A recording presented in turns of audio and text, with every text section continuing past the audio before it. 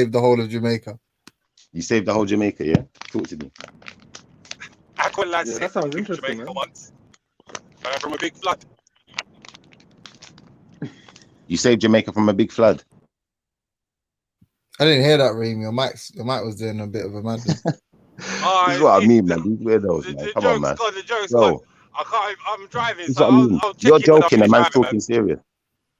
So really and truthfully, what we're gonna do is we're gonna realize that these jokers that go around calling themselves yardies and follow man like Style OG talking about call me a yardie, call me a yardie. These are the same man that come out here, they're out in the club getting drunk, acting like a fool, being a buffoon because he thinks he's some kind of yardie. Then you end up getting smacked up. I bet Stylo G's done more for Jamaica than you'll ever do in your entire life, bro. I bet Stylo G's been out in the club and been smacked up, blood. I bet he's been out in the club and been boxed in his mouth. You can never bad up and ain't Stylo. done nothing. Hey. And ain't done nothing. Hey. Ain't done nothing about it. Hey, you can never bad up. After that little one performance we saw here when you was all stuttering and smoking bare fags and all stressed out, yeah, you can never bad up Stylo G. Behave yourself, bro. You want to make a bet? Should we place a bet? You want to make a friendly bet? Let's make a friendly bet, yeah? Friendly bet what? I want to bet you. Listen, wait, hold up, hold the horses. I'm going to bet you, yeah. So I'm going to bet you, yeah, that man like Style OG, yeah, and man like you, that cake for him, yeah, are the type of man that you'll be out in the club, acting away, acting like a buffoon, acting like you're bad, and then like get boxed in your mouth and don't even do nothing. What do you want to bet that this has actually happened? What do you want to put on the line? I don't. This can we have another bet? I want to bet Stylo G will. No, that's the bet. That's the bet right there. Because no one can't bad me up. No one can't bad me up. But let me say something. You get bad up.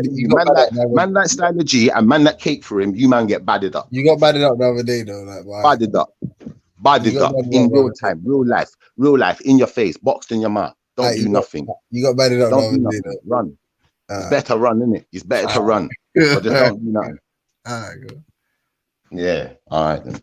I'm done talking anyway. Anyone who follows that foolishness, enjoy life. Yeah, to the fullest or whatever you're gonna do in it. But let me show you something. Just don't bring that energy to the wrong person because it might backfire. Have you heard the story of the guy that cried, the person that cried wolf? Is it the guy or woman? I don't know. That cried wolf. So this man, Shiva's from Atlanta, so he cried fish. So Shiva comes on every other day and makes some outlandish claims, and people entertain it. And one day he might actually come up with something sincere, and people are just gonna think, "What a load of rubbish." Because the amount of bollocks that he comes out with him, yeah, it's just ridiculous. Like people need to just stop entertaining it. You know what I'm saying?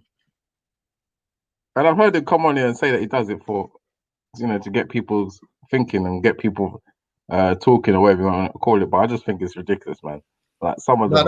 That guy though, yeah. I was interested in that guy's opinion, the Aussie, yeah, because he was making the case. I heard him say earlier, he was like, no one's going to tell me what I can and can't say.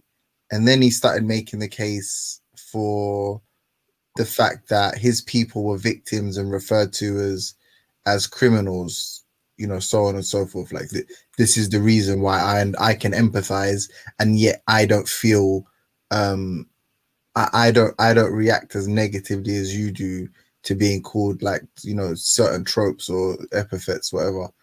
But I was trying to make the point to him, but I think he got it. He didn't really want to, but I was trying to make the point to him but even in your own land, there's there's people that had a far worse experience than you. So how are you can't necessarily empathize with how they feel, or you can't necessarily understand how they feel about being referred to, by a certain nomenclature. Like you can't. But, so the lesson is, you needed to establish whether the claim he was trying to make was across the board, because I'm not sure if certain words fall into what he was trying to get at. You get what I'm saying? No, but he was like, oh, I'm from Australia. We were called criminals. I don't let that get me down. I don't like what the fuck are you doing? Yeah, I think I didn't understand that. I understood him talking about certain ways that people are now getting offended by loads of different things that are being said, and but obviously he didn't really expand on it. But he used an example, Reg. It's not like I'm trying to read into it. He literally said, I come from Australia. My people were criminals. I don't get upset by that. He literally said that. There's some people in the back who's in Barry that James wants to speak to. Hey, Reggie. You see when the level of EQ dropped here is when what's EQ? The level of EQ dropped when people are ready to use EQ. I don't know what EQ is. Anyway, he doesn't yeah, know. if you don't know what EQ is, It's go look it up. emotional Go look it up. intelligence, yeah, Reggie. It's like Go look it up. an Go look it up. emotional quotient, but Schiffer doesn't actually know what the application is. Like, if you said, give him an example of a trait of EQ, what would it be, Schiffer? Give us an example. What's a trait of EQ? All right. A trait of EQ. So someone with a low level of EQ, for instance, now, yeah, you could compliment a guy or try to help a guy because he's got a low level. Because he's got a low level. Anyway, because that person has got a low level of EQ, they'll take it the wrong way, or they'll think it's something bad when you're trying to do something good. Now, what I'm trying to say to you is, yeah, you may think I'm here telling you what to say and what you can and cannot say, but I think you've just taken it the wrong way. I'm not telling no one what they can and can't say. I'm just saying that it might not end good for you if you go around calling every Jamaican a yardie. That's what I'm saying. Yeah, I agree with that. You know, some people might take it the wrong way. I mean, yeah, that is actually true. That's true. Yeah, but that's very different from what you were saying earlier. Hey, Mister.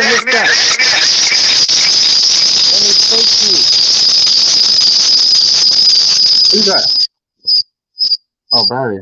You might need to leave and come back out. Maybe come back in. Hey, listen, guys. Can I get a response? You're echoing. You are echoing badly. I think Skynet has turned up. No, that's the answer. That's the ancestors of the Aboriginals. that haunt him every day. All right, So hey, listen, can you hear me? You are echoing. I think you need to leave and come back. In. Yeah, you need to jump out and jump in, son. Yeah. You're echoing. Yeah. Is there anybody out there? Can anybody hear me?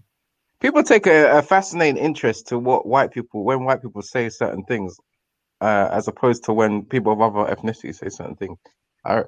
I get, like, sometimes I get the context behind it, but I just find it Give us an example, Reginald. What's the example? Yeah. Like, for example, like Jupiter's used the word yardie. Like, it's in my community, I hear white people using that word all the time. You know what I mean? And I hear black people using it as well quite often. No, but Schiffer's been on this for like 48 hours now. It's just he's one of those guys, you know, like he finds something that makes him the center of attention, and then he just milks it for as long as he can. It's like, you know, when he has an individual pit, like even something trivial like I'm from Atlantis. It's like when he sees that, he gets a reaction. He's like, "Oh yeah, I'm from Atlantis for 4 days straight." Yeah. Well, but bro, you're the one who brought up Atlantis, bro, and you've been talking about Atlantis. Hold on 1 second. You've been talking about Atlantis. Hey, Schiffer, don't cut him, bro. He was talking. He was in the middle of his sentence. Hey, Relly, regulate your panel, bruv. Apart from that, regulate your panel, bro. Apart from that, though, I find it quite interesting. Obviously, you've got Jupiter here, who people have been for the last year trying to, you know, out her, as they say, for being a racist or using racial terminology. Like, it seems to be such a thing that happens amongst, like, the black community more so than even the Asian community. Like, it's like, oh, okay, if you've come to the conclusion that she's racist, then what next? Do we just keep on, like, looking to out her? Is that yeah, like, that's Reggie. That's a good point though, because people openly admit they're racist and we associate with them. Yeah. I get you, but you can't be that bad, man. Come on, some of the things I wouldn't even call Jupiter a racist. I call her a white supremacist. I wouldn't really call her a racist. No one's referring to anyone specifically, but I'm saying there's a plethora of people that come on here that seem to be like they adamant every time they come onto a panel. Oh, okay, Jupiter has to answer about racism and this. Oh, this black guy that whatever his name is, the dog guy that just Barry Black, is it? Yeah, he needs to talk about race. Wait. Even Rob, that comes to mind. Yeah, the guy. No, I said even Rob. No, just, you know, carry on, man. That's disgusting. No, that is even Rob, the guy that used to come on here specifically to talk about religion. People try to, you know, see his opinion on racism, even though he specifically came here for a specific topic. Like, I don't really understand. So it's like people want to hear, you know, the white person's opinion. If they want to conclude, oh, is this person racist or not? No, but why does he? No, like, big up Rob and that, yeah. But why does Rob have the right to jump on and dictate to everybody else what the topic is? If he's gonna come and question someone about religion, then someone can question him about views or about subjects they think is important to them. It's his choice whether he wants to answer it or not. It doesn't Yeah, make, and it doesn't put okay. no, it doesn't hold on, but it doesn't, it shouldn't reflect on their character in the same way that the fact that he's interested by religion shouldn't reflect upon his character. Yeah, No, can I but say I something mean, though? But Reggie, let me say something because I get what you're saying. Yeah, it's all it is. Yeah, is that no one has the right to dictate. Like people come on to talk about specific topics that they feel strongly about or they think they know a lot about. Yeah, obviously that's what people generally do. But obviously other people want to talk about other topics, and then then you have to be the person that doesn't know much about it or doesn't feel strongly about it or is in the wrong side of the situation in some way or other, and you have to deal with that because that's what's going on because other people have other interests. Now all you're really saying is that some people have certain types of interests, intellectual, religious, whatever ones. Some people have more social type interests like race and ethnicity and class and culture and things like these. So and some people are more spiritual or psychological. But that's all it is every person has got their like gripe in this world, what they think is most important to talk about or whatever. Yeah, but to be fair, yeah. One second. Scientific. You're a guy, yeah. You're a guy who doesn't have a problem. 1 second, real quick. You're a guy who doesn't have a problem though with white people calling black people yardies, yeah. Even though you should understand that the word was a term that was created, coined by the white man to be used against us in a particular way. It was like warfare. Now, at the end of the day, if you shift the Don, can I say something quickly? Sorry. Do you know what white man you're talking about? Eunice, I beg you, no one replied to this guy. He's just going with the same. I'm just asking. No, I find it very interesting that when someone says that, like, who are you referring to? Around in circles. We need to move on. This is who I'm referring to. I'm referring to the British police, the British government, the American government, the CIA got together and came up with this idea that they're going to be calling us yardies to criminalize. Yeah, you know what? Let's not go through this again. This is going too far. And put us all under one bracket. So any Jamaican that commits a crime is now a yardie. He's part of a yardie gang. It was a way of making us look like terrorists. I'm back. Can you hear me? Yeah, can hear you. All right. Now, okay. For example, now, you. Hey, before you look, I just got back on. Can you shut up for a minute and let me speak? I mean, we were in the middle of a conversation, though, Barry. Hey guys, that's not white privilege, dog. Fuck, that doesn't exist, though. That doesn't exist, like. Well, Barry, please, just hear me out. I came on. I wanted to speak to you. What? I came on. I wanted to speak to you, and within seconds, you're blaming me for the deaths of Aboriginals, right? That was my. I didn't do that. Schiffer did that. I don't know. I suspected it might have been this gentleman hanging them on trees and them thing there, cutting off man's genitals. You've been complaining about people interrupting you. You ain't let the man get away. Let's just let him do his thing. Do your thing, Don. What's the question? I'm answering this question. What I'm doing? No, but you literally throw your toys at the pram if someone interrupts you in a 10-minute. People should not. The only way you're going to get Schiffer to shut up is just to not address all these talking points. But let the guy get it off his chest, man. You've been trying. This is the panel for this kind of foolishness. Oh my god, yeah, all right, bro. You're pussy anyway because you're chatting all this shit. Yeah, you're chatting all this shit. Look, you know what? Fuck it. Let me hot up this guy quickly. You're an idiot. All this shit about you remember when you come on this panel and you said if I'm hold on 1 second, Barry, please 1 second. You come and chat all this shit, and you said if a black man lets a white person say the N-word around him, he's a pussyo, and you'll knock man out, and da-da-da-da-da-da. And what did Jedi say to you the other day? Jedi says he doesn't care if people use it. Did you call him a pussyo? You little faggot. Go on, Barry. I don't need to call Jedi a pussyo. Let me show you something. Really, truthfully, my word is bond. I've said that I'm not letting no one use that word around me, and if anyone uses that word around me that hasn't got a black face, you're in problems. I don't care if it's Jedi's. Isn't that still offensive? Is it still offensive that a black person says as well? I hear you get told shut up bare times and just cool, bro. Bro. Calm down for a second. Okay, but like all I'm saying, I'm sure it's an odious, offensive word, but it doesn't matter who says it. It's still an odious, an offensive word. Black only channel. Do I get to speak?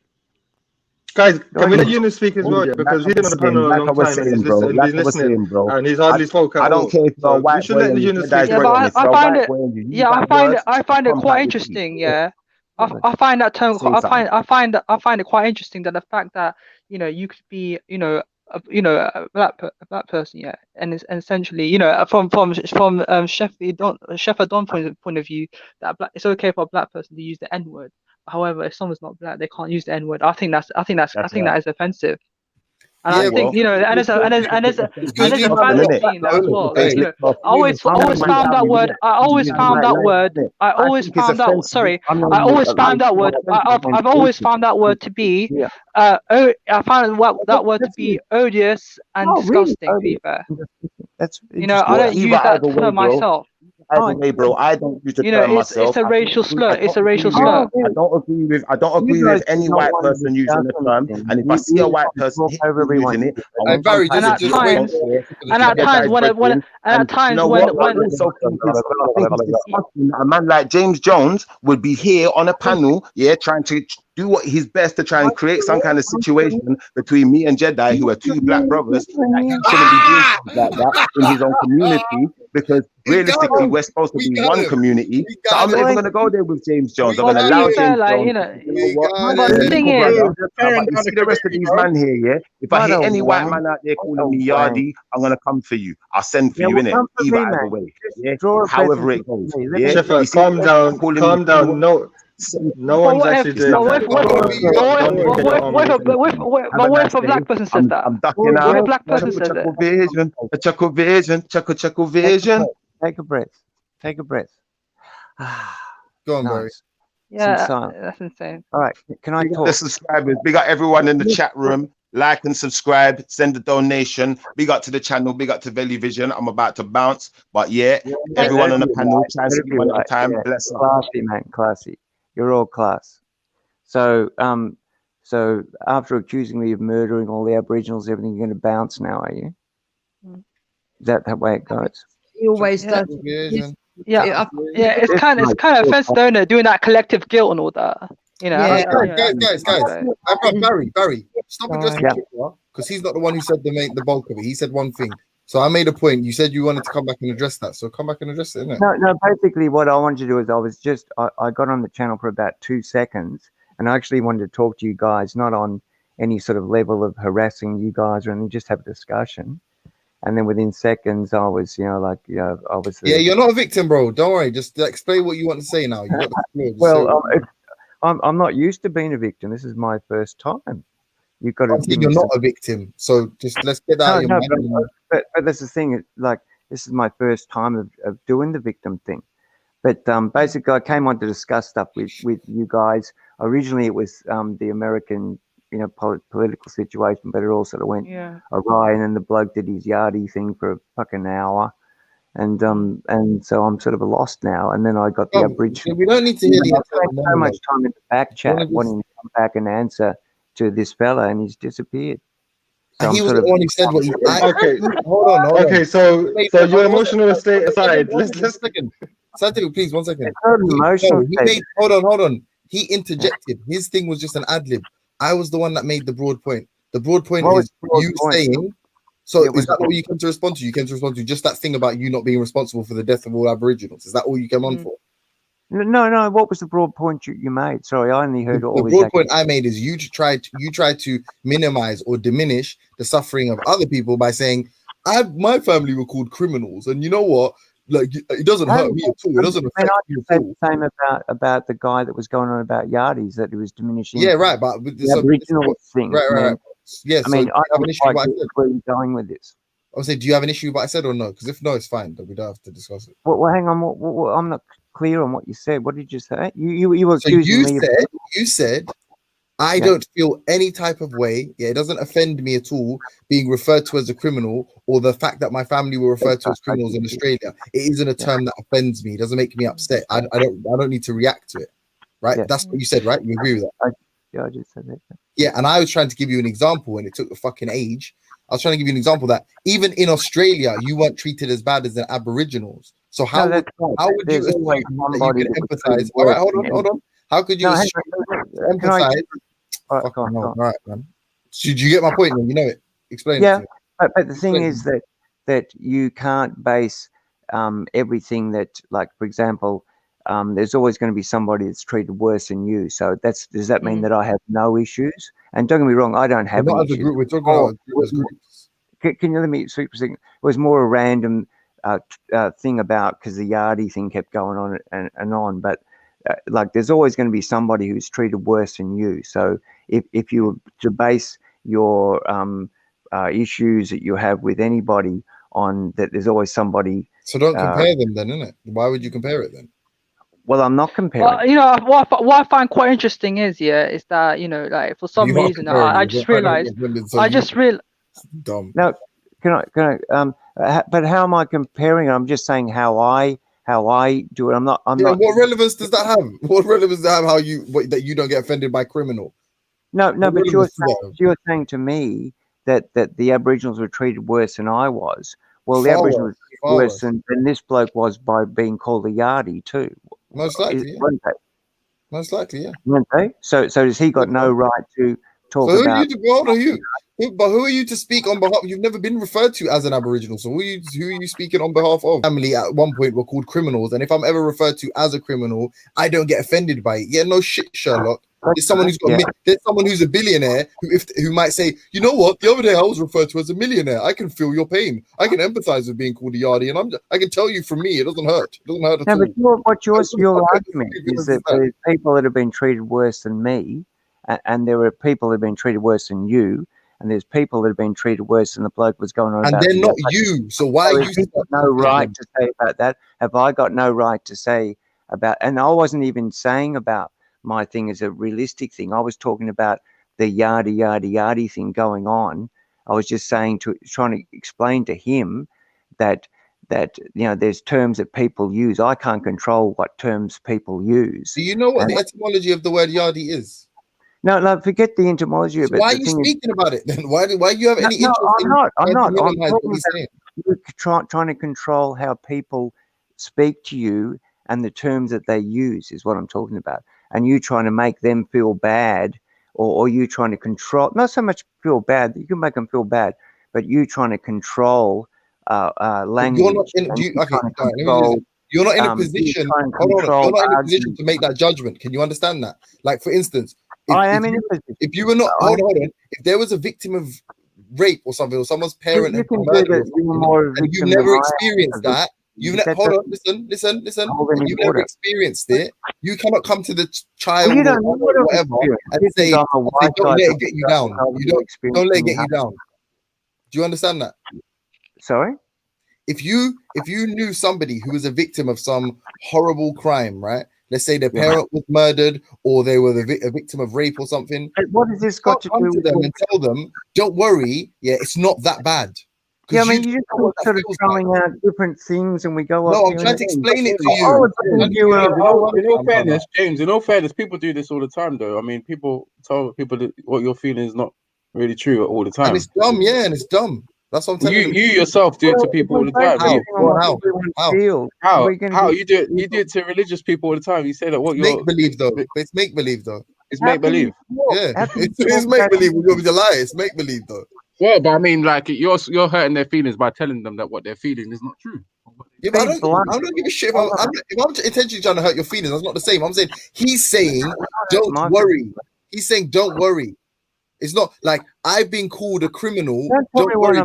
I'm saying there's people that when they're referred to as the N-word or whatever, there is a far more abhorrent. So why didn't you just ask him that? Do you feel that the N-word?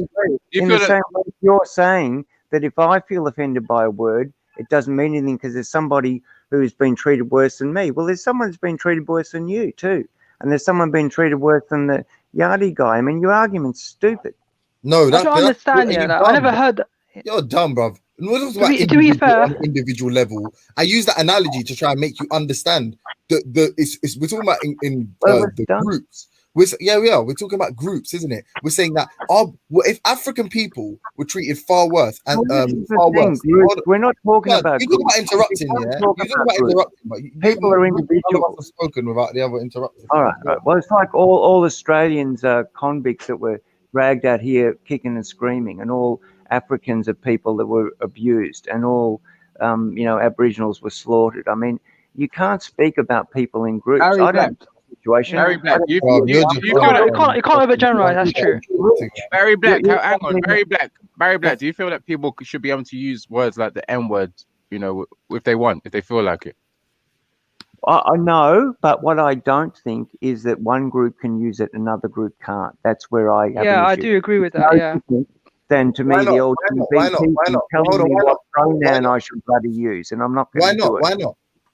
Why shouldn't one group be able to use it and the other can't? Why not? Do you know it was so bad? Well, That word is so that word. One second, Eunice. Hold on. Hold on. You Why? don't control me. Why not? Explain why. You don't control me. I don't control you. I Say, don't why want to not? Why control you. not? Why do you want to Why not? control me? Why not? I'm saying, why not? Because I don't control you. I don't want to control you. That's What irrelevant, though. That's not. No, you that's can say, irrelevant. no, it's not. It's Because it's politically Hold on, hold grounded. on. and I That's don't an want is. you to Hold on. Hold on. Satan. Hold on. Hold on. That is an is. That is an is. I'm saying you're saying it ought not to be the case, right? I don't even understand Why? Why what you're not? talking. What? Listen, matey. If we've got words, right, and I use a word and it offends you, that's no good, all right. But you use the same word, and then I hear it all around, and I slip up using it. You go, you said that bloody word. You said that word that's in all the music and everywhere. And we all talk about it. Can I ask you first? Okay, quickly. Yeah, just let me. Can I just step this line with you? Can I ask you a personal question? You don't have to answer it, yeah. But if you feel free to answer it, if you want to. Do you have a wife or a girlfriend? Yeah, I do. Yeah. Okay. Why are you answering these personal questions? Shut up, You don't man. answer- you don't answer these yourself. Shut up, man. Shut up. You know your wife or your girlfriend, yeah? Are Yeah. you allowed to call your wife or girlfriend like honey or baby? Or whatever I would imagine. Okay. Yeah. Is it okay? So it's okay if you do it. Is it okay if I met your wife for the first time and I called her honey or baby? That's not for me to determine. That's Is it up to okay? you. Do you think it's okay? Do you think it's acceptable for me to say that? I think that you have parameters that you have to deal with, and Do you you have to. think it's acceptable for me to say that? I to your do. I wife? do. I think it's That- up to you. Some degree it's kind of acceptable, no, isn't it? Like it's kind of acceptable because like some gay guys actually say that. Excuse me. Oh, I think it's up to you to say So you that. think and it's deal acceptable with for me, a straight man, to my call your wife woman baby? disrespectfully. I think it's up to you to do you. I'll do me. That's how I look at it. Regardless, I'm saying That's for a good you, point, Jonas. it's acceptable Sweetheart, for somebody to refer to your wife as baby. Prepared You're whatever saying you it's want, okay. and you deal with the You're consequences. saying it's of that. okay, my guy. What's wrong with you? Are you saying it's okay? I'm asking a simple question. Yes, it is okay. It's I mean, it's okay, not. yeah. Okay that I'm not saying you that I won't react. I'm saying I Brother, can't are control you what fucking, you what do. the fuck is wrong with And I you, man? don't want to. Listen to the fucking question. I If you're going did. to react, that means you don't think And then it's you- okay. and then you're saying that it's stupid as well. I didn't realize. Swearing, You Velly. ask the question. Shut There's no up, point man. asking Hey, shut up. I'm Shut saying up if and you're let- going to react, that means you're saying that it's not okay or that it is okay. I'm just trying to understand. Is it okay or not okay for you? No, the main point that I'm trying to get across to you is what you do. I have no bearing Fucking on. hell. Can you answer the fucking question? Do you think it's good or bad? Why you say triggered? Oh, that's a different question. I think it's bad. That's a different question. I think it's Okay, bad. so all right, cool. Thank you. At least you're being consistent. But this is what So, you do, you mate. actually, You take different So- angles. You get an Oh agreement my from me. You take word. that as a win in your argument. Does Your anybody argument- like to get to a point ever? Does anyone ever like to get to a point? Because Okay. you're not straightforward, James. You're just like All right, all shut over up, the place. man. Shut up, You man. need to So stop what yourself. I'm saying is, listen. You need to stop yourself. So you think a word, you think then it's okay for you to use a word in a specific context, but for It's other you people, that is using the word, hold not on, me. hold on. But for I other know people, we're going somewhere else. All Oh right, my go on. Go fucking on, off word. you go. Go on. You have got some fucking cheek to be jumping on the same people don't let you speak because Yeah. Do you know, like, come back to the N-word thing, yeah, like, you know. I'm trying to get there though. I'm trying to get there. So long, man. This guy is so long. Like, you're So the long. N-word, so the N-word, right? for two black people, one second, please, yeah. So for two black people, you can understand, yeah, that two black people can refer to each other using the N-word, right? And for it to be acceptable amongst their own group. But then for someone outside their personal group to use the N-word, you can see how they would negatively react to that. You can see, because you don't mind calling your wife baby, but if some random guy came and said, "Hey baby," to your wife, you would take offense to that. So you can see. Well, that's two different words, though. That's two different words, though. And there's no law against that. Completely different words. There's no law against that. You can call someone else's wife baby Exactly. or darling, and if they get upset and hurt you, they're a fucking idiot, innit? I mean, you're not going to dictate to me what terms I use. You know what I mean? Well, if And you use the that's- N-word in the streets, there, you could actually get arrested for it. I dictate to you what terms you use, and that's the problem with it to me. That's the way I see it. Now, that may be a norm where you live, and it may be something that you want to push, but I don't see that as a positive for anybody. It's like some people call it, even among different groups, but some people call each other bitches. You know what I mean? It's not like Yeah, you're gonna, yeah. it's not I think that's I find that to be interesting. You know, like you got women, you know, calling each other that, and you got, you know, allegedly got some black people who actually call themselves N-words amongst each other, and then you got like you know, like for instance, Pakistanis, they call themselves, you know, the P words amongst each other. I don't know why they do that. You know, I always found it to be quite bizarre, even though all those words were, you know, derogatory terms, and they But then and they you turn around and accentuate, notice and they do somebody- that in terms like in terms of endearment and all that. I find Yeah, that and to then be you quite, turn around you know, and go, aggressive. "You said that word. You said that word. You fucking. You. And now, you know, if somebody used that word, yeah, and then okay, but if somebody used that word, yeah, then they'll be called. That's the problem I have. But you know, but people who are outside, you know, like people who are outside of those, you know, designations and all that, identical designations, they can't Yeah. use it, because if they use it, then they'll be called racist and all that. I It's find that to like be a quite snare. insane, because now It's you're talking a about, you know, snare. police of language now, aren't you? One It's like one walking group a can say, but wire one group can't say. road for a motorcyclist. You know, and I think all those groups are quite offensive, to be fair, you know, and they're odious terms, and it shouldn't be used. I think the B word is for female foxes and female dogs and all that. I don't understand why it's used for human beings. We get your stance, but A female fox is a vixen, which is the V word. At least we're talking now. This is good. Because I felt like I before like that. cut off But and Barry, got so can you respond to what I said then? Do you mind? Because I reckon you're holding it in a contradictory position. I'm saying that you think someone referred to your wife as baby, you would get angry and you would react negatively, but you don't think that you should react negatively if your wife said it to you or you said it to your wife. So can you not understand that a group of black people can say that we don't mind using a word amongst ourselves, but if somebody outside of our group, right, outside that doesn't share a relationship with us, if someone else uses the word, then we're allowed to react negatively. I get the connection, but I think it's tenuous. I think that you're still trying to control me. It's pretty clear. Yeah, Yeah, it's a I mean, police of language, isn't it? Like, to some degree. coming from, and it's not a word I use anyway. You know what I mean? Or would Yeah, I'm you? not accusing you. I'm saying, can you understand how that's inconsistent? I do, but it bothers me. It bothers me. Khalas, that all right, cool. Khalas, then I'm done. Yeah, it just bothers me that when people start to dictate, I can use this and you can't. It's a Yeah. bit like It's very aggressive, isn't it? Yeah, there's all sorts of things going on in the world. I mean, the Black Lives Matters thing. I think that's identity politics, though, isn't it? It's identity politics. You're running around. You're skirting around it now. No, like, I'm not running around. hold on. I can't physically make you do anything, right? So let's just say, I mean, I personally probably could, but I'm saying just generally. No, people I that- guarantee you couldn't, man. Okay. Sorry, it wasn't a challenge. I just mean like I may be able to, right? But just for instance, for the sake of Maybe. argument, say I With a couldn't. few friends. Yep. Yeah. Let's just say, for instance, I couldn't. Yeah. But should you or should you not use the word is what I'm more interested in, because if a law is created around whether someone should or should do something, I don't think anyone I don't think anyone should have an issue with that. For instance, there's some things that you can physically do, but you don't do them because you agree that you should not do them. That's pretty simple, right? That's simple ways of making rules, right? Okay, so can I ask to protect you and protect society? So when we sorry, let me after this, you go after me. Let me just finish quickly. Yeah. So when we ask should you or should you not, I'm saying that you can agree that you should not, or that, and that not only should you not, right, but that Would not. I think it's more would not should not. Hold It's on, more bro. would not for me. Bro, understand what I'm saying before you respond to it. So you've already, because you remember the point I'm responding to is not, you said something like, I don't think other people should be able to use it and other people should No, I not. didn't say that. I didn't say that. Literally said that. I can rewind it. I You said didn't say it's not fair that some groups use it and other groups can't. No, It's no. either no one should use it. I see. No, it's not that I shouldn't. No, I think you misunderstood me. I'm not saying that people can't use it.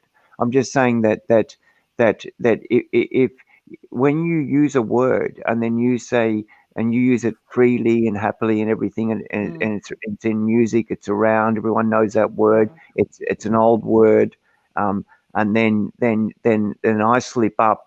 Or like for example, you might get a white guy who's an idiot who meets hanging around with some black guys and they're all going, I won't say the word, but no, and then he goes, hey, my thingo, and then everyone goes, oh, do you know what I mean? It's just a bit, it's a bit wanky for me, I find it quite bizarre though. Like you got people saying that, should I sing a rap lyric because that has the N word in it or something like that? Should I just skip that word and just you can use hum with it, or should I? But you can use. Well, it's kind of cringy though. Like it's kind of cringy, though, isn't it? Black people, from my understanding, the issue becomes using it to or around black people. For instance, a black person says, "This person's my N word," right? Well, that's still offensive, though, isn't it? It's a white supremacist word, isn't it? It's a racist word. They shouldn't be able to say that. And why should they? Because that is something unique to a specific group, isn't it? So that's still offensive word, though. If I use the word, how do I know you're black speaking to you now? I mean, you might be saying that word. Why do people? That's irrelevant. I'm trying to show you that. No, I'm just trying to explain on this. Yeah, but I was saying earlier. But hold on, the position you took. Hold on, the position you took earlier is fundamentally flawed, and whether or not you're saying you're renouncing that position, yeah, or not. I'm saying that repudiating that position, yeah. I'm saying that there is a reason why that is inconsistent, because there are definitely things that you accept that because you share a relationship or an experience with a specific individual or a specific group, you believe you're allowed to communicate with them in a way that's different to other people being able to communicate with them. So if you can accept it on that level, why can't you increase the scale and just say, all right, then I can understand how a whole group, or in quotes, race of people. I'll tell you what my fundamental belief on this is, and that is that I don't control you and you don't control me. Yeah. Whatever you do is fine, and that's fine, and whatever I do is fine, and I don't give a shit what you think of it. If you and I are friends and you're awfully upset by it, I might curb my thing, but I won't be told I must not do something to do with language. If it's a word in the language, I will not be told by someone else whether I can use it. Let me just throw another angle to it. I mean, most of us, whether we're religious or not, believe that we came from black people anyway, right? Well, I guess that's the historical position. Yeah. So then why is it? Why that means that therefore we all have a right to use this word if we want to be derogatory, no? That's another angle. See, I'm brother. The problem is this, yeah. If we were to take it away from the N word, let's use an equatable slut, right? Because James Jones brought in about honey. Now, let's just imagine you had some. We all agree that calling someone a slut is negative, but a husband wants to say to his wife, "Oh, slut," and between them, it's been changed into a term of endearment. It still is an offensive word, right? Yeah, I know. Yeah. And even if you agree amongst yourself that it's okay because you're of the same skin tone, so you can use it, you're giving that word power, okay? You're still going to have, especially in Britain, I don't know about anywhere else, but especially in Britain, a certain amount of white people within your circle that would understand that it's a term of endearment and could end up using that word, right? Yeah. Now, you even got Asians that actually say that, and I find that to be cringy as well. Like, and you even got black people saying it, which I find cringy as well. I was going to think. I want to know, and I'll talk. Now, what happens? It goes into a wider circle, right? Now, anybody outside that circle, if they hear it, they could get offended. But the fact of the matter is that what you've done is you've actually done an othering. You've politicized it, and you've made it so now that you're segregating the words and who can use what words and who can't. And that's where I disagree with it. That's why I say Yeah. it's a horrific term. But the question I want to ask James is, if you believe that the law should stand for that word, then why do you complain if the Jewish have a law that stands for the Holocaust? Because it's the same exact thing. Yeah, it all comes down to the policing of language. Just what I think. What certain groups can say, what certain groups cannot say, and all that. And there's been many instances in which do you have, people that don't identify as black who use the N-word and all that, and I have to give a side eye to it, and I don't want to cause a problem, saying that, hey, that's disgusting, you can't say it, or a black person calling me that, and I'm thinking to myself, it's a bit cringy, I don't like that term. You know what I mean? Well, actually, And it's those type of situations where you have to, you have to keep quiet, and just, reevaluate what he just said and all that, and and just, it leaves you, in disgust. To be fair. Well, it's been an interesting discussion, guys. I mean, by the time I got on, I've been so. It took me so long to get back on. I've drunken about another 2 bourbons, so it was pretty hard keeping up with the other bloke. But I'm glad Schiffer left at least. At least we got some conversation going.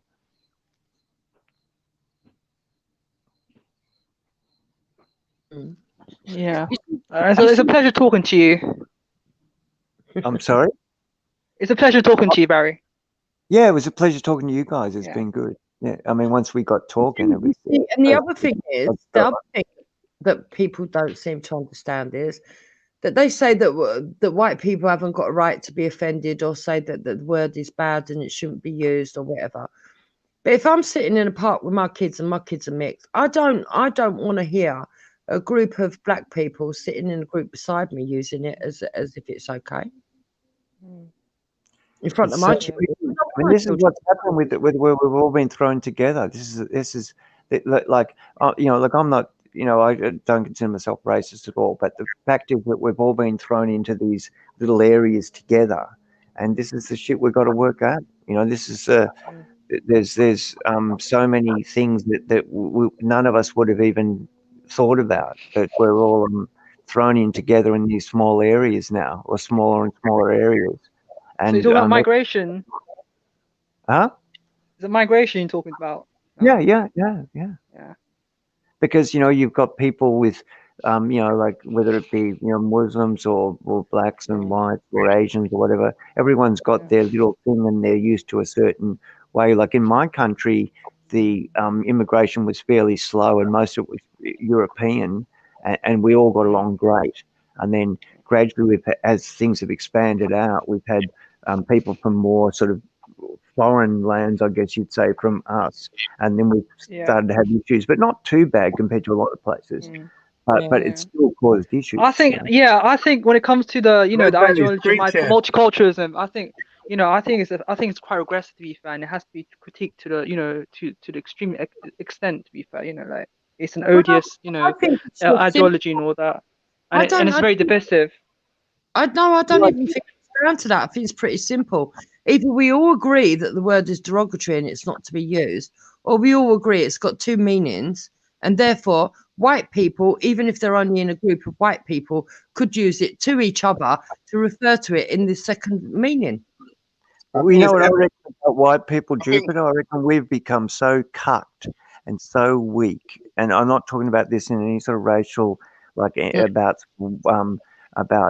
being a white supremacist or anything. We white people, I'm ashamed of them. I'm ashamed of the taking the knee, the whole thing, the whole mentality of white people now, and this liberal thing. And I think it's going to get taken advantage of, and is being taken advantage of. And if do you know what? Yeah. Do you know, Barry? I find that taking the knee thing. Is it genuine, or is it just just virtuous? Hold on, Eunice. I just wanted to share. Barry, hold on. I just wanted to show a clip. Yeah, this is to do with the use of these terminologies. This is how some people actually feel about using certain words. Call me a packy. Call me a packy. I've seen that, yeah. I dare you to call me a packy. Tommy, I dare you to call me a packy. You're a packy, mate. Tommy. Hey, Tommy. Hey, little boy. Oh, God. I'm going to die. I mean, Yeah. and this is dumb. It's dumb. And we cannot live Yeah. together with dumb fucking mentality. I We do. all come up with a million of them. Right, you're an idiot, bro. So you hold on. So you feel compelled because someone says, "I dare you to call me something," to call them something, yeah? Well, I thought it too. I grew up with 5 brothers that were beating the shit out of each other. So, you know, it's just a thing where... Well, you know, where I we- find that to be offensive though. Like, you know, like in the US, apparently it's a different word, it's a different, where is you know, it's a Veli? different saying. Veli, can you talk to your people, please? Who? I have a private message. Have a private phone call with your brethren, please. I'll tell you, Veli, please. Oh God. Yeah, right now. You guys are Listen. This is the they're last. hijackers. This is the last of this fuckery. Yeah, I'm telling Hi, you Turek. right now. Veli, What can the you fuck please is wrong talk with to you, your bro? people? What you're That's saying? all You're I'm gonna saying. go to the police. Are All you gonna I'm go to the saying, police station again? please talk to a friend because Hold on, right hold on. now, One second. What's wrong? James, can you please not cut me? I haven't cut you. I'm saying, what's wrong, bro? I am talking to Veli. Are you Veli? Fair enough. That's all I'm asking right now. Yeah, Go on simple then. things because that's it. But can I ask you that if you're finished? Yeah, can I ask you what the issue is, though? Oh, you're late, man. Like this, Nanifa and him are going at it again. The thing is, but why? What's yeah, what in the chat? No, they came onto the panel earlier and they clashed. Like it's an ongoing issue. Like you probably know about this already. Like I'm saying, what's happening right now? What happened just right now? I just went away for a second. What happened? nothing that's happened now. It's just that she's engaging in the chat and she's Chat, trying yeah. to be clever, winding him up, talking. I can't see her. What's her name? I can't see her. Maybe she's blocked you if you can't see her, but No, I'm on board. I can't get blocked. but yeah, you could find out, man. It's all from the chat. But like, really, Oh, why are we waiting? Toro, are you?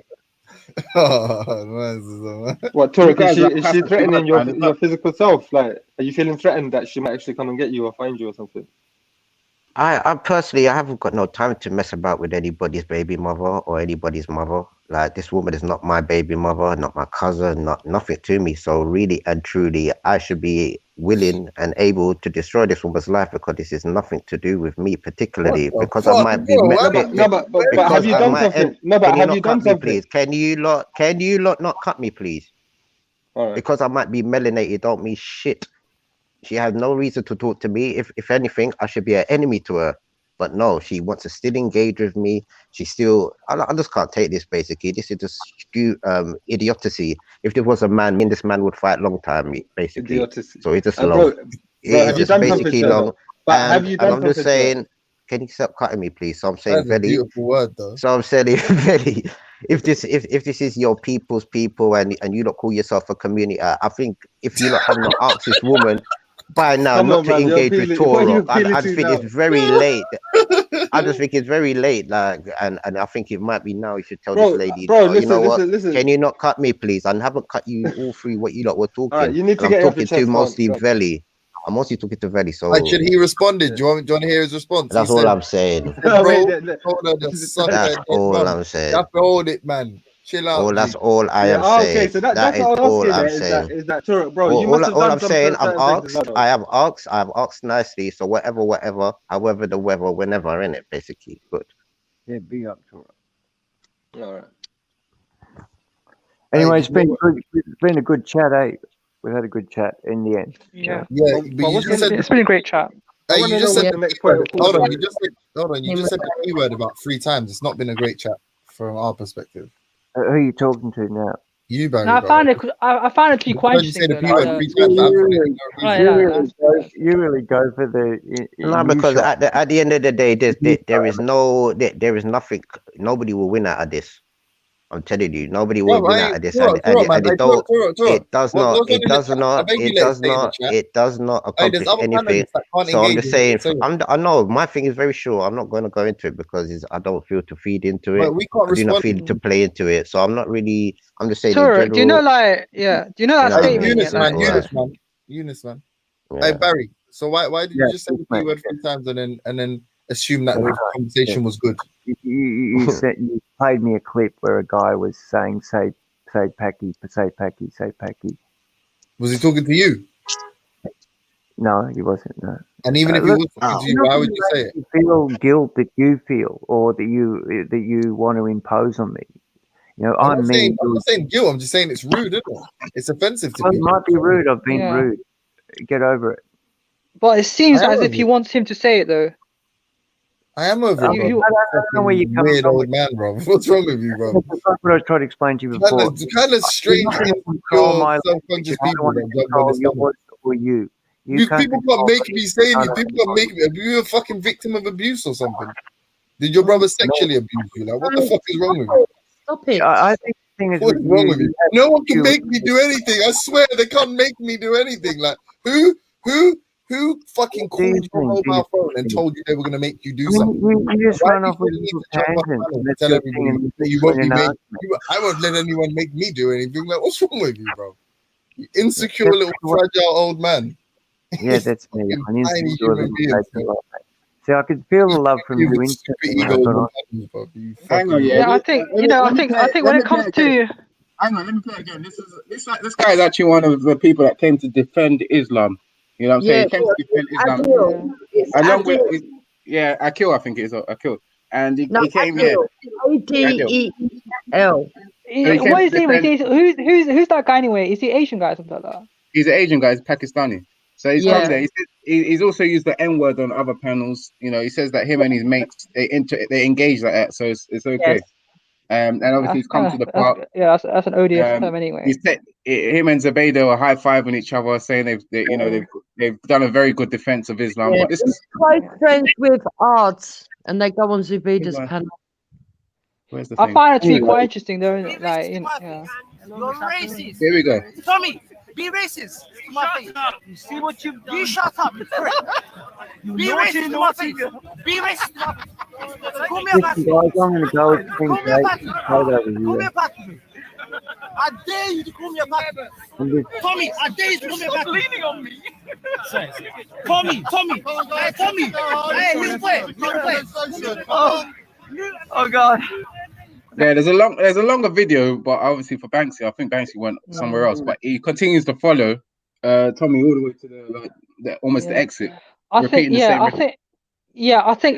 I think what do you call it? I think you got people, yes. In this case, that guy, okay, essentially wanted to actually, make him want to say that odious and offensive word, like that racial term. I don't know what satisfaction is in it. Is odious the word of the day, Eunice? How many times are you gonna use it? I mean, sorry. I mean, He's got one of them calendars. Words of the day. Malevolent word. A malevolent. I'll say malevolent word, like malevolent word. That was yesterday's word. It's malevolent. It's malevolent. Yeah. Anyway, my Yeah. final thing. Yo, who's this? This is like who's this? Is that Zubaydah? That guy was also there when Hatun got slapped and was encouraging the slapping. So yeah, but I think can I you think it goes to see the end of show. the slap video when the dude said he was a Christian? Trying to control each other and trying to put our foot on each other's heads and try and sort of push each other down. I think the bottom line is, I think it's the police. Chill out, man. You're just some racist old geezer that reserves the right to be able to insult people racially. You know what I'm saying? Even if the right was granted, even if that right was granted, I don't think normal person would have. You lost your right to impartiality, when completely unprompted and unprovoked. You just said the P word like 3 times. Oh my God! You're not impartial anymore. You racist twat. Oh, I'm done. I'm a racist. Hey. Oh shit, Barry. Do you know actually that word? Barry Black, you said the P word, bro. Don't you know James is from Pakistan, bro? Yeah, I did. I'm done. I'm done at it. Damn, man, you dead out here, bro. Yeah, You're being cancelled, man. I think You're being cancelled. You might be cancelled now. You might be cancelled, Because this is a random panel that doesn't represent anything. The fact that you feel the need to jump on this panel and use these terms because you feel like your back's against the wall proves that you're probably just a little racist.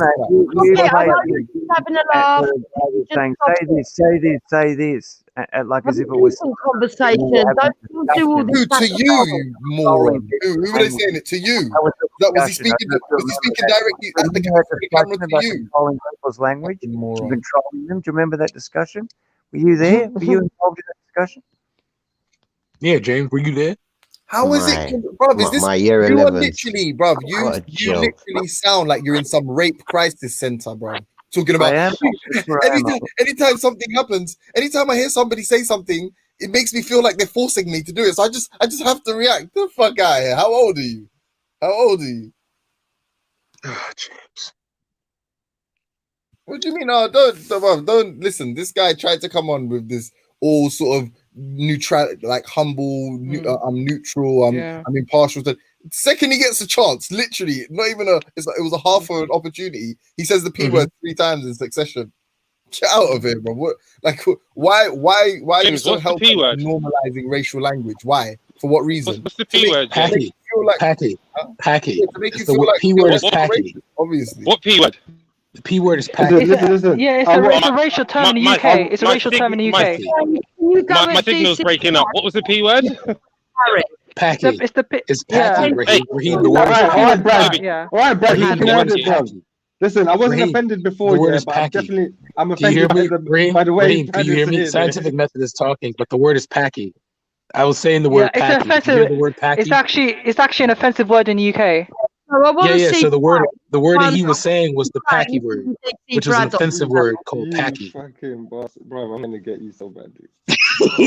No, but to be fair though, Brad is another racist twat. So he's in good. Like Barry's in good company, isn't it? How am I racist, James? How am I racist? Bro, you're the most racist person I know. The people you hate the most are black Explain. people. Give me the Dalil. Give me the Dalil. The people you hate the most are black people. How do I hate black people, but I'm black? That makes no sense, James. You played lacrosse, my bro. You wear Abercrombie and Fitch. You do know. Okay, James. This is when your intellect starts to defy you. This is when your intellect starts to make you look dumb.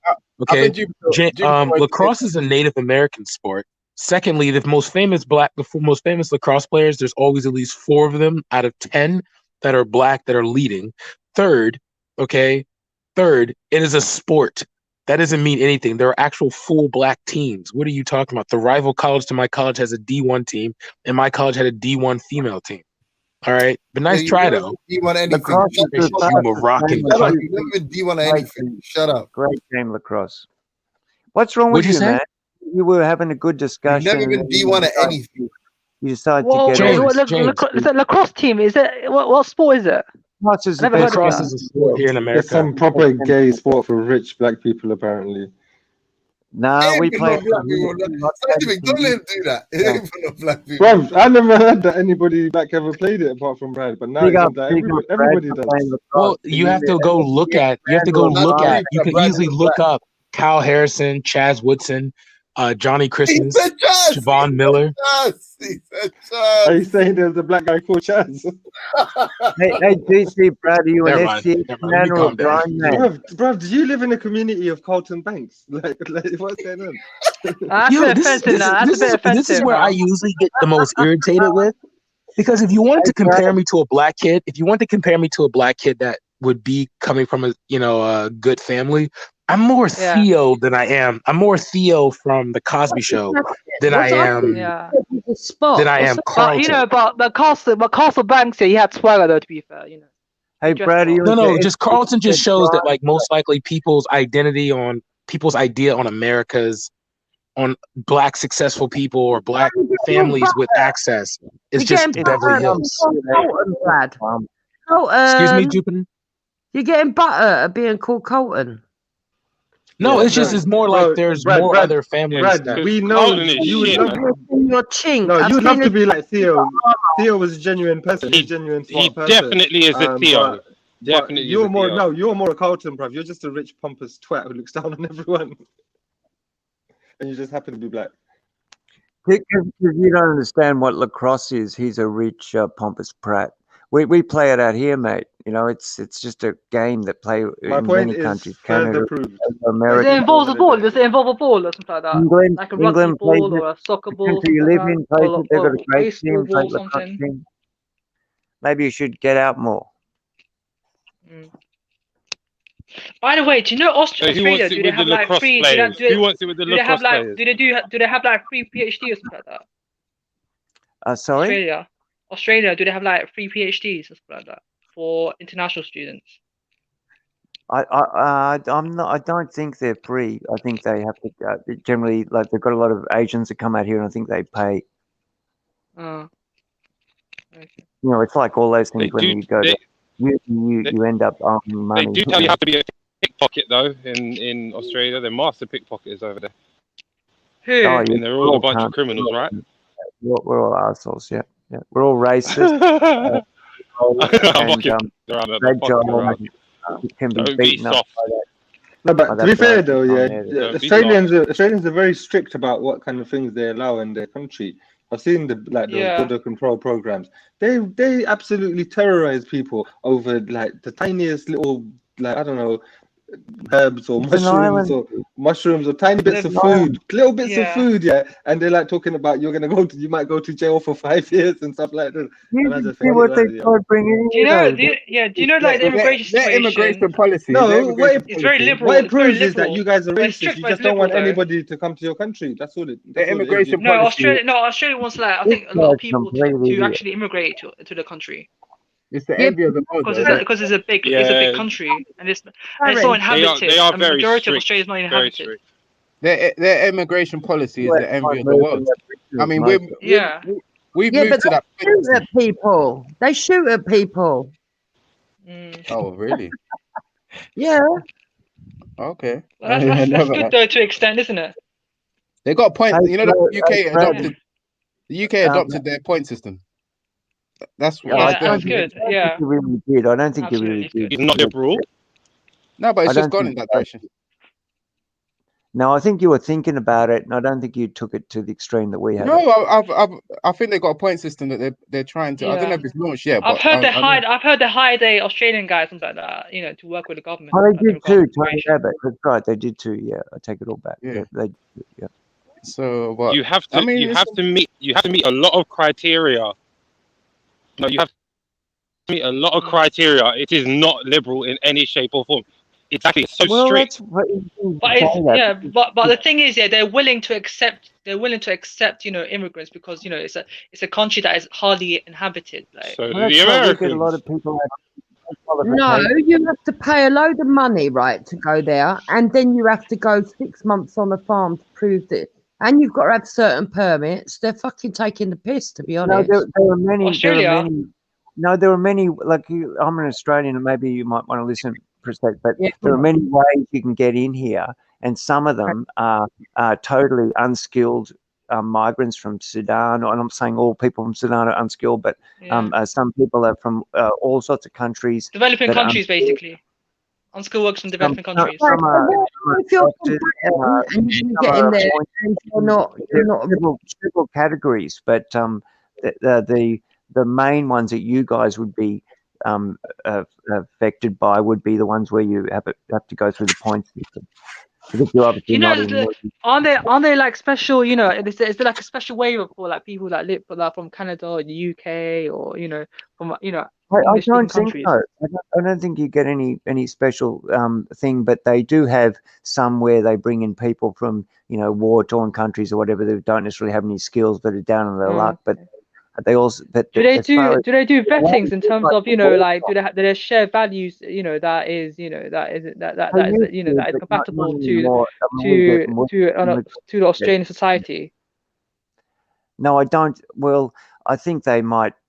I mean, you know what it's like when you do anything, when you're filling in a form and you say, yeah, we agree with that, but I don't think that it's really, I mean, there are a lot of people that live out here that do their own thing in their own culture with completely different values. So I can't see that. What do you think about multiculturalism in Australia? Has it failed or is it work in progress? It's probably one of the more successful ones. But when I get on these panels and when we're discussing things and when we see things like just even things about words like we were talking about before, and like what I was saying, when we're all thrown together in these countries and we're all coming from all sorts of places with all sorts of beliefs, all sorts of different gods or whatever, we're going to have to, it's a big learning curve for a lot of people, and not just us, it's everybody, But what tends to happen on these panels? Hang on, Eunice. What tends to happen on these panels? And this is what I was trying to bring up earlier: is that some people have already got. As soon as they see a white person, they want to interrogate to find out whether that person can be brought out as a white, as a racist. And sort of that's the agenda of. You'll see it from like certain people, and James is one of them. James is actually one of them. He'll come in here and start asking questions from different angles to find out specifically. He always does it with white people I specifically. swear, Reggie is talented, bro. How are you able to be that? How are you able to speak that eloquently with a dick in your mouth? Man, I am so proud of you, Reggie. You are really eloquent, bro. God, I'm thinking about that. You're always thinking about penises, you homosexual. It's just an observation, but yeah, he's one of them. Obviously, there are a few others. I don't know what it is. Maybe they feel like that's the most important thing to get from these panels, to out as many people as racist as possible. I don't know whether. Wait, but do you think that's a black thing, or do you think that's just like randomly for views? Because like, don't forget, how many times has Jupiter been called racist in a week or in a month? Like Jupiter goes through a season where she's like, all right, she's the most racist person. Then Wendy. Then it goes from Wendy, then Rob. It's just random white people. Then we usually ignore the Asians, like the Arabs in them. You know, I've never really think like sometimes a Turk, but it'll usually just be Khan, because you know, you know. I think the term racism and all that. I think the term racist, it's a word that I think that's going to be eventually. It's going to be, you know, it's going to lose its power. You know, for me, if someone's being accused of racism, it's a serious allegation to make. Now you got people actually saying it. You know. Like in a what do you call it, in a very basic term. You could have a guy. You could exactly. You could have a guy. Do you know there's a guy in do you know a suburb of Chicago in what do you call it? What's that place called in Lake County? The guy got shot in the traffic stop, something like that. God knows. Is it Muskogee? Something like Muskogee, right? It's a suburb of Chicago. Apparently, it was a traffic stop, and there's a guy and. Muskogee, is that Muskogee, Illinois? A suburb of Chicago, Lake County. It's a neighboring county of Chicago. Mm-hmm. So basically, there was a guy. Yeah. So there was a guy. There's a mayor. There's a mayor that says, okay, you know, I don't know what's going on. Yeah, I'm a black man. I could be from that neighborhood. That could happen to me or something like that. And then I felt it was disgusting. You know, like he's saying, like a person in his position, would actually say that. You know, like. Yeah, I think it was out of line though, and the investigation hasn't even started yet, and he's making those assumptions. He said, Are you saying that they do this for views? Is that what you're claiming? That what me? I think someone told me that. Someone told me. You see, Brad, I'm asking whether he feels that people like James, they come on here to specifically, like, as soon as they engage with a white person, they're trying to, you know, basically extract from them whether they're racist or not. Well, because I think the problem is with a lot of people is that this is why I say, when I would say the greatest panelist I've ever encountered would be James, it's because he really doesn't give a fuck about any of this. This is really just amused to keep a gun out of his mouth. So if anything, let him talk. Like 1 minute, like literally he knows, okay, how can I be pretending to be white or anything, knowing that I was completely raised in the black community, but he says I wear Abercrombie and Finch. Or you know what I mean? Like this isn't. He doesn't really take anything seriously on this thing. Like you guys really take him seriously, like serious. Like I remember one time I was watching Ross Speck's panel. And it was like a bunch of people. Like it was like a good 2 hours. We just had a bunch of Muslims talking about Veli, Ultra, and James. And I'm like, first of all, you want to leave Ultra out of it. You want to leave Ultra out of it, but like, and you want to leave Veli out of it. But James, like, come on. Like, he literally doesn't do much. You don't know much about him.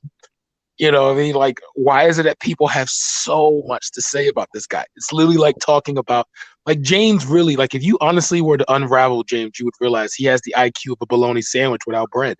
So it's like, chill. Like, leave the man be. So, like, when you come in here talking about, oh, there are people in the panel. I noticed when I actually. Oh, go on, keep it. No. Sometimes James. About to rip me up. Sometimes James does really well. I see him the other day up against Ralph, and he really fucking pulled him apart. This was about 2 weeks ago. Sometimes it's just fun for him. This isn't serious for him. This is just fun for him. Well, you say that, DC Brad, but I mean, he does spend other times he can be really, really obnoxious, but it's because he's defensive. That's all. You see, Brad, you say that he just takes it for fun, but he spends a lot of time on here. Like he purposely comes on here. Reggie, I come on here and I'll leave, but like literally, like how I'm okay. I'm gonna be real. I'm only saying this because I literally, I admitted this on the panel. In some twisted way, I think a jin's involved, or Satan, or Satan, or the devil's involved. But like, I literally see James almost as like a friend, and it makes me sick just to say that, but it still is like I would never wish harm on him. I feel like he literally underscores. Excuse me. I think he undervalues his intellect a lot and his success level. But he's saying that he's not confident enough. Success level. No. I think that's what his muse is. Like, listen. I don't know. I don't know. You guys ever remember Miss Mona? But that's his muse. His muse is like the lack you know about him. The lack you know about him. You've got to use that as his wedding. You got to say it's like that his panel. Like, for example, Turok's panel kick is not like his. He's not trying to prove anything. Turok he's never shared his screen. He's never like put facts in or anything like that. He just comes over, starts the conversation. Then once the conversation falls apart, he just starts making jokes. James never shares anything either. Yeah, I mean Jupiter Lily doesn't do anything. Like, she will say black bastard, and then she's a racist for 3 weeks, but she's back on all these black panels. Then it's like, oh, Jupiter can't be racist, she sucks a black guy off. Then, oh, Jupiter can't be racist, she has a black kid. Or I think that's a different standards and all that. You know, what I find quite interesting is, you got a guy allegedly saying that, the only way to prove you're not racist is you have to see for the black guys. That's what some guy said to a lady. That's kind of offensive. That's kind of fucked up though. But you got people that actually essentially that are moving the goalposts when it comes to racism and all that. And that is self going to eventually, or like Islamophobia, or like how you see debated talk about like so you literally having a conversation about the very tenets people discuss within the religion. So so you have like a whole the majority section of Islam is what, the Sunnis. So you have Sunnis that will literally say that Aisha was like 6 to 9. Okay, cool. But then when you discuss that as kuffars, oh, Islamophobes, you're Islamophobes. But it's like, I think for me, as a Muslim speaking, like I think Islamophobia is a conflation between anti-Muslim bigotry and actual critique, legitimate critiques of Islam and all that. That's what I think, and I think they actually marry those two together. Essentially, what you have is people. It's like racism. Like it's the way they treat racism and all that. The term racism, it's being used, like in an easy fashion. Without this young Osman, Osman. So are you Turkish? No, I'm not. Actually. Oh, okay. Because that's what I'm saying. Like the Turks, like when I look at Turkish Muslims have such a, what's it called, Sufism? Like it's more like their culture over everything, So. Yeah, no. I'm not quite familiar with the Turkish culture or anything like that. But like, for me, that's my observation. I was going to the park like for 2 years, something like that. And I eventually realized that it was a word that was essentially it's a policing of language. That's what I discovered and all that. That you had people in the park and all that saying that term in a useless way. As if what they're trying to do is they want to shut down people. That's what they want to do. The thing is, you guys are going to talk about Islam now, but the thing that I want to bring up. No, I'm not talking about that. I'm just saying the term Islamophobia. That's it. So what is Brad's motivation when he comes on and says that he wants to kill all white men and he wants to rape all the white women and make them have black babies? What's your motivation then, Brad? Who, me? Yeah, Brad said it. Oh, that's just simple. I know that the country that most of you guys live in is 90-some% white, and because of your white cousins over here, it's easy to get you triggered. So my muse is letting white people, Asians, and everyone in Somalis get triggered. Like triggering non-white people, triggering non-black people is literally entertaining. You come on here to cause trouble with whoever you can, and I think it's not really Jupiter, because I didn't say nothing racist today. You're literally bringing up something I said months ago. I'm bringing The thing is, you dumb, bruv. You said You said the P word gleefully like 20 times, like not 10 minutes. What P word? You talking about Packy? I wasn't trying to use it. The thing is, fucking racist toe. There's too many people that come onto these platforms. There's too many people that think that come onto these platforms and think that they're cleverer than everyone else.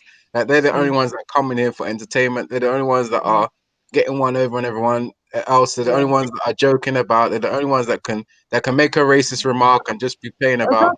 But when obviously other white people make a remark or something, they're like, gotcha. I just prove that you guys are racist. But if they want to say something White out, people are doing the gotcha. I don't see and say, "Oh, people doing the gotcha. God, Reggie, there you go again, bro. I'm telling you, man, you have the perfect speech for gargling nuts, man. You're good, man. no," but it's just an observation. You must literally have. Yeah, I think whatever Reggie's saying, yeah, I think it's just an observation, isn't it? Hey, did you hear that? Man said you gargle nuts and you went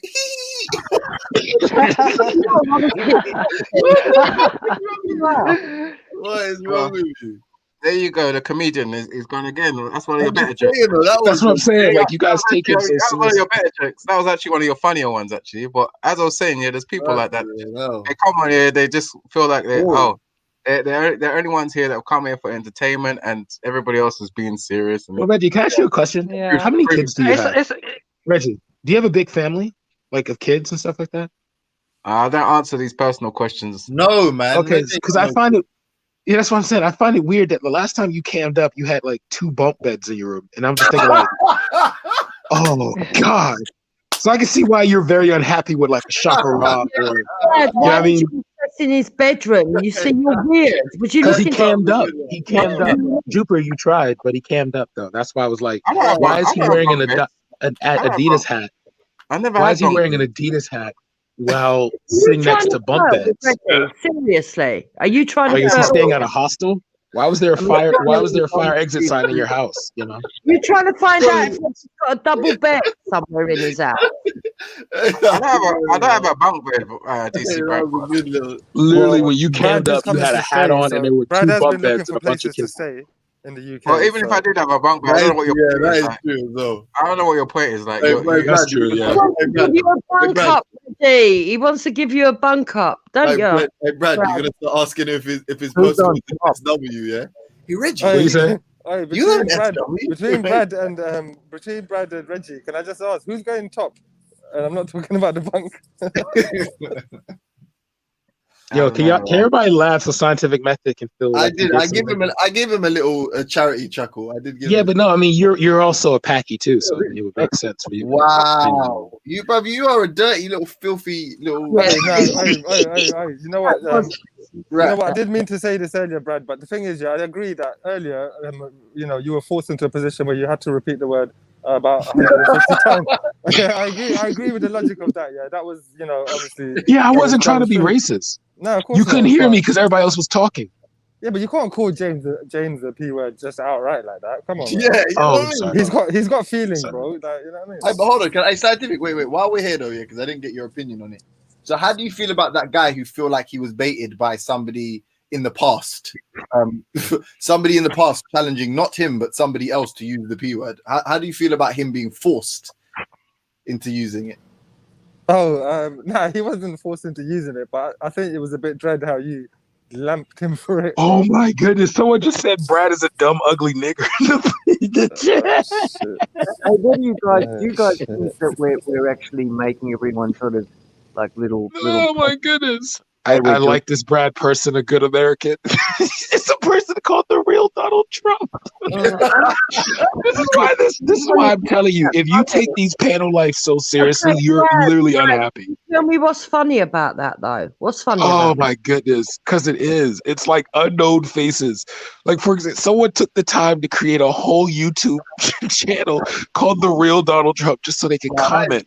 Hold on, Brad. You don't need to explain yourself. That is the But the thing is, some of the stuff that you guys are laughing at, some of the stuff that you guys are laughing at and promoting, someone's gonna go and say it to someone, and because of you guys, Who's promoting anything? I'm just saying that some people are gonna go out there and start using these terminologies that has been encouraged by you guys. Terminology. Hold on. Number one, and what's been encouraged? Oh, that's funny. Nothing's wrong with that, Brad. It's short for Nigeria. We've got this American across the pond who's using the P word like it's no man's business. Yeah, he's a dickhead. And we just pulled him up on it, bro. We just pulled him up on it. Right? We get a lot of people from America and a lot of people from Ireland and a lot of people from other countries. that know that the laws in the UK are not applying to them, and they think they're acting. Look at this clever dude. online. Brad took a lacrosse stick up his arse. That's how they It's do still it. stuck They up do it over here. So what you get is You some spell people calling. lacrosse wrong. It's So, Hey, what you Reggie. get is, L-A. so what you get is some people Reggie. reprimanding him, and then the next moment they're laughing with him, and then you get people in the chat God.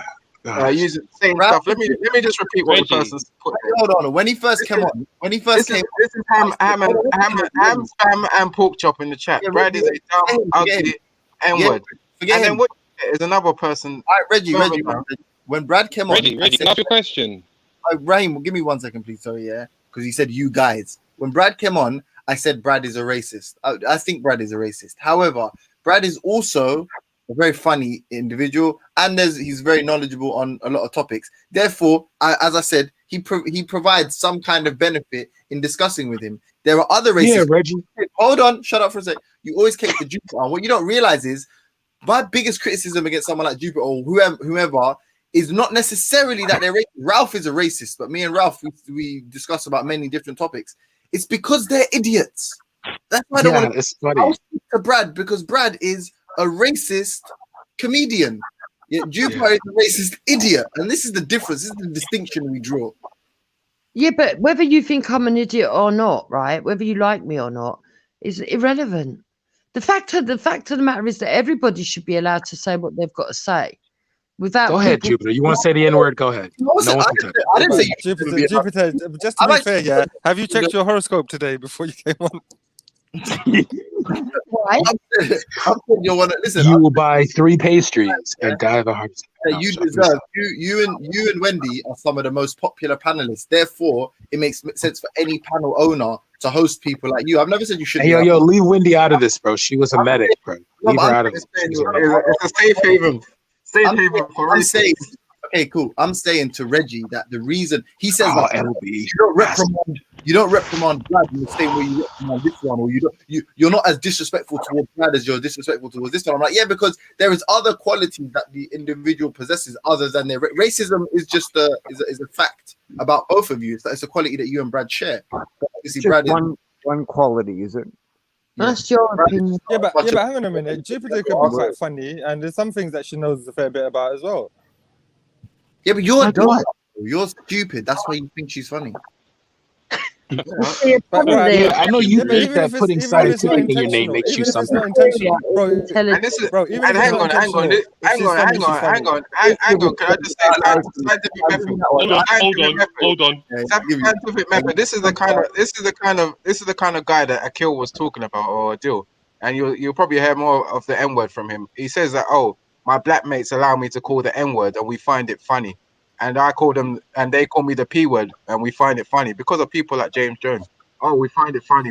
Yeah, but he's a hilarious guy. that's fine. I don't mind they do that. You're a big lying pussy. You know, you're just a pussy already. Yeah, big man thing.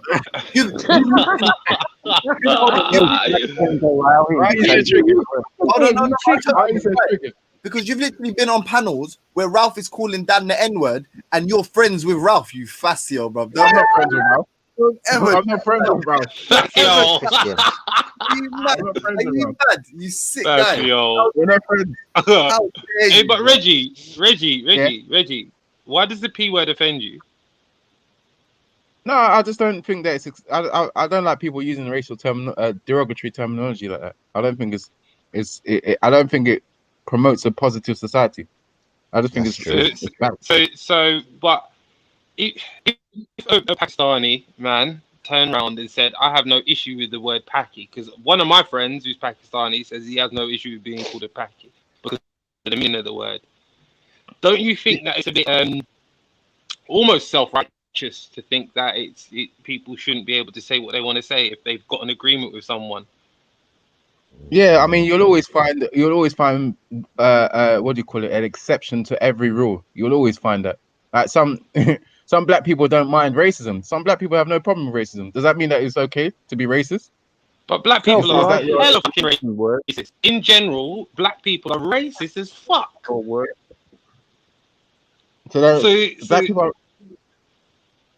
black people. Okay, say. Go on. Sorry. Go on. No, go on. I was saying. So your claim is that black people are racist as fuck in general. Yeah. So therefore, it's okay. Therefore, we shouldn't what are we fighting about? Like, what's the point of all this racism talk? Is that your? I didn't bring up the your point? racism talk. You're the one who's like, oh, racism bad, but there's a time and a place for racism. Like everyone at some point in time. Yes, 100%. At some point in time, everybody has been racist consistently throughout their lives. To kind of be like, oh, we shouldn't say this and we shouldn't say that because it may offend someone. It's all in the intention. If you turn around and you're using the word nigger in context of something, is that racist or offensive? No. If you 100%. If you in your private company are able with your friends to use the P word, is that racist? No. So should we turn around and consistently condemn people in these private settings? If you're going around the streets parading nigger, nigger, nigger, packy, packy, packy, it's different. No, but to be honest, Raheem, though, but Raheem, to be honest, Raheem, though, some of the people is a different color from you. Is that racism? If someone comes on and talks to you, and your first thing is to get that bastard, is that racism? Yeah, I mean, it's the same way. I mean, it's not exactly the same.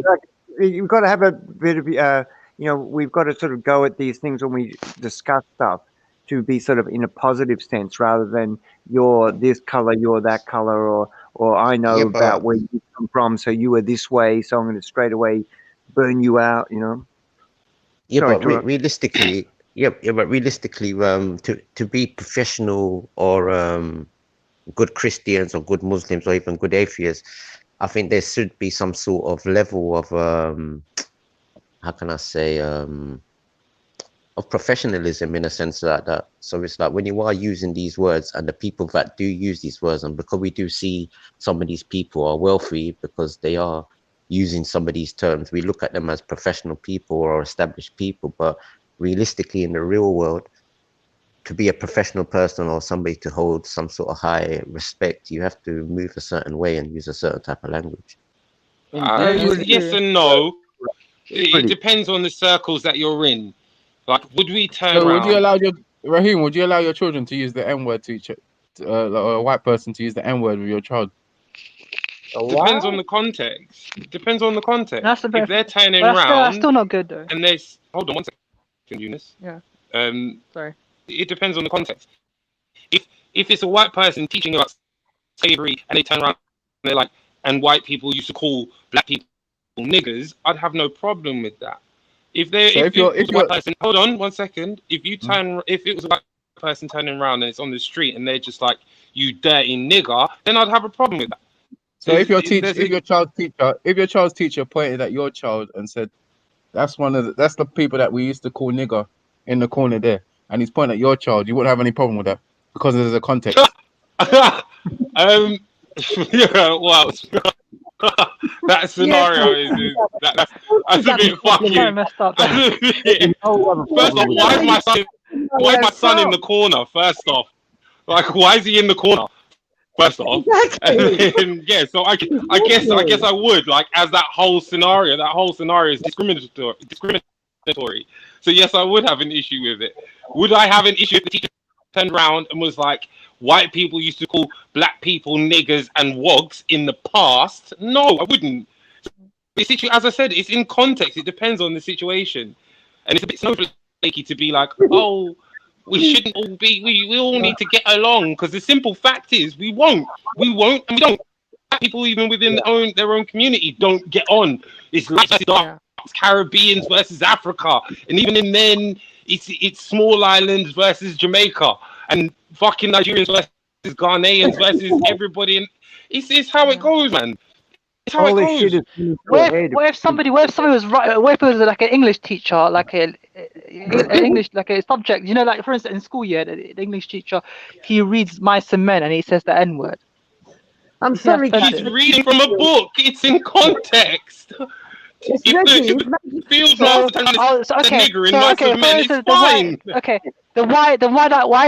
got upset about the BBC saying that word, in regards to referencing a hate crime in Bristol?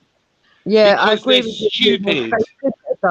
But that was all a setup because When have you ever heard the N word being used in context like that before?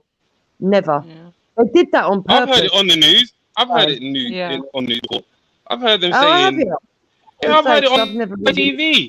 I've heard them say it, and then they obviously started to replace it. And to be honest, the world is getting soft. It's like there's that comedian. I don't even watch Britain's Got Talent, but I know him. Well, I knew him. He used to go to my uni. It's Nabil Abdul Rashid, I think it is.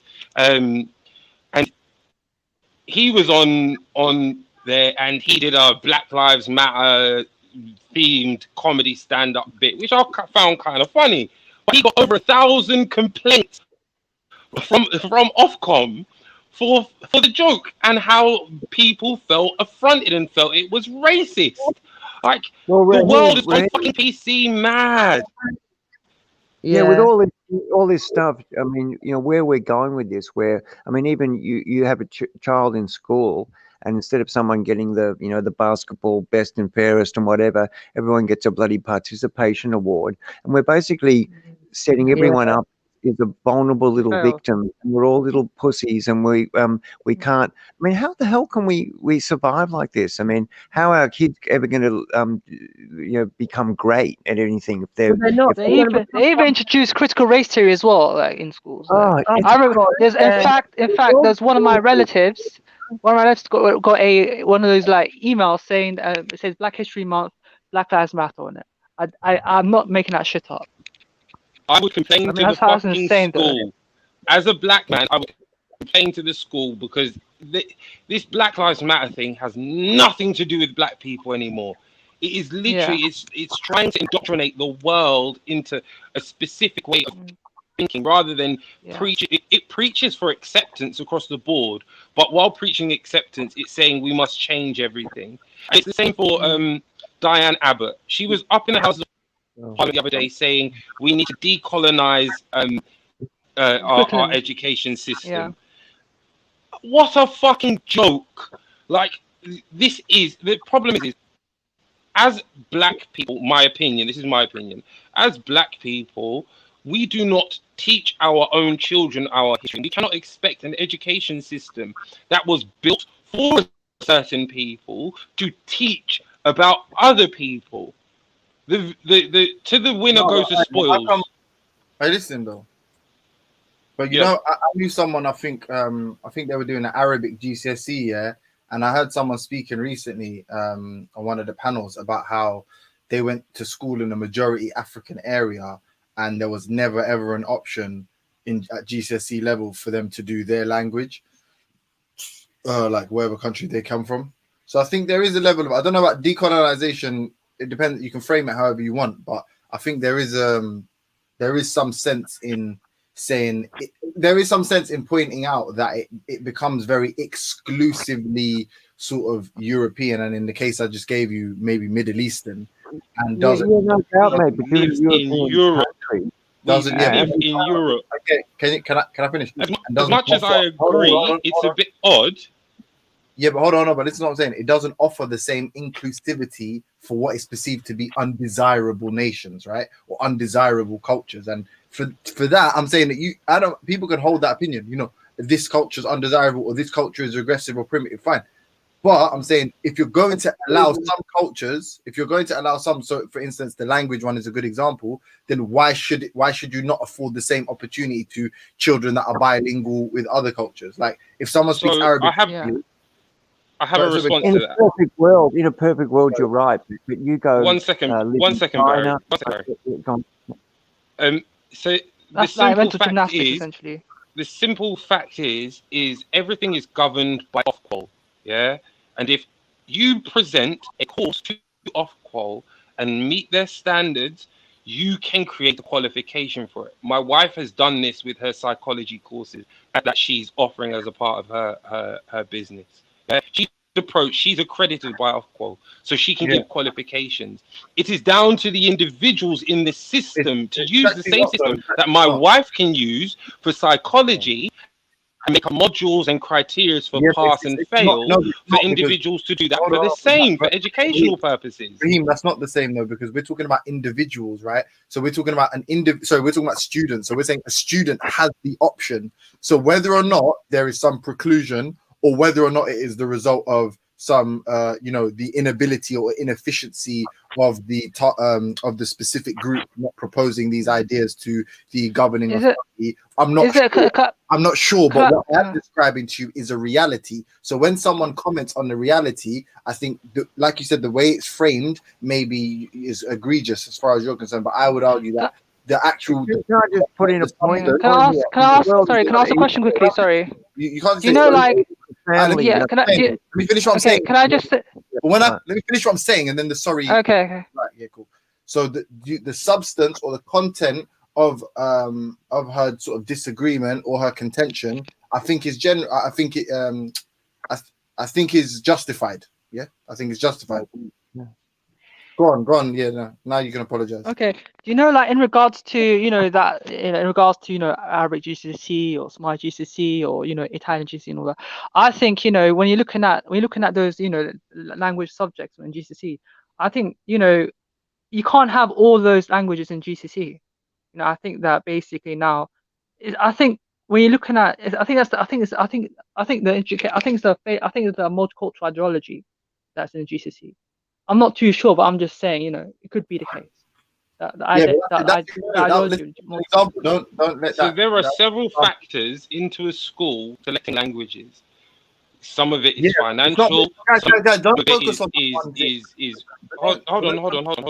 on. Some of it is demographic and other bits and pieces like that. So I have a question. That Arabic school, the Arabic GCSE, was it taught at an Arabic school or a Muslim school, or predominantly Muslim school? No. There's a lot of their own, like, there's a lot of their own work required. It's not like, it's like, for instance, you learn French up to like year 10 or year 9 or something, and then from there you can select as a GCSE. But then once you select in a GCSE, the classes become much smaller. But put language on pause. Britain has an intimate relationship with most of its colonies, right? Like, or has had. There isn't, like, I don't know one fucking king from Nigeria. I don't know the name of one king from Nigeria. Like, even just a module of colonialism that within a subcategory of which is describing the pre-colonial history, like, even that would be, if we were being honest, if we're actually trying to educate children, would be more valuable, or even just to show the sort of the full sort of sequence of events, but then giving some kind of backdrop, or what's the word, like giving some kind of origin story would be necessary, or even in biology or whatever it is, right? Like, to give a more sort of expansive or exhaustive understanding would include sort of the description of cultures that are not British. So to say like, oh, it's a European school, therefore it should be exclusively European. No, we know that's not a fact. That's patently false, because That's not what I'm saying.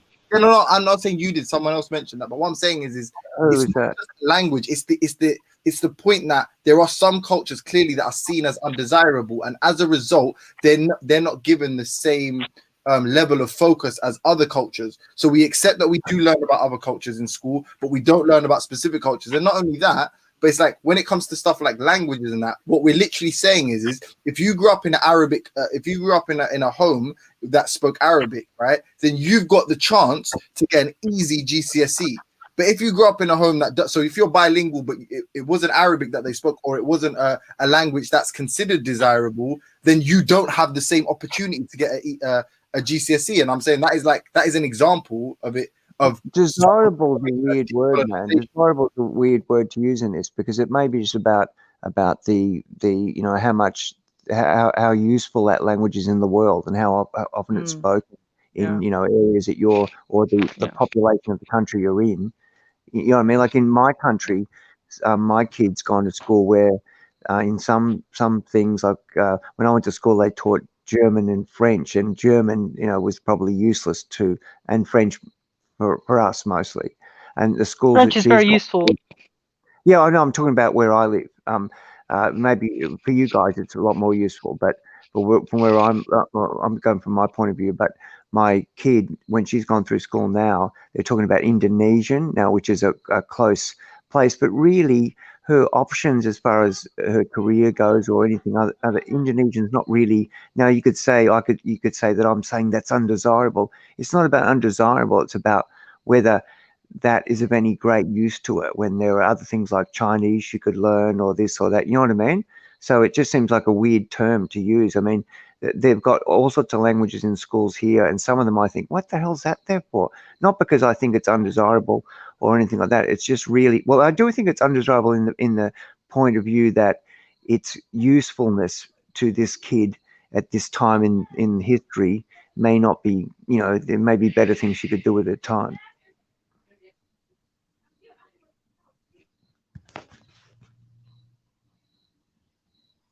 Yeah, I agree with that as well. Yeah, because like I said, it's true what James was saying as well. It's like if you do have another language where you speak at home, that's just a basic easy GCSE. You might not probably not to do the grammar. You might just speak it better than you could actually put it into grammar. But I think French yeah, GCSE is very valuable to you guys. Extremely valuable. You know essentially you got English and you got French. That's I very think Spanish valuable. is more. I think Spanish is more than French. Yeah, that's also valuable as well. I guess it depends on who's what, you know, what nationalities your country is dealing with and where you are and their opportunities, where you are in the world. You know, I'm in Australia. You know what I mean? But French, no doubt, is a great language, and you know it's used in a lot of many countries. Yeah, but not no big countries. Maybe Canada or Quebec. Yeah, and France and former French colonies as well. Yeah, but they're not really big. You know what I mean, out there like that. If you know, well, maybe for I don't know. You don't see like a lot of people go to France to do business. Yeah, and Monaco. Is Monaco part of France or is it like you know, an independent country? It's like it's like another sort Is it of country near? Is that the like country near the Riviera or something like that? Region of France. yeah, on the Riviera. sort of southern coast. Yeah. Yeah, it's good, but I don't know. I think Spanish is more because you got loads of people in America speaking Spanish. Even LA, Los Angeles, literally, I think the second language there now is Spanish now. Yeah, I You would know? agree. I think that's the entire state of California now. I think now I believe it's 51%, over 51% now. I think many of them are Hispanics or something like that. That's a very heavily populated Hispanic state. Where? Los Angeles. I think California. Yeah, California. Yeah, I think so as well. That's true. Or maybe the whole West Coast, maybe as well. I think even all the way up to like Arizona.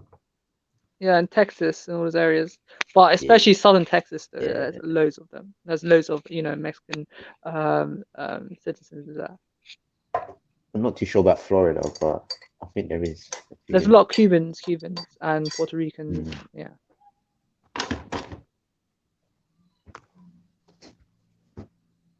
Look, guys, I might take this break to love you and leave you and catch you another time.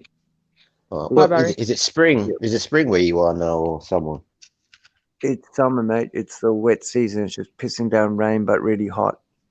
There's two seasons where I am, like this part of Australia. It's only like the wet season or the dry season. Is it cold in Australia sometimes? Is it like freezing cold as in? They've got snow down there, but not where I am. It's never cold up where I am. But I mean, at night it gets a little bit, but down south they've got snow and everything. Canberra, yeah. Yeah, Canberra, Melbourne, even parts of New South Wales. But I'm in sort of like, the higher parts of Queensland. Okay. All right, guys, take it easy. All right, take care. Right, how have you been, Jonas? I haven't seen you around for a while. I'm good. I just started my postgraduate degree, so it's good. Yeah. Okay. Yeah. So how about you? Yeah, how have you been? Just a bit. Yeah, I've been all right, really. Just been chilling out, trying not to argue with people. Yeah. Did they caught the guy in South London? Like, yeah, I think they caught him around. They caught him. Yeah, I think around 10 o'clock or something like that. or the police gave out a note, some sort of notification that he is upheld or apprehended. Sorry. Apparently, he escaped from the mental asylum. Serious? That's what I heard. Apparently, he wasn't granted a release. He just escaped. That is crazy. That's what I heard. I'm not too sure about that. Either, you know.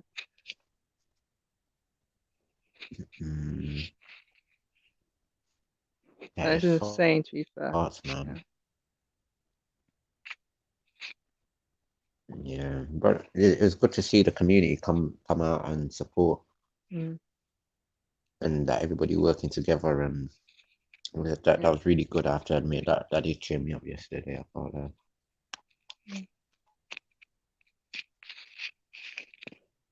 And you know, like and the Vienna thing as well. Like, you know, I think it's like two gunmen in Vienna that done the shooting.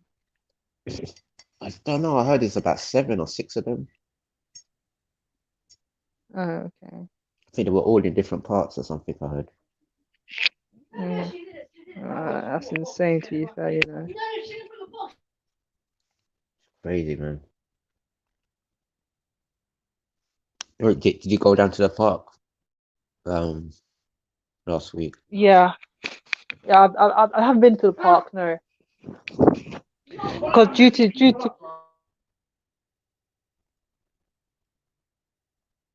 yeah, I haven't been to the park due to, you know, COVID reasons and all that. No, I don't have COVID or anything like that, but it's just, you know, the cautious concern of me, being fined, anything like that, because there's, you know, it's gonna be a large group of people gonna be congregating amongst each other, and it's certainly not going to be 2 meters apart. Oh, there's people backstage ready. So yeah. Yeah. Some caution of the fact that, yeah. And apparently, I think they locked the park down by 10 o'clock, something like that. Don't they? Wow. No, about 6 or 4 or something like that. Yeah. So yeah, perhaps I might actually, you know, might go there in the park around December time, something like that, or next year. Yeah. That's probably a, you know, a good plan. I was going to say again. So, do you know of any of the like the Somali MPs in England?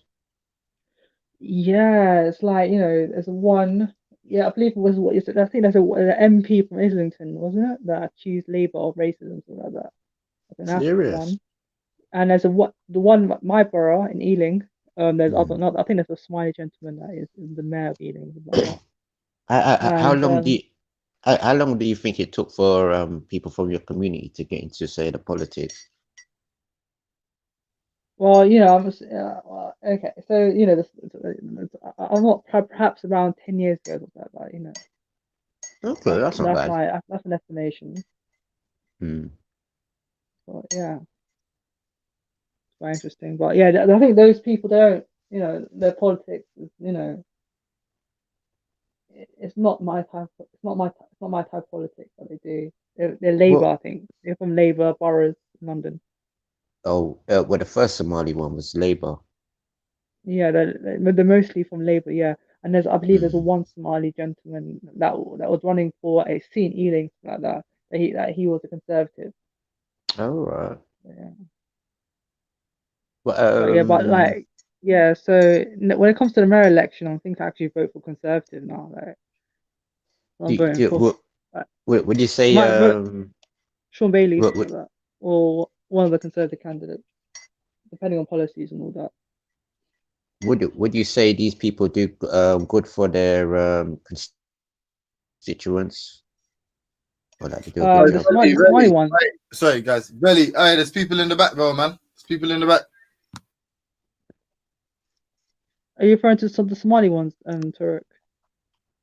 No, because we was talking about like the West Indian ones earlier, so I just wanted to see a different sort of. Well, to be fair, you know, like, you know, I think they're very left. To be fair, that's what my observation is, that, you know, majority of them are left wing. What I think. Because a lot of the West Indian, maybe the West Indian community, or quote unquote the black community, they might say their MPs don't do a lot for them, or they don't do enough, or sometimes. Do Do you think, if you know what I what do you mean. call it? What's that guy, Lammy, like David Lammy? Do you think does well for his, Tottenham community? We were sort of talking about him, and some people feel like he's not. For me I think he's, personally, yeah. I I'm think he's not. that type of MP that likes to hyper racialize stuff, I'm like, in my observation, like that's my observation. I can see where you're coming from when you say that. Like we had people in the past like Bernie Grant, where I could say that is more of my type of politician in a sense. But a lot of the Labour Party in those days, I think the early 90s or late 80s, they said they'd never ever want a repeat of a person like Bernie Grant. But like, similar to, do you know that lady Dawn Butler? Like, I'm surprised that she hasn't resigned. She hasn't been, pressured to resign like that. But that lady's tapped though, like, like she said 2 giraffes can be gay, something like that, or or stuff along the lines of it. Or she said some gender statement, and she also, falsified, a police traffic stop and all that, saying that she made it sound as if she was driving the car. The way the camera was positioned, it's as if she was the driver. And she the reason why she actually said what she said on camera is that she wanted to get that political, it's sort of like that victimhood, it's like it's sort of it's a social gain now. Like everyone wants to be a victim nowadays, for some reason, Pardon? Are you Somalian? Yeah, I am. Yeah, so like everyone wants to be a victim now, and they get that social acceptance from that, So you could get a woman like from Oxford, and she could say, you don't know what it's like for women like me and all that, and she's speaking in a poshy accent, and she's from a relatively good background. She's from a middle class background. Her parents probably earning £200,000, collectively, and yet you could have somebody speaking like that, or you could have somebody saying, for me, like what I find quite interesting, he says, some guy could say, you don't know what it's like to be black in the UK and all that, you don't like, it's like that, like, and you think to yourself what it means to be black in the UK. It's like as if they have like a collective experience like that, which is insane though, because it disregards the fact that people sorry have to individual interrupt experience. you. Sorry to interrupt you, young man. My apologies. Yo, big pussy Cocoon, it's 3:30. Where you at? Oh my god, here we go. Oh, shut up, Reggie. Shut your mouth, Reggie. Yo, big pussy Cocoon, where you at? Yeah, the whole school's waiting for you. Where you at, man? Say that again? We're all here waiting for you. Where are you? Show me, put on your camera. We're all here waiting. Put on your camera then. Yeah, when it comes to the poll, you get off your bed quick put time and you're there. Where you there? Where you there? Big pussy Cocoon, where you there? We're waiting, man. You sound lonely. We're waiting. You sound lonely. Where you at? Which school are you sound coming like to, big pussy boy? You sound like we. You Come. sound by yourself. We're waiting. We're waiting. Are you coming or are you going to stay on the panel all day and just be moist? Let me hear somebody else. You said a lot of things this morning. Let me hear somebody else. You said a lot of things this morning, yeah? Let me hear somebody else. Are you coming or not? Let me hear somebody else. You're not coming, are you? You're not coming, are you? You're not coming, are you? Stop lying on children. Stop lying on children. Stop lying on people's we're here when you're ready. Stop lying. We're here when you're ready, big pussy boy. Big pussy boy. We're there when you're ready. Let's hear we. Let's hear we. But we know what you're gonna do. Stay on the panel because you got no job, no life, no girl, no nothing. But when you're ready, we're here, man. I'm waiting for you to come take food out of my mouth. Big boy. Come stay. Stay. Come and use. Come and use. Come take food out of my mouth, big pussy boy. Come on, young Wheezies. Come take food out of my mouth. Young Wheezies. Stay with us. Come take food out of my mouth. We're waiting. Young Wheezy. Who's waiting? Who is waiting? Who is waiting? Man, don't it? Who is waiting? Come and do what you gotta do, man. Don't stay on Who's waiting for you? Who's fucking trying to waiting with you? Who is waiting with you? Friend them like Jupiter. Who is waiting Come and with do you? what you gotta do. Finished school? Big boy. Have you finished school?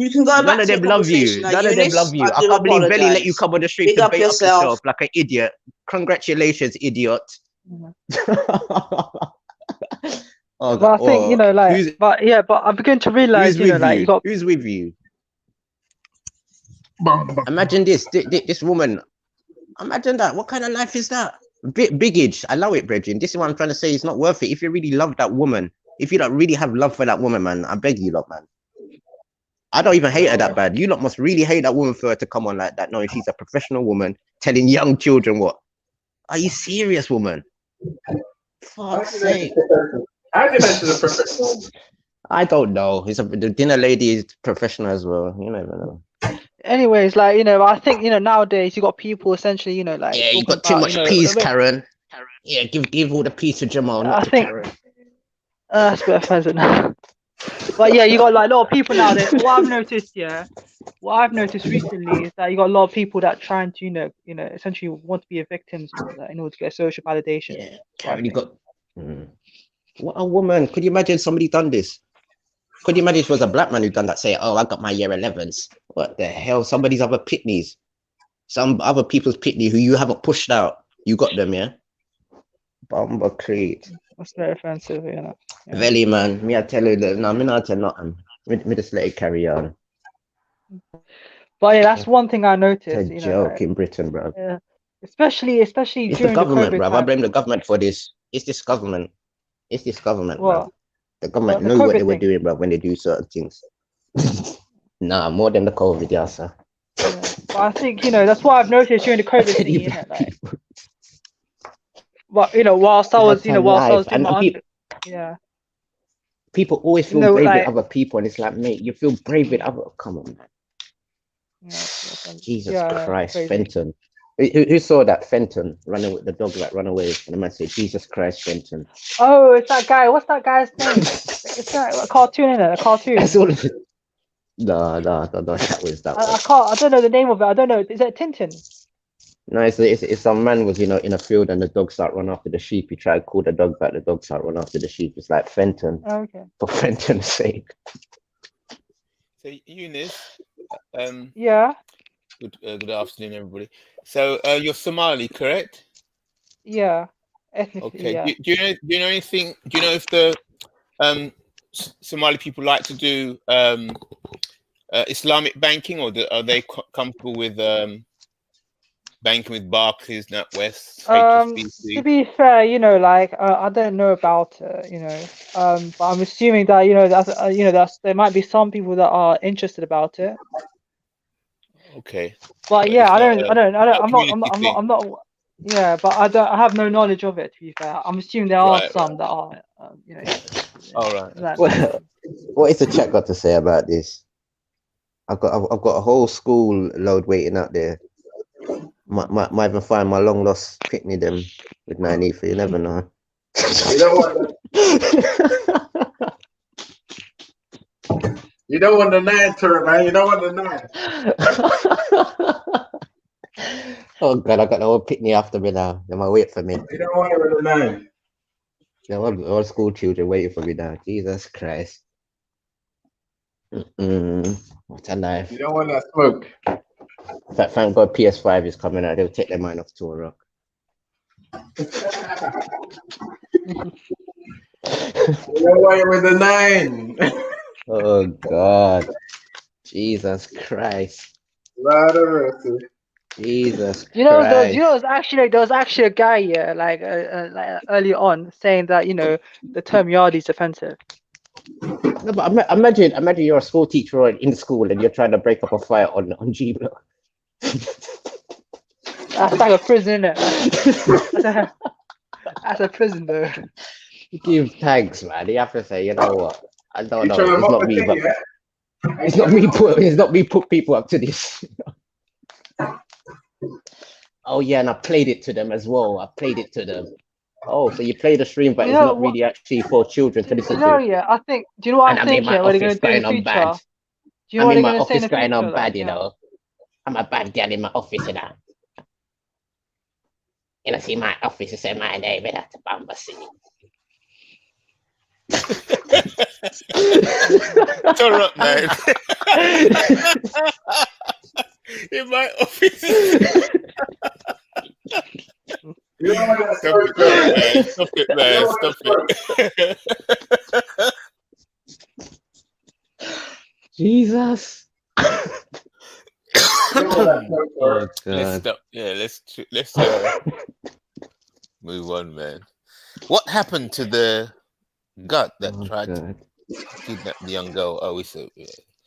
Yeah, South London. Yeah. I think they caught him. Right. So there's a short story. Was he a black? I didn't see the picture. Was he a black guy? He was a Jamaican. Oh, he's a Jamaican. Yeah, I think wow. Black and Jamaican, right? So, so if you're black and Jamaican, is his was his behavior a part of Black Jamaican culture, or was it a result of British? No, but he would have got deported. He's obviously British. Nah, he won't get Yeah, he's a deported. British national, so he won't be deported. Obviously. Yeah, he's part. So they said, how do they know he's Jamaican? Was that publicized as well? A Black I think that's a Jamaican. guess. Sorry, I think it's a guess. I think he guessed. I think it's an English surname. English surname. I think it's a guess. So whoever said, you know, he's Jamaican. It might be in the reports. It might be in the paper. You'll probably find it. Where did you hear that he was Jamaican? Why did they say he was Bajan or he was from? Why Jamaican? Let's see if we can find. Come up? Huh? Let's see if we can find the source. But I need to get. Let me see if I can find the source. Exactly. So he's black. And then he's Jamaican. What's going on here? I think, you know, if it's a newspaper actually, you know, referencing, you know, the identity and all that, I think is you know, that the Jamaican, you know, reference. I think that's a. But hold on. That's inappropriate. What was Where's that that Jamaican coming, please? What was that person part of Black Twitter? Cadian Nelson. What was that? His name's Cadian Nelson. Cadian. I can't hear you. I said his name's Cadian Nelson. Cadian Nelson. Yeah. Okay. So Let what? me just find it. Let me find out if he's Jamaican. So is it fair to say that guy was Afro-Caribbean? Sorry? So is it fair to say that person may have been Afro-Caribbean or something like that? Afro-Caribbean. Caribbean, yeah. Yeah, you could. Well, he might be black other. If he was born here in Britain, he's not Caribbean. He may be of Caribbean descent, like me. Yeah. He's not Caribbean. My parents are Jamaican, but I wouldn't say that I'm Jamaican. I'm of Jamaican descent. Yeah. I'm of Jamaican descent. You see the far right in the chat, Television Revolution, black nods is what he is.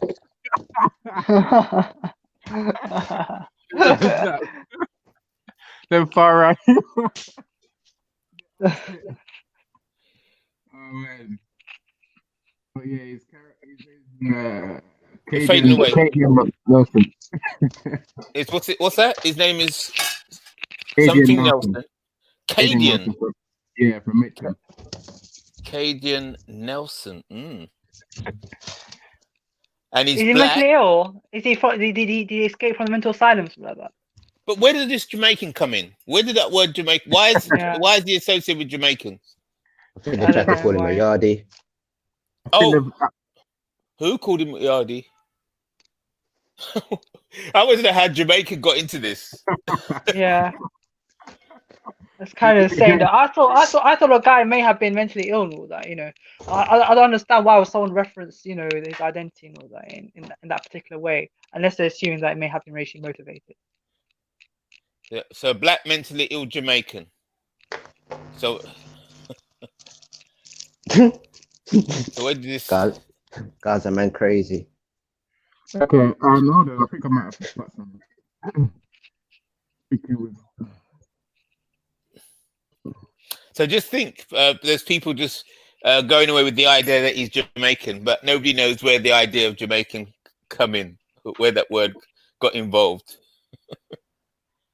Yeah, sad though, man. Yeah. Very sad. Yeah, you know, that's insane. Though. That's like, you know, way out of the box when it comes to, you know, that reference and all that. I don't see how that particular reference has any relevance whatsoever in particular to that crime. No, I definitely know the woman that came out was a Jamaican woman, I think, or Caribbean descent. Came out of what? Came out of her house to stop that predator. Ah. When he had a knife, when he had a knife as well, like, did he have a I'm knife? not too sure. I can't say yes or no, but I'm not too sure. Did you see the woman that came out and filmed it? No, we never see her face. But you could hear it. I think she put her name was something Fagan, and I think I know some people like that. They didn't see her face. They didn't put her face up. They didn't have put a face. Fagan. Like in the media and all that. So because her name was Fagan, she had to be of Caribbean.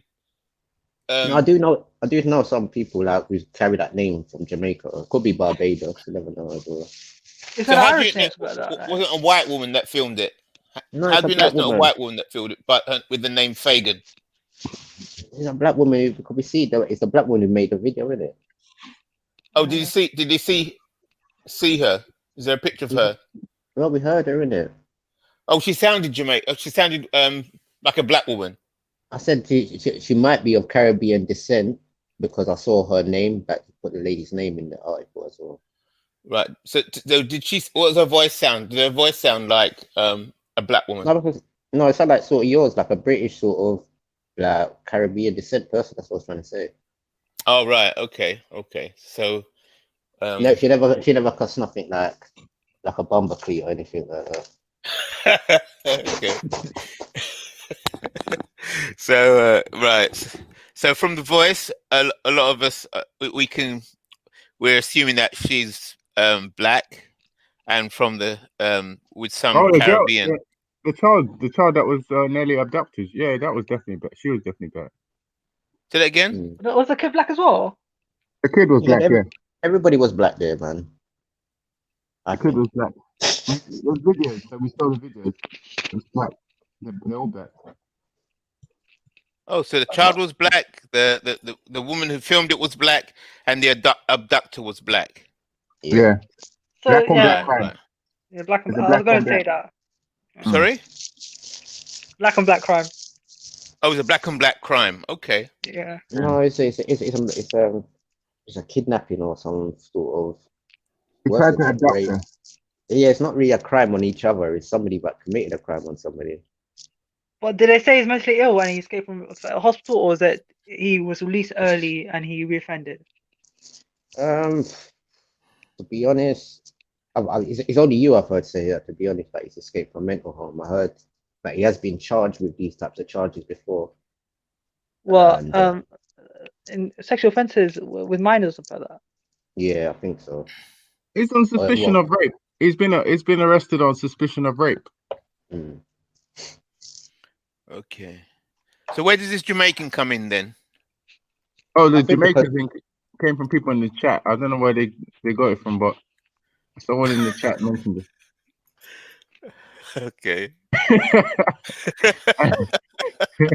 and yeah, I don't know. just threw that in there. Yeah, just throw in the Jamaican as well.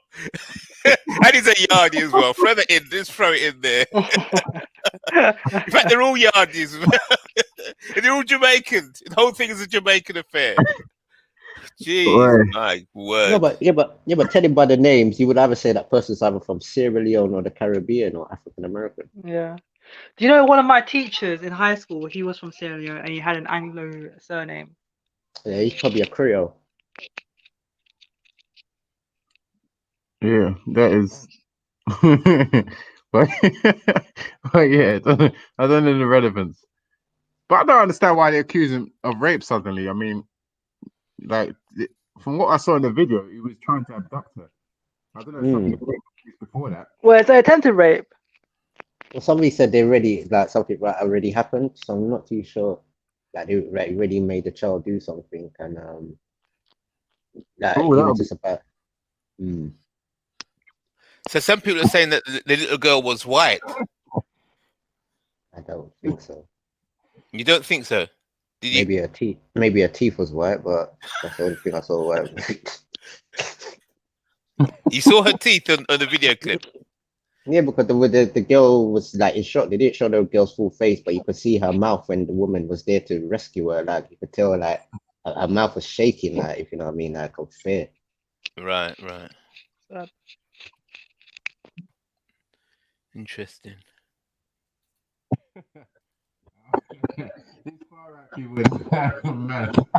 Yeah, how did they arrest that guy? How did they arrest him? Like, did they got the TSG in? I mean, it's just like they're gonna arrest him and charge him, ain't they, right? And see what happens. But Was it like normal police actually arrested him, or was it like like TSG or like firearm units like that? Because you had a knife, didn't you? Well, not even sure. I mean, a lot of people want to look out for him, and I think this man caught him. So, sure story, man. People just. Because it seemed as if at the time, it was like a high priority, like a response and all that. Were there? How come so many people were on the lookout for him? Were they all looking for the tracksuit? Yeah. Somebody in the tracksuit. Yeah. And it seems like there's like large resources has been drafted to that Pacific search. So yeah. Right. So look for somebody in a grey tracksuit, and so people were running around looking for somebody in a grey tracksuit. Yeah. So essentially, it's like IC3 male, medium build, wearing a grey tracksuit, last seen in that location, all that. I think that's what they said. Yeah. Because I think what happened also, he took his coat off and put it over the girl. And like I think that probably could even narrow down to who the person was, DNA wise or something like that. Yeah. IC3 male.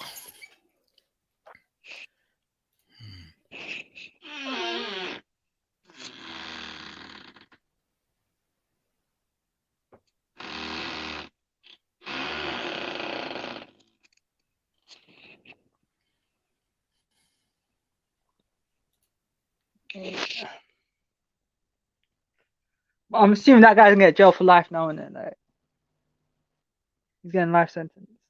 I hope so, man. I really hope so, boy, because trust me, the public is not happy, mate. I feel, mate. They need to see some justice done here, boy. Yeah. Things like this will cause a lot of civil unrest. Is Mitcham safe though? Is that part of South London? Is it safe? Televised Revolution is saying there's not many white people left in Mitcham. If he's been to Mitcham before. Do you know I actually been to South London with like a lot of white people there. I've been to like what's called is it do you know Bexley area? I've been to Bexley Heath. Yeah. And Sidcup and all those areas. Yeah. And it's a very nice area, to be fair. It's a very nice area. Like, it's very quiet. It has a countryside-y, setting and all that. But yeah, it's good. That's real. It's real, man. Okay, I'll give you that. So was all the conversation earlier on about Yardie, did that spring from this same situation? No. Something else, was it? We had the usual attention seeker, Tiffer, who came on here and said, I'm offended by Jupiter using the Yardie word. Oh, right. Okay, then. And the Yardie word is derogatory. At first he said, it's akin to using the N-word. Right. I thought it was a bit bizarre. But anyway, then he went on to I just assumed that it might be that someone might their view is that it's offensive because someone could actually use it in a way that to refer to normal Jamaicans and all that who are not involved in criminality and all that, the Yardie, stuff like that. I always thought Yardie was a drug gang. It's similar. It's kind of with the way how I look at it, particularly, it's like like you have city people and you have town people and you have country people, and for some reason I don't think the country people get that stigma of a Yardie, and it seems like it's mostly the people in the cities or like the proper towns, if you know what I mean, that will get them sort of type of in Jamaica names. Yeah, in a sense, yeah. So somebody from Kingston might get stigmatized, from somebody. Yeah, I think it's more used for those sort of people, but also it has adapted to where people have used a certain crime style, and also around the 80s, it seemed like a type of different type of culture came in, which people. Do you know those guys? Do you know that guys that came to the UK and all that, and essentially was selling drugs in London and all that, like in South London, North London. Those guys, were they from the countryside originally? No, what happened? The Windrush people, they come from basically nearly everywhere in Jamaica, but like with a certain period, it was mostly people coming from the cities like Kingston and things like that. So it's just like over here in England that they give people who live in council blocks like a certain stigma or chavs. They might call these people live in these sort of poor places yardies, and after a little while you have like say different council blocks fighting against each other, and it's the same sort of thing what happened in the Caribbean where different tenement yards will be rival gangs, whether it's politics or gang warfare and certain things like that. But the thing is, it was like mostly those sort of people that were able to travel basically because of the lucrative drug market and certain things like that. So it was mostly those sort of people from the inner cities that were flying around in America and the UK in the 80s and onward sort of thing. So it's a different type of culture, but adapted later on in the Caribbean or specifically Jamaica as well.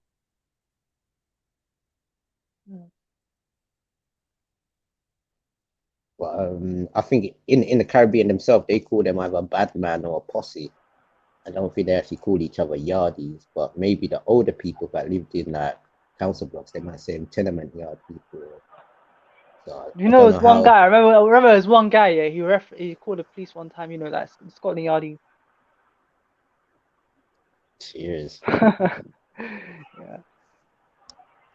Yeah, so I'm not too sure in a sense, but there's also there was a book that came out that was titled Yardie. So I think maybe the police and other people have taken a lot of information and things from that sort of book and sort of formulated their ideals about certain people.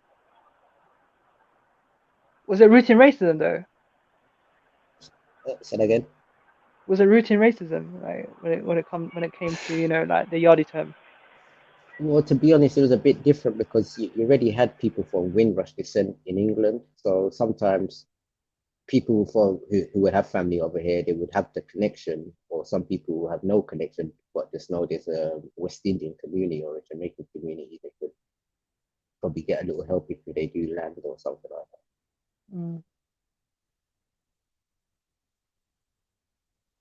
I see. But it's more of a later on culture because even what are you talking about anyway, man? Oh God. Just like the Yardies, because like before the Yardies, there was like they used to call them rude boys as well, I think.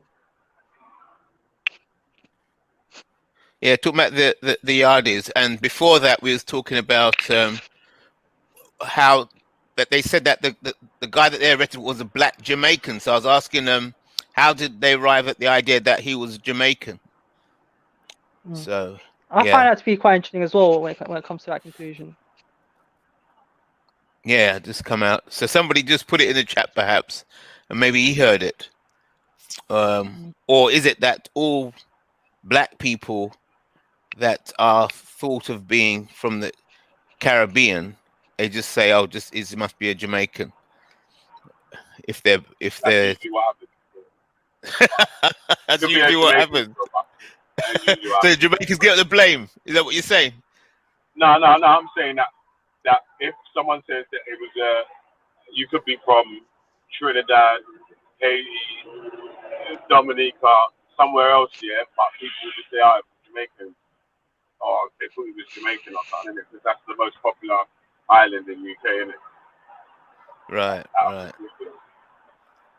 So the Jamaicans will take the blunt for the praise or blame, whatever happens. No, I'm not saying that, man.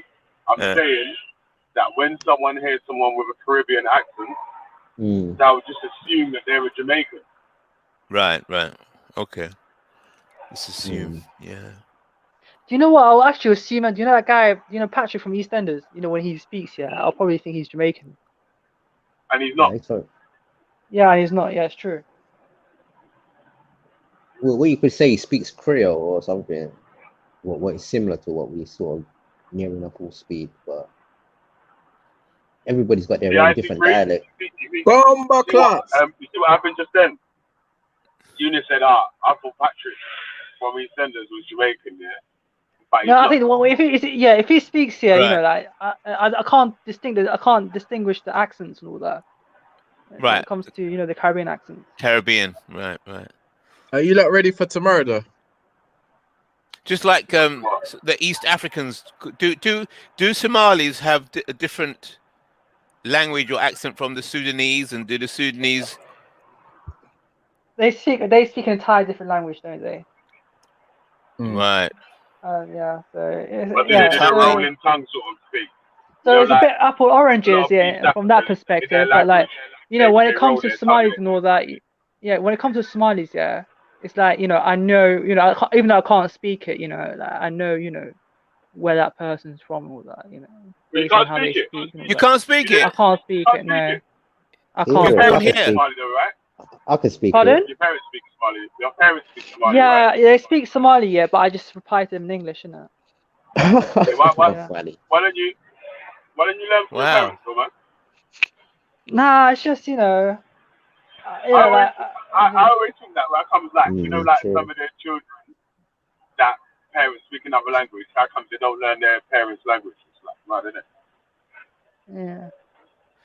Yes, not more straightforward, to dude. integrate into British society. Born in Britain. Yeah, but you can speak English. Like a lot of the Asian community do it. They speak English and they still speak their language to their parents or whatever, but they still speak English or whatever.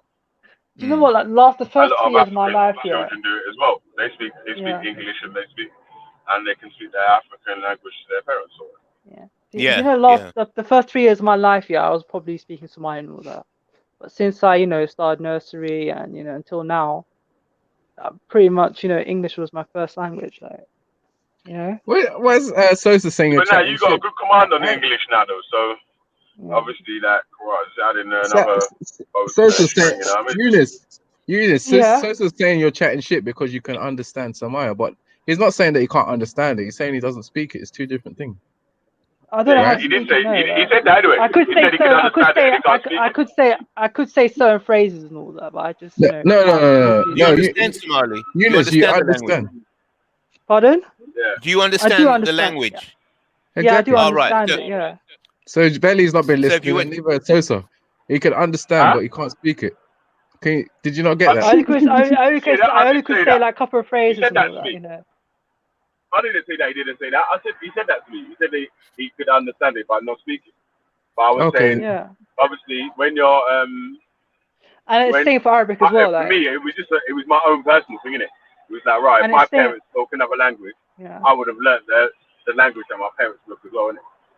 and it's the same for Arabic as well. Like, you know, it's the same for Arabic as well. Like, so when it comes to Somali and Oh, wait, Arabic, your I do parents speak understand what they're Arabic as well? speaking. Yeah, one of my parents speak Arabic and all that. Yeah, I do understand that because, you know, I was exposed to Arabic drama when I was really young and all that, and, you know, I managed to pick it up. It seems like a shock to people that people cannot speak a language but understand it, or that people whose parents speak another language, they can't speak it as well. Why is that such a shock? I don't know why it's such a shock. I always thought that's good skill though. You know, you don't understand. You know, you can't speak it, but you know what they're saying and all that. I think that's good skill. Yeah. So Eunice, so would the way the Somalis practice Islam in Somalia be the way? I haven't been to. that To be fair, I haven't people- been to Somalia. My parents are not from Somalia. To be fair, you know, they're from that self-declared country between Ethiopia and Somaliland. Somalia. Yeah. Oh, you guys are combatants. Pardon? No, You like, ran you know, up- like, basically, you know. Somaliland was like a British protectorate, though, right? Yeah, it was. Yeah, it was. Oh, And it was British granted independence in protection. 1960. Okay. British protectorate, yeah. And so they speak English in Somaliland. Yeah, Obviously. I think that's probably the second language, yeah. And I think Arabic's one of the official languages as well. I don't know why, you know, someone would want to speak Arabic in that country. I understand. But Islam, innit? Because it's Islam, though, innit? It's definitely Muslim. Probably, perhaps, yeah. I saw religious reasons and stuff like that. British protectorate. How you man feeling about the tomorrow? I think what is it? Is it starting to see the lockdown? Is it tomorrow morning or is it? Do you know what? Yeah, for me, I'm quite okay now. You know, I'm assuming this bus ride's gonna be free in it, like the bus ride, like a couple months ago. I'm not sure about that, mate. I'm not sure about that one. Nothing's gonna change, bro. I'm still gonna be at work, bro. Please. For you, yeah. You'll be okay. Do you know what? I miss work, to be fair. You know, I actually like going. You know what I mean? So yeah, I actually like going to work. I actually like going to work, like, you know, like going to my marketing job and all that. I had to basically, you know, like cashing off 148 all the way from Thursbush to Castle. It's like basically it's at 12 o'clock this night. So it's tonight. What, the lockdown's gonna start? Yeah, starting at 12:01. Yeah, so you're on lockdown tomorrow. You get me? Make sure you jump on the paddle, hype it up. Yeah, have your say and all them things there. Yeah, and you can't have more than 6 people in the house and stuff like that. We got the lockdown convo. You get me? It's like the lockdown convo rave. Well, it didn't work last time though, Gaza. Last time it was a lockdown. It's like the numbers were still like the same. So I don't know what happened. Can you fly out the UK? Like, can you fly out the UK? When it was a lockdown, we was popping, man. Really? I don't see that. Can you fly out like to Sweden or like Norway or places like that? As long as they're on the list of exemptions, but then those countries might have stopped us now because of the like humongous amount. Everyone's got bigger than before, so they might have revived. Yeah, I was actually like thinking to actually get the cheapest ticket and actually go there for one day, like to Oslo or something. Where? But I flew out in September. I was in Poland in September, so I got How was it like anyway? Like, you know, I know it's a black guy, he's American. Yeah, what was it like? What, in Poland? What was it like? Yeah. Where I went to it was good, man. I enjoyed it. It was everybody wasn't racism. Nah. But I not to say that other people wouldn't have, but I personally didn't. I mean, I went there for one particular thing. You know what I'm saying? Like I didn't really go there. I went for 3 days. Or? No, I went for a wedding. Well, it was one of your like family members getting married to a Polish person, something like that. Or... Not really family, but a friend. Oh, okay. Yeah, so. Yeah, I know a girl that used to live on my road that she moved to Poland now. And she's got like works for a company. Is she a white girl or black girl? No, a white girl. She has to move to Poland for the job, innit? What I've noticed here, like Polish women are quite fit, though, isn't it? Like, that's what I've noticed. You know, that's what I've noticed. Like, to some degree. Poland has got a lot of people with traditional values, so if you're someone who's down for traditional values, you probably fit in there quite well. And yeah, they're quite developed as well. I mean, the standard of living is quite alright as well. It's not. And they have like that. They got like you know that gender roles was intact as well. They got like the feminine and the they're older than that. I reckon Reggie's having an affair with Maggie. That's why I went to Poland, isn't it? I don't even know what's the deal with Maggie anyway, man. Like Maggie's, I don't even know. Isn't it real Maggie anymore? I don't even know what's going on that side. So sorry, Maggie, man. I didn't mean to drag you up. Nah, not even. Drag you back into this YouTube bullshit. Nah. That man are retired now, man. So leave them alone, man. Let them enjoy their retirement. Where? What happened to Real anyway? Like, so it depends on what circles. Man would have done him with his missus on his free one. Yeah. Different circles, it might have worked, didn't it? Like, in his speaker school circles, there's too much pagans and haters, man. People are actually plotted to make you crash around. So, you get me? What? Well, you talking about his channel or you talking about the relationship? In general, your channel, your relationship, your whatever. In this speaker's corner, there's too much pagans and haters, yeah? Bad mind and envious, yeah, sort of people, yeah, that you can't bring them sort of things onto this YouTube thing. The man that really tries to do anything that you get me, tries to crash your shit. Yeah, sure. That's true. But that's not to say that that's the reason why his relationship might not have worked if it didn't work. But in terms of the channel, the channel was a help, innit? Yeah, it doesn't help, no. But the channel, when I just say something about the person as well, when they're trying to like flaunt their relationship on this kind of like what is really just a what you call it? It's just an entertainment show. It just says something that you don't really like. You got to privatize them things. You know what I mean? If you're sincere and you want it to work. Full of bad mind, bro. You crazy? Yeah. There's one bag of bad mind, one bag of haters, and one bag of super crabs in the barrel. Yeah. So man will chop off your leg, yeah, and step on your head top, and hear me, and pick your spot like it's nothing. I'm like, Ross. Yeah, me. I want them. What man them go on so? Him. Yeah, me. Them so bad, man. Desire for power. They need power. They want power. People do anything for power. We all want power, innit? Like we all want power, but I think we won't be getting that power. Yeah. Even if we get that power, though, will it be for the good? Like will it be will it be done ethically? Good question. No, Once you got power, you decide what is good and what is bad. If you haven't got no power, you just take what you're given. You take the law. Yeah. So I think Adam Smith, he said that a person could exercise egoism for his own benefit, and he can disregard the rest. So I think that could be a form of power. Yeah, but the thing is, like when you're talking about real subjects, about real life issues, it's gonna always touch some sort of nerves and certain things like that. But at the same time, I think the reason why these things are actually touching nerves because they are actually real issues, and maybe that's right. You know what I mean? So, nah, man. There's people with YouTube channels with their families on, yeah, who's getting bare love in the comment section, and people also happy clappy. Yeah, your family's beautiful. You're living your best life and so and so. Like, if Where's you try that? to do that in this environment, yeah, this speakers corner haters circle, yeah, where people are just haters for full time. Yeah, you try to do that, yeah. No one ain't congratulating. What if you brought your youth on and he was able to do some, you get me?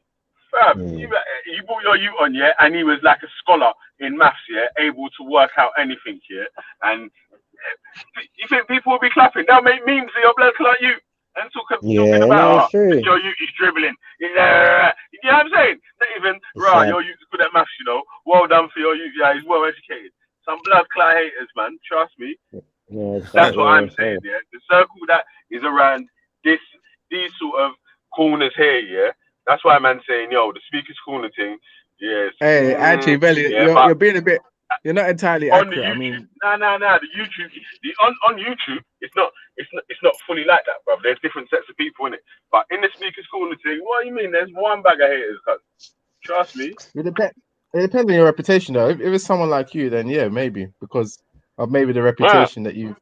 They'll still switch on you. They'll still switch on you. It's like what do the police say when they're arresting? They say anything that wait. Hold on a sec. He said could be used. If it's someone like you, held against you. But wait. Reggie said if it was someone like me, yeah, then they're gonna hate on you. So what do I do to make you become a hater? For me, myself, I'm not here. No. But what could I do to make someone become a hater in it? So what I'm saying because you're a prominent figure in terms of you've given out what you represent and what you represent. And you got your own stream. Yeah, exactly. So you got your own stream, and what you tend to your content is against certain people. So you got a lot of people that are anti what you. No, my content's not against anyone. It's interpreted that way. It's easily interpreted. That's only by snowflakes. Not by the real by snowflakes. The real dons come on and answer questions, isn't it? Man put out the question of the day, yeah. Right. Whatever the question is, yeah. People will jump on and answer the question. That's it. It's not like man's gonna man ain't put a title so and so's mum is Butters or so and so's this is so and so's prophet is blah blah blah.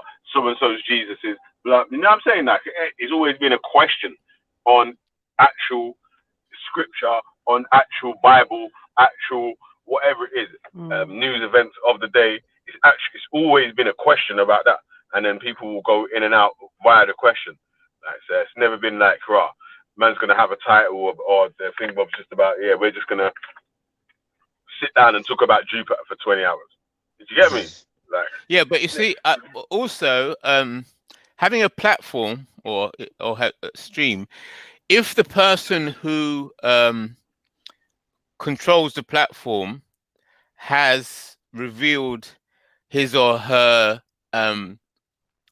political or religious position, it will set a tone over the whole platform. So you're known, Belly, to be to hold a position as an atheist, correct? yeah, hold on a sec, Uncle. Yeah, yo, DJ, I think you got your YouTube playing in the background, cuz. Yeah, turn it off, yeah. Not anymore, I ain't. All right, yeah. Go through that. Answer that question again.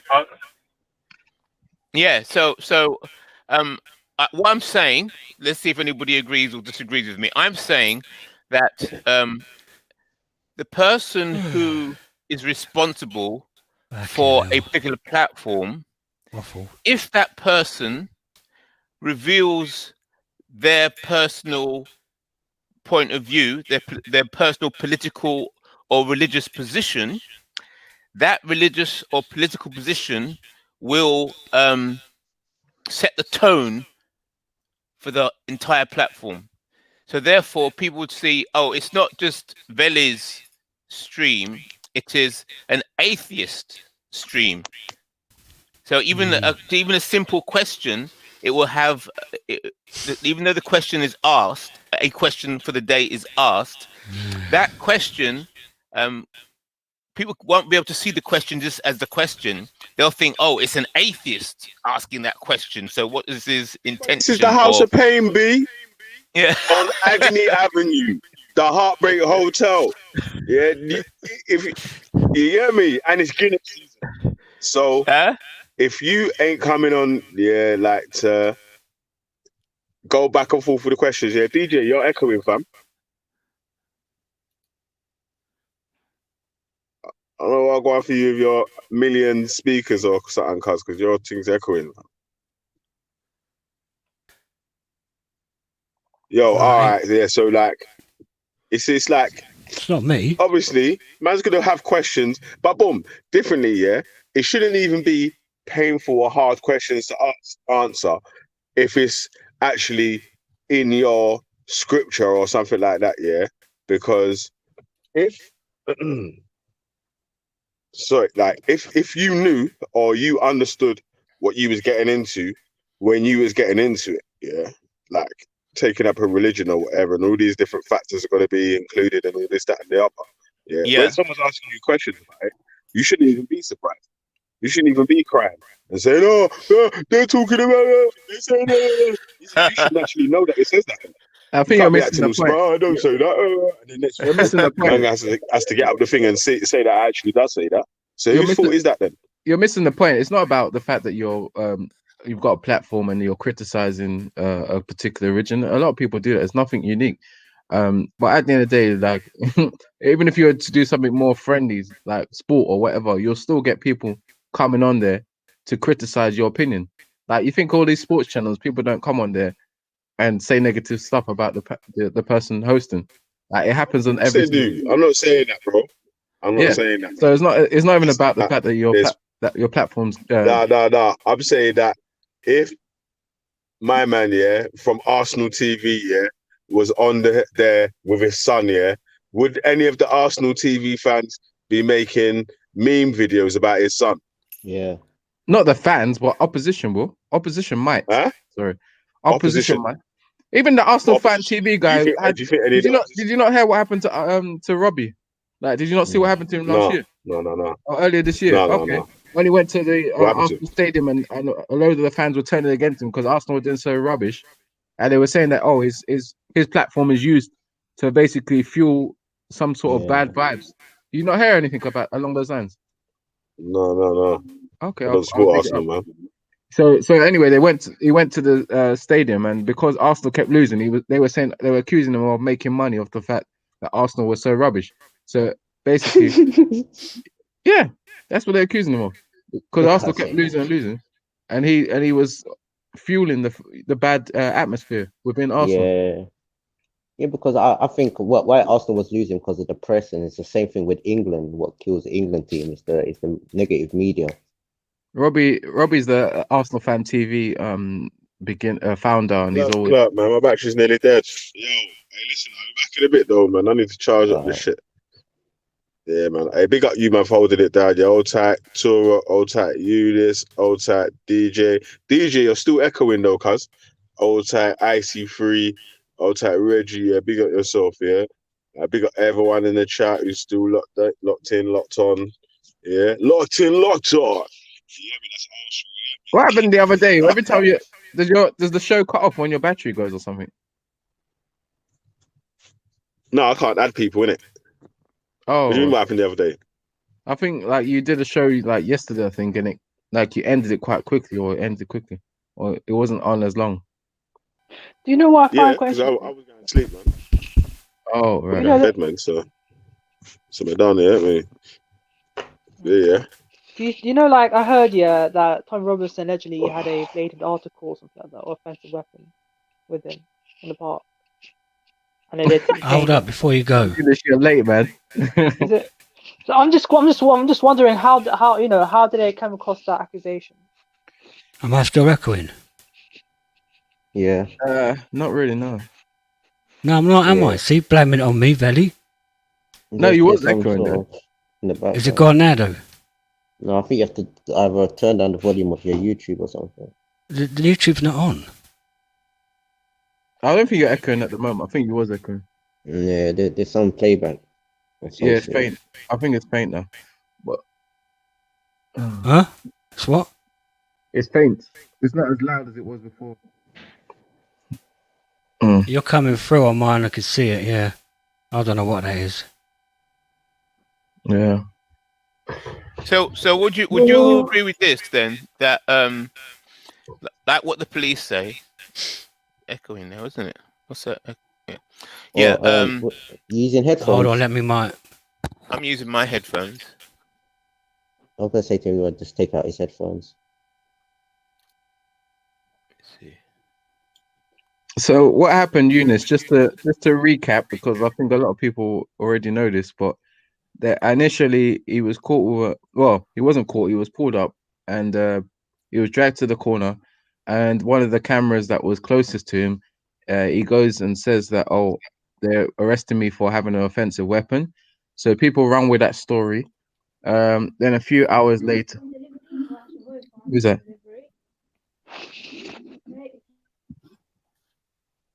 Come on, lads. But yeah, then a few hours later, it's becomes apparent that, oh, it's not because of an offensive weapon, because things weren't adding up.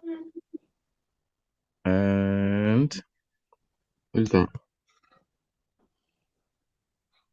You still with me, Eunice? Yeah, I'm still with you. Yeah. So yeah. Apparently I saw in a video he was eating like candy or something in someone's house, or was it a sweet shop? So he was pulled away from the thing on his way out. So people were firstly presumed it was an offensive weapon. Then I think later on in the evening it became apparent that, according to the mainstream news outlet who asked the police to confirm what was going on here, then the news outlet got from the police that, oh, it's not because of an offensive weapon, it's because of breaking the COVID rules. So that was the official verdict behind why he was removed. Oh yeah, so when somebody's being arrested, they usually shout out, "Why are you arresting me? Why are you arresting me?" And then as they're being dragged, then they might shout out what they think is the reason they're being arrested. It was like two police officers essentially, grabbed him, and then you got like a third officer essentially pushed him with full force into the fence. What's your views, though, Eunice, on Tommy Robinson? Obviously, I think you're a bit. I don't hate that guy, and at the same time, I don't like that guy. When it comes to his, statements and all that, he is a person that is, quite, popular in mainstream society and stuff like that, in terms of the UK. But when it comes to his politics and all that, I couldn't care less if he's going to Speaker's Corner, on Sunday. I didn't care. But a lot of people did care, though, you see, especially those who vehemently hate him for whatever reason, maybe, and some that support them. That that are in the park. So yeah, so it wasn't so, you know, when I'm thinking to myself, you know, I'm sure the people in the park at the time thought to themselves, you know, I'm thinking to myself, I wouldn't have gone to the park on Sunday because I knew for a fact that the park's gonna be very packed and that it's very easy to be fined and all that, you see. Yeah. Yeah, and Yeah. there's lack of, you know, COVID, you know, it's a place that you can't exercise, you know, COVID prevention or something like that. You know, So do you apart from feel that having a mask or anything like that, and that's pretty much it. so what do you think of the people that feel like they went out there and confronted Tommy and they took a W? Yeah, Because and then you got you got one guy essentially daring him to actually say a racially charged statement or an ethnic epithet. Yeah, an ethnic epithet, which I found to be quite interesting. Yeah. They were saying that they've gone out there to you know, what's the word, to fight for their community. That's why that's their way of fighting for their community. I don't know what community that they were talking about. Like, you know, I'm assuming they're referring to the Muslim community, stuff like that, which is a very broad statement to make. You know, there's no Muslim community, there's Muslim communities. You know, and I think that, you know, I think that's identity politics, though, isn't it? You know, homogenizing a minority group. Identity politics. Yeah. Well, that's true. That I wouldn't. Well, that's their argument. They claim that they went there to defend the Muslim community. I don't know how. Like, if anything, I think that's insane, to be fair, because what it makes you think here is that, you know, Muslims on the attack and stuff like that. And what it really does actually is it plays into the, you know, more extreme narrative. Like, you know, and it does actually, if you think about it.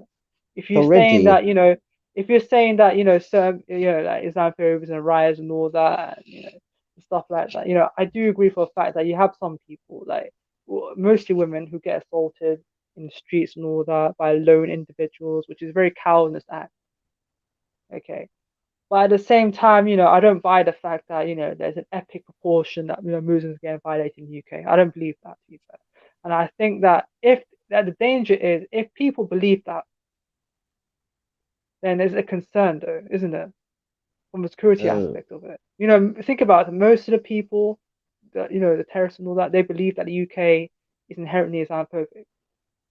You know, and I've said earlier on that Islamophobia is the, you know, it's the deliberate conflation. You know, it's sort of like, you know, it's a shutdown term. You know, if you know what I'm trying to say. So basically, you know, someone could say, "Son, you could actually make a general critique of Islam and all that," and that person could be labeled Islamophobic. So Reggie, so what is Islamophobia is like it's a conflation. Yeah.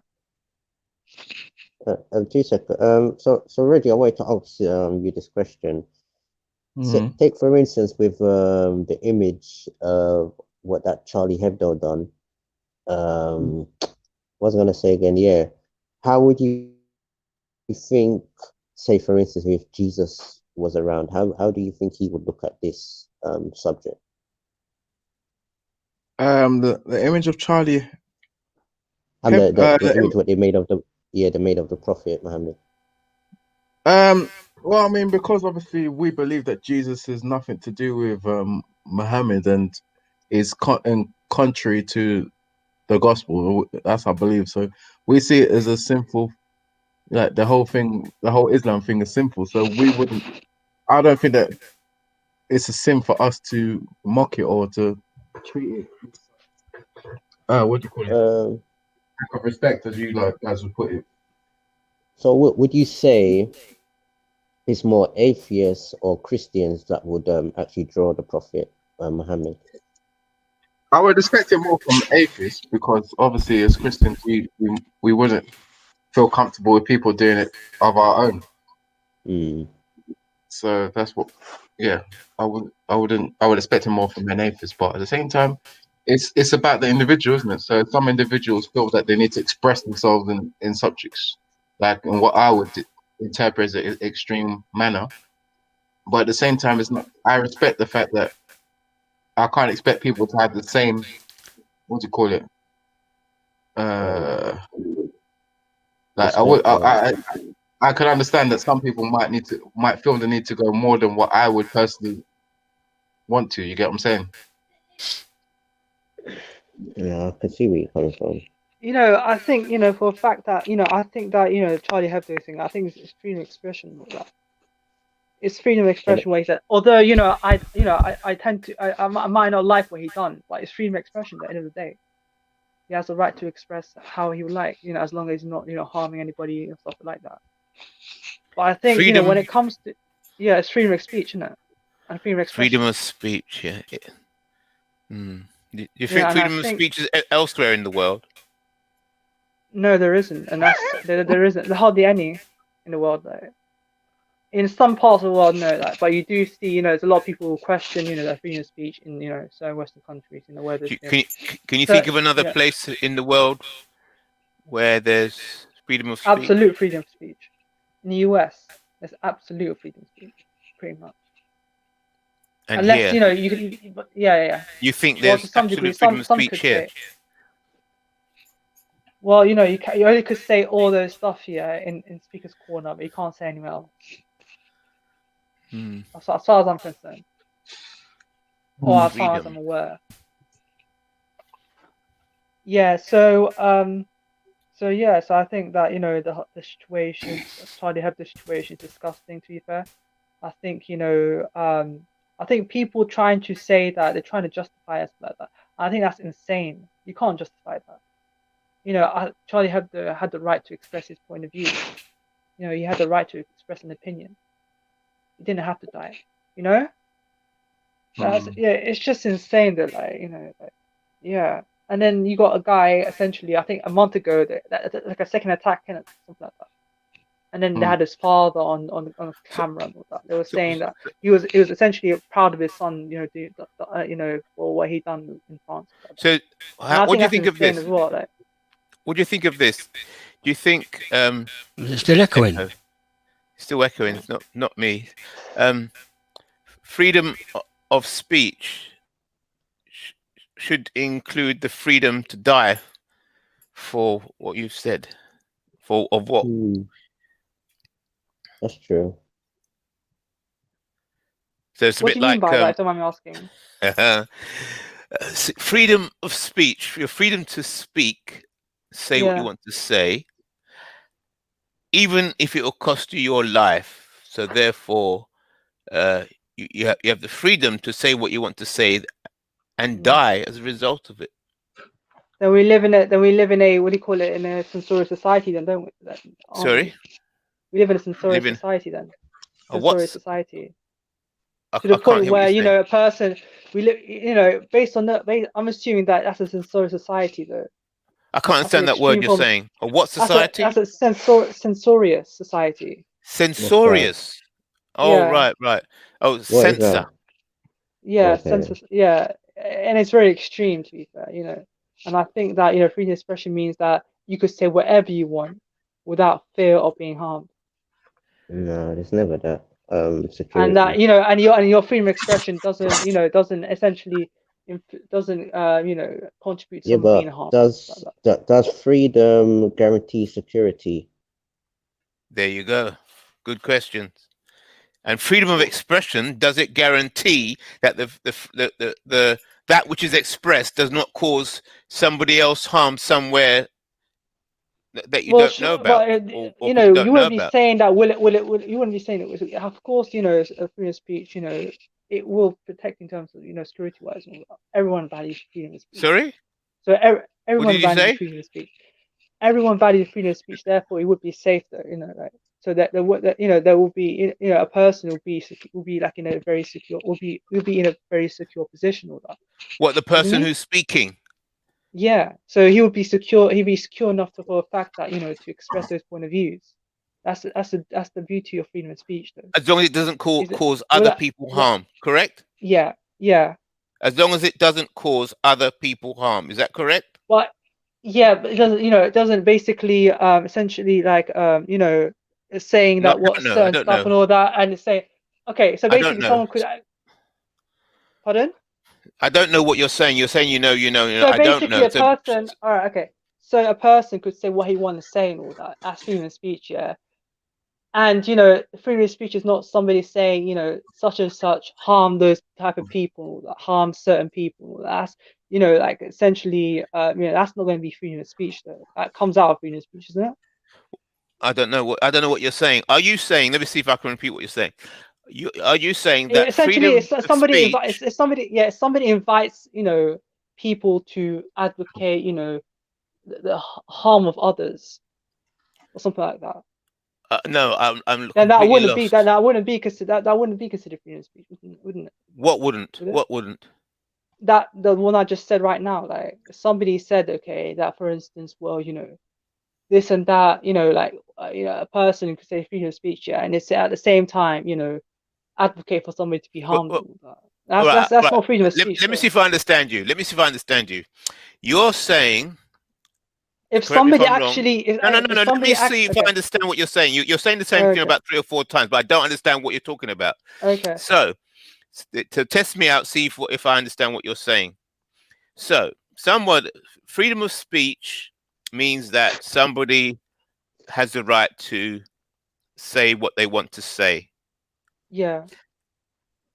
As long as it does not hurt others. Is that correct? Is that what you're saying? No, it doesn't harm others. Like, it doesn't advocate violence or anything like that. Well, but wait a minute. Advocating violence is not the same as harming. No, okay, doesn't advocate violence to, you know, certain person or certain people or something like that. That's my interpretation of it. That's you know, I might be wrong on all that. That's how I grasped it. Like, you know. Yeah, I don't understand your position, but so let me see. So, well, would we all agree that freedom of speech, as long as it doesn't harm somebody, is okay? Well, like in terms of physically and all that. Harm. Physical harm. Physically, it depends what it means by harm. There you go. That's the thing.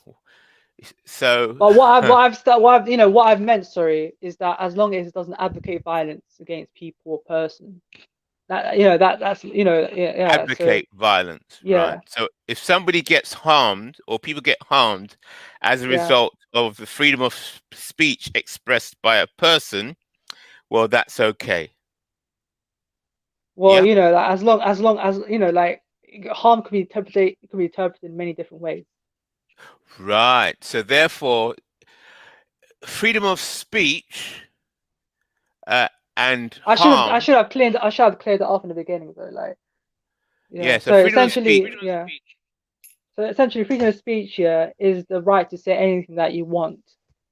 You know, freedom of speech what is not freedom of speech is that person who, you know, like, who advocates violence towards certain person or certain people, something like that. Oh, so you think freedom of speech is free to speak, but you mustn't advocate violence against people? Yeah, and that falls out of freedom of speech, though, like laws. When you're talking about legally speaking, so yeah. Interesting.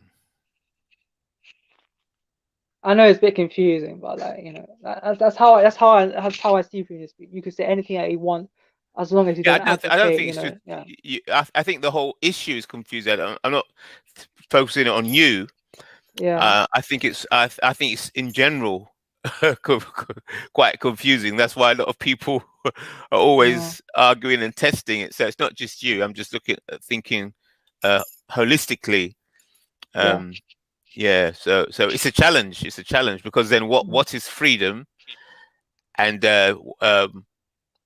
how can some people assess whether what is said actually causes harm to other people?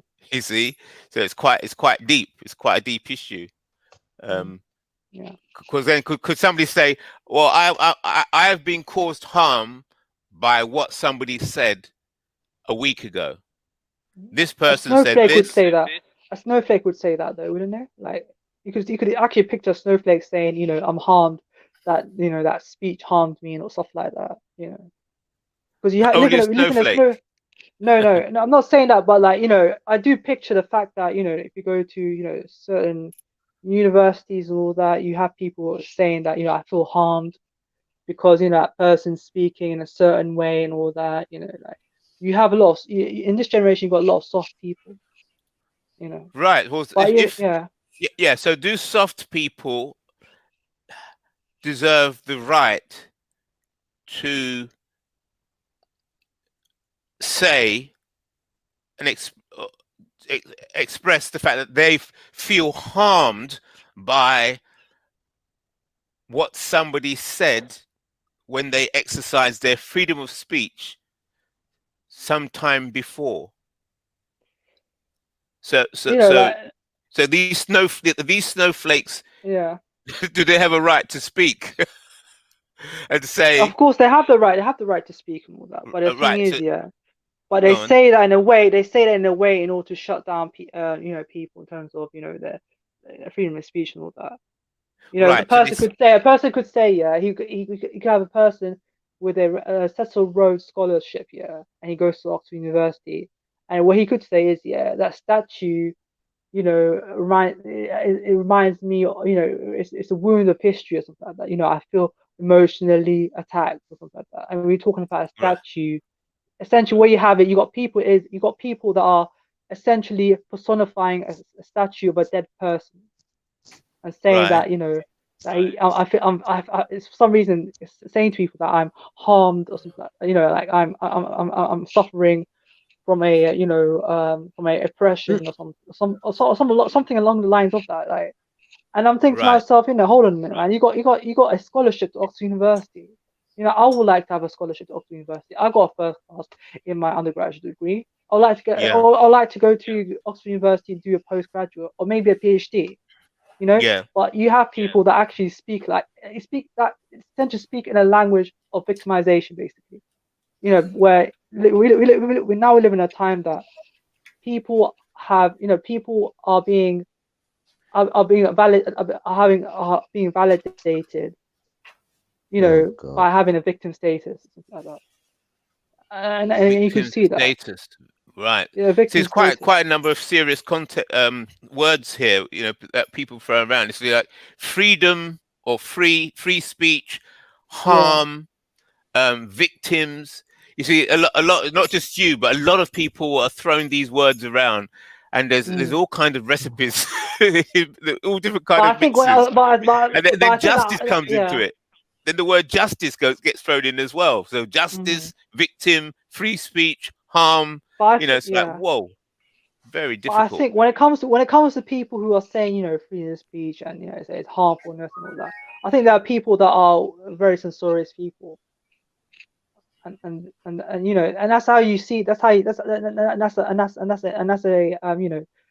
clue to like why they don't want freedom of speech and all that. They only want freedom of speech when it comes to their favorable stance or their favorable point of view. They don't want freedom of speech when it comes to a certain person's point of view.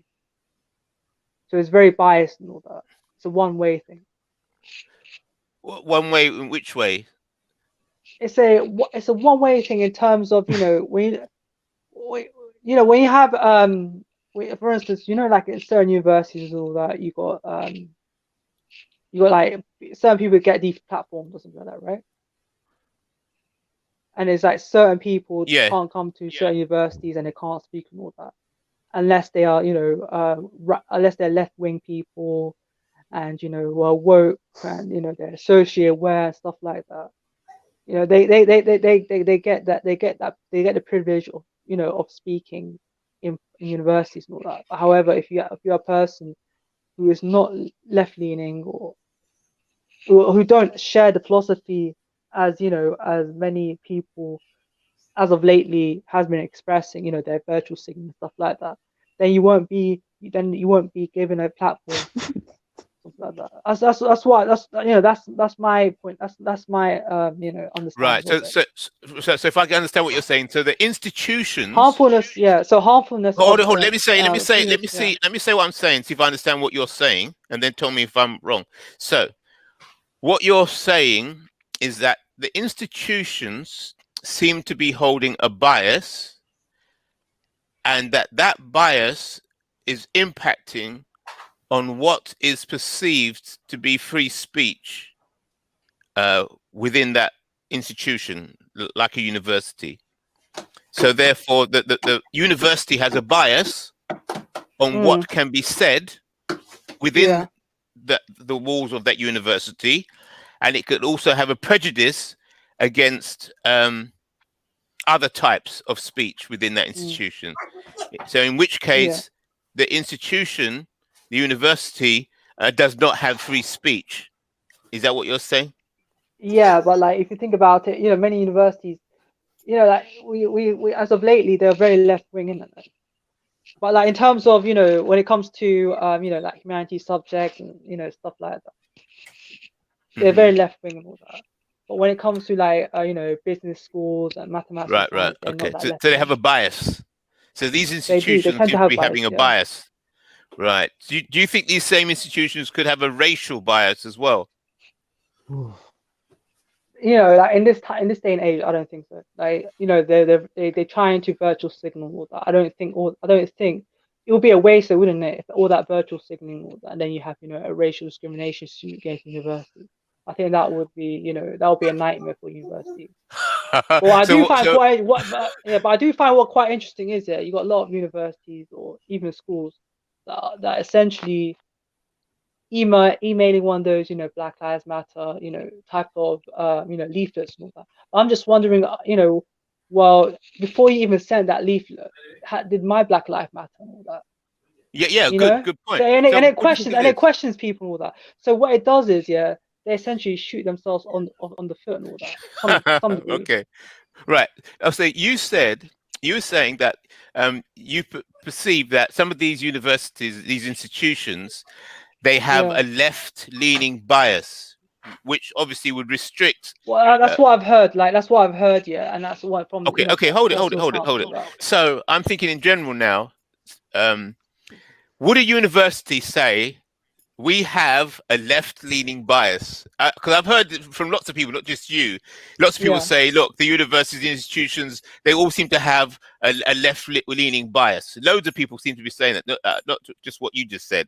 And it seemed to be generally accepted. Yeah, universities seem to have a left-leaning bias. Now, if I was to go to any university, would any university admit that they have a left-leaning bias? Have you ever heard of a university saying that, or any institution? I don't think they would say openly. Okay, hold that point. So therefore, an institution would not say that they have a left-leaning bias, even though generally people sense that university or that institution has a left-leaning bias. Well, so since they wouldn't say that they have a left-leaning bias, isn't it the same as saying, well, we don't have a racial bias? So if you can hide your left-leaning bias, why can't you hide your racial bias? Because there might be also fraternities where they have a certain type of ideal. So if you don't have that same type of ideal for that university or that campus, it could work against you. Yeah, even some universities have got like Labour Party, societies. They don't have a Conservative Party society. And that's and it was quite striking anyway. And that's it's a notable note to make. When you look at all the societies and all that, and most of the societies are very identity driven. And sometimes you're unknowingly, like you go into these things not knowing the politics. Like if you actually knew something like what's more suited to you and your beliefs, you might even succeed more than just randomly picking a certain suitable college might be near to you or university. Exactly. Good point. So that's what I'm digging at, really. So it appears to me that in order to get more money or achieve more business or to get more people joining their university or their institution or whatever it is, go back to bank, to go like a bank as well, they would try to hide whatever bias that institution has in order to suck in and attract people that disagree with that institution. And so therefore, it appears to me, I mean, you can all challenge me on this, it appears to me that these institutions can have racial bias and political bias, but none of these institutions will come out blatantly and say what their bias is to the students before they go there. Does that make sense or not? Okay, yeah, 100%. Has anyone here been to university? Yeah, I have. Yeah, I have. So, like, do you know, when you're saying they have a left-wing bias, then it doesn't mean that they're picking people who are left-wing as opposed to right-wing. It means that it just so happens that smarter people are generally left-leaning politically, and that's like there's loads of scientific studies been done on that. People who are left-leaning have generally higher IQs. So wow. So it just so happens that those people with higher IQs then want to go to university, and then they become left-leaning because of that's just rational. Rationality is left-leaning. No, but you have to take into hand is the actual knowing what you're getting yourself into, because majority of the time, sometimes people will go to the same university some of their family members have gone to, so that even gives them a different type of status. Where other people who is the first time any of their family members are going into, oh yeah, because sometimes you have the first family member going into university to somebody who's got generations of it. You've got you're talking about private universities though, there like Eton and Cambridge, Oxford, like they're like the kind of creme de la creme. No, just worldwide, really. They've all got this sort of heritage and history and sort of some sort of patriotic sort of things, where it's more than you just go there and learn. It's like you're part of the campus and certain things like that, because there's other things where it binds you. Oh yeah, of course. Culture as well. Mm. So what you said there, fascists beware. You said that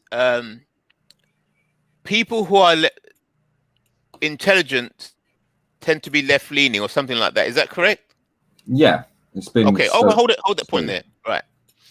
Wow. See, that's like a bomb. That statement.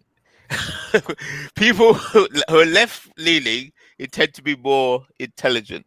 So it's like, well, if you say I'm right-leaning, you could almost, if anybody declares that they have a tendency to lean to the right, after hearing that statement that you made, people might tend to think, oh, well, that person's not quite as smart, or cannot be as smart. They've got to be dumber. Right-leaning people have to be more dumb, just based on if a lot of people believe that statement which you've said, if a lot of people believe, I think that's a stereotype. Yeah. That's the common stereotype, though, isn't it? Yeah, that's a stereotype that you like took from it. It doesn't mean that right-wing people cannot be smart. It's just on average, left-wingers are more intelligent than right-wingers. Right. So if we to calculate risk, if we were two groups of people, left-wingers and right-wingers, and then you had to place your money on a bet on risk assessment. You're going to the risk assessment is going to make you put your money and your investment toward the left, isn't it? Obviously, you've got less chance of picking up unintelligent people. For correct? Sure. Exactly. Yeah. Right. So perceived bias can be quite serious, because it means it could be the difference between the investment heading your way, or the probability of being of investment heading your way, versus the probability of being rejected for investment. And then if the same principles, if you apply it racially, if it seems that on probability, most intelligent people tend to be white, whilst those who are black tend to be less intelligent, then if you got money to invest, you reduce your risk by investing white. That makes sense, no? Investing white? Yes, investing in white people, because it's assumed that white people are more intelligent than black people. Assumed, yes, but that's like statistics. Statistics show that the white people have higher IQs than black people. Therefore, you'd want to employ more white people. So you say that basically people actually, they tend to make to make their judgments based on IQ in terms of their investments. Well, yeah, based on the principles. Hey, IC3, you've been listening to Ralph far too much. No, slow down. Look, we just go by what you said. Okay, intelligent people tend to be left-leaning, correct? So intelligence and left-leaning, but IC3 seem to go together. Is that what? That's what you said. Left-leaning is a choice. Yeah. You can choose to be left-wing. You cannot choose to be black or white. So, like, you're not really comparing like apples with apples. Yeah, but do the left wing make proper decisions, or are they like never ending on decision making in a sense like that? So Vel, if you're watching, can you allow me to share my screen, because there's a article here. Children with low intelligence grow up to be prejudiced. This is from the Daily Mail as well. So this is a right-wing newspaper saying this. Right-wingers are less intelligent than left-wingers, says study. Right-wing views make the less intelligent feel safe. So that's it. Basically, like, it's basically what I've been saying all along. Like, people are playing up to our fears and using vulnerable people for their own, like, they're manipulating them. That's basically where are they, that's basically what Ralph is doing. Where are they referencing those statistics from?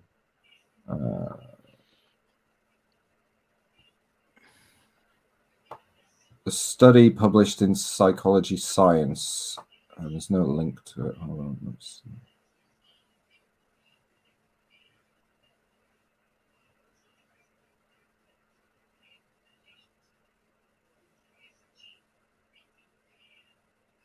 Yeah, it's the study published in Psychological Science. You know what year that was? Or? The article was written 4 years ago. Okay. But I think there's quite a few of the... What is it, American? The study by academics at Brock University in Ontario, Canada, used information from two... They used information from two UK studies from 1958 and 1970, where several thousand children were assessed for intelligence at the age of 10 and 11, and then asked political questions aged 33. Very, very not unbiased. How is that biased? I said very not unbiased. Oh, okay. That's double negative.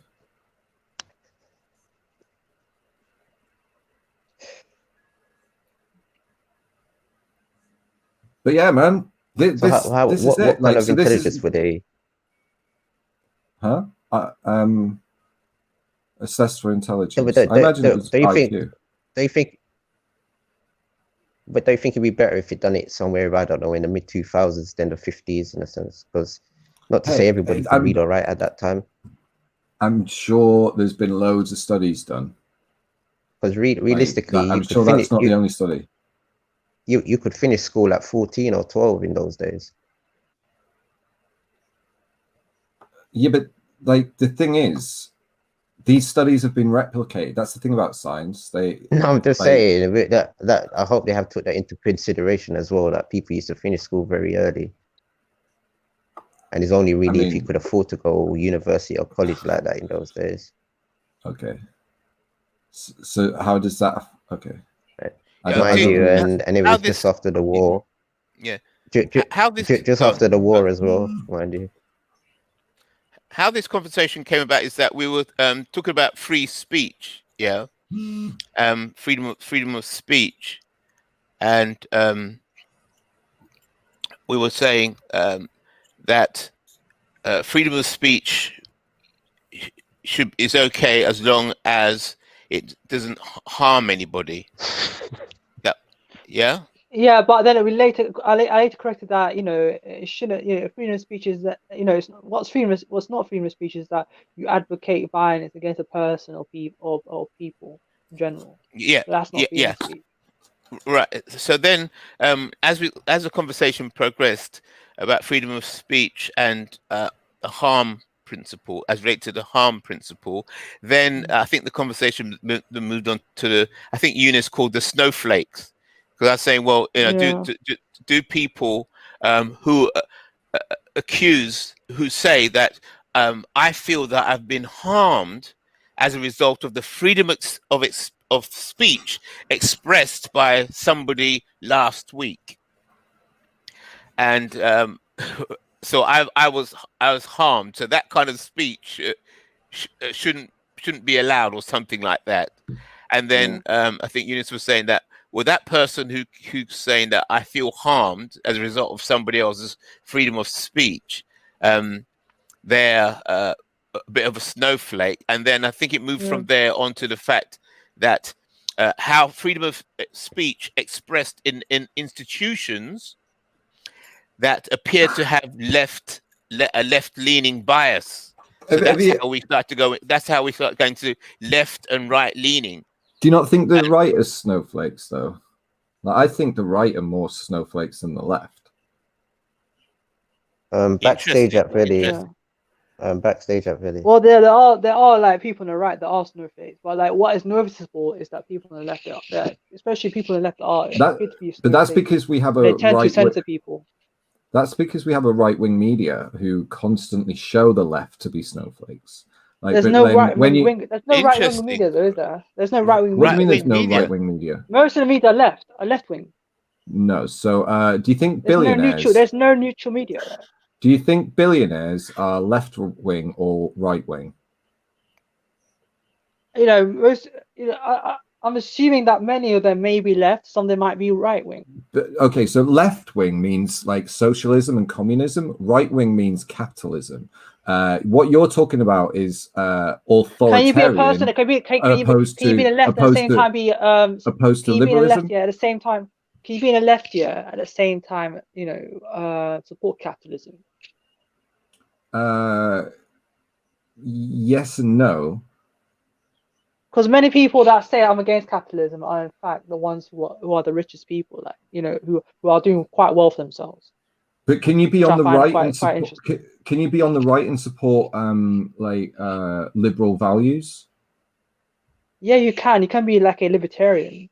Yeah, exactly. So you're talking about liberal values instead of left-wing values. Left-wing values means socialism and economic things. Right-wing values means capitalism and that kind of economics. Then if you're talking about social issues, you're talking about liberalism and authoritarianism is the opposite to that. Mr. Lister. Well, you know, but the left is very authoritarian, right, to some degree. It can be, yeah. The left can, so you can have a communist or authoritarian communist state, or you can have a liberal kind of socialist state. So you can have like authoritarian and liberal in both senses. In the same way that you can have a anarcho-capitalist state, which is liberal, or you can have like a fascist state, which is like not. So what do you think of this question? Like, hold on. Okay. Do you know Mr. Lister? Sorry. Okay. I was gonna say, Mr. Lister, don't you feel like a lot of people of BAME groups, a lot of them are right leaning? In fact, even religiously, Islam, for example, is right leaning. Does that mean that these groups are low IQ as well? Okay, so if Islam is right leaning, then why aren't there more Muslims in the Tory party? I think the reason why is that they're not in the Tory parties. I think many of them are working class people, aren't they? Exactly. So you're saying that Islam is not right leaning? Is that your point? Are you saying that they're more liberal? They're more authoritarian, but they are more left leaning. You're having a laugh. So okay, they don't believe in interest, do they? They look at they do they're probably more like I don't know, it's it depends, doesn't it? Like you get some like Islamo-fascist states that are authoritarian, but then you get some places like Turkey that are not so much. So Turkey is a left-leaning state. A liberal Turkey. state. Turkey is liberal state. Liberal compared to like the average, I imagine. Compared to average, what? The average like highly Muslim populated country. Stop it. So, Stop it. I mean, really. Okay, so what's the most liberal Muslim country?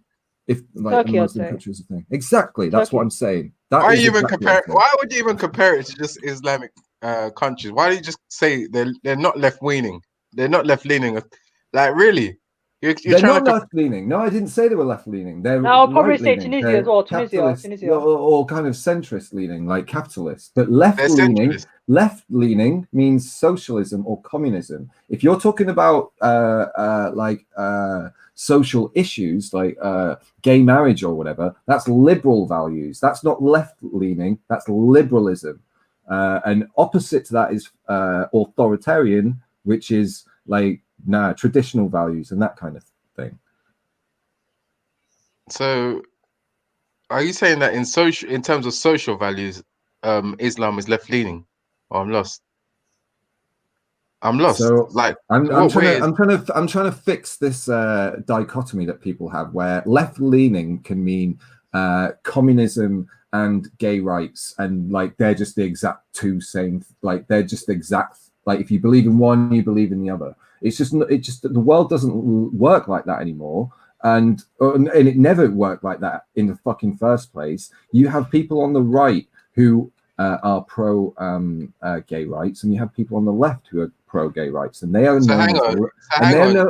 known as liberals. So hang on, Erdogan are you claiming that Erdogan is part of the left wing or left leaning? No. So I don't really. How do you come to such a conclusion that any Islamic society? Do you understand what I'm saying, Reggie? You're not even trying to understand what I'm saying. I am actually trying. I'm trying. What does left wing mean? Left wing. What did I just say? What did I just say? That liberal. Yeah. So why do you keep saying that I'm saying that Turkey is left wing? Because it's not a communist state, is it? No, it's not a communist state. So I didn't say that, did I? So it's not. So you agree with me that it's right leaning? Yeah. So Islam is right leaning. So why would you do all this tap dancing? No. So in some because one fucking country thinks it's right leaning, it's right. No, okay, show me one Islamic country that is left leaning. Show me one Islamic country. So they for a start, like they don't use interest rates. They look after their poor much better than we do in the West. Oh, really? Which country is that? Set up. It's set up in a more. Which country is that? Which Islamic country is that looks after their poor more than we do in the West? Okay.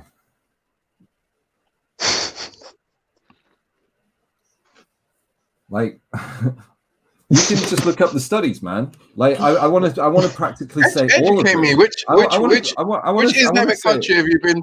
Which Islamic country have you been to? Okay, so Libya. Do you think the West has a problem with like families breaking down and individualism? That's got nothing to do with no, it does because Islamic countries generally Muslims generally have like much closer knit families than Westerners do. So whether this is supplied actually by Muslims the government, can be Westerners as well. Like, I don't understand. No, I know, I understand know, but I'm talking about Muslims in the like Middle East. Like they would have closer family structures that look after their most vulnerable better than us, because they won't have things like care homes where their kids just send their parents off to you're talking about the family structure. Many would argue that that's a right wing facet. It's not a left wing facet. You know what I'm saying? It's a traditional. You're bringing that up. So you're bringing up the family value. That's a traditional. Yeah, but it's nothing to do with it. It's nothing to do. If anything, the liberal value is to abort your baby. Is to be able to divorce when you want to. Yeah. Is to be able to go sleep with whoever you want to. That's the liberal value. Yeah, that's the liberal. That's a liberal value. No, that's a liberal value. No, that's a liberal value. And the thing that you were saying before is a traditional value. It's not left or right, because it has nothing to do with capitalism. Having a traditional family and that's nothing to do with capitalism. So it's not right leaning. Like you can have a traditional family on the left. Right. So for instance, if you had a socialist state, you would be able to afford to live on a single income household like we used to have back in the day, like 100, 200 years ago, when most people lived on single income households. And that's because there were plenty of jobs around. That it was people had jobs for life wherever they went. And that doesn't exist anymore. I'm waiting for you to show me one because of right-wing economics. So right-wing economics is completely against traditional values, because it means that people then have to send their kids away to childcare, nurseries, when they should be spending time with their parents, and we become more individualized because of that. So you can have a traditional kind of view of a family unit and be on the left, and there's lots of people that do that. That's true, but it's more of a right. Because you don't see them. Go to Glastonbury. There's lots of people there with traditional, pagan, proper traditionally British upbringings, but you don't see those people on TV. So your argument is that because Islam has an economic banking, or if you want to call it structure, therefore that's an element of left leaning, when in totality most of what they believe in is right leaning. They don't believe in homosexuality. They don't believe in traditional. What's traditional? These things that you're saying now are traditional. They're not right leaning because it's got nothing to do with capitalism. So it's traditional values.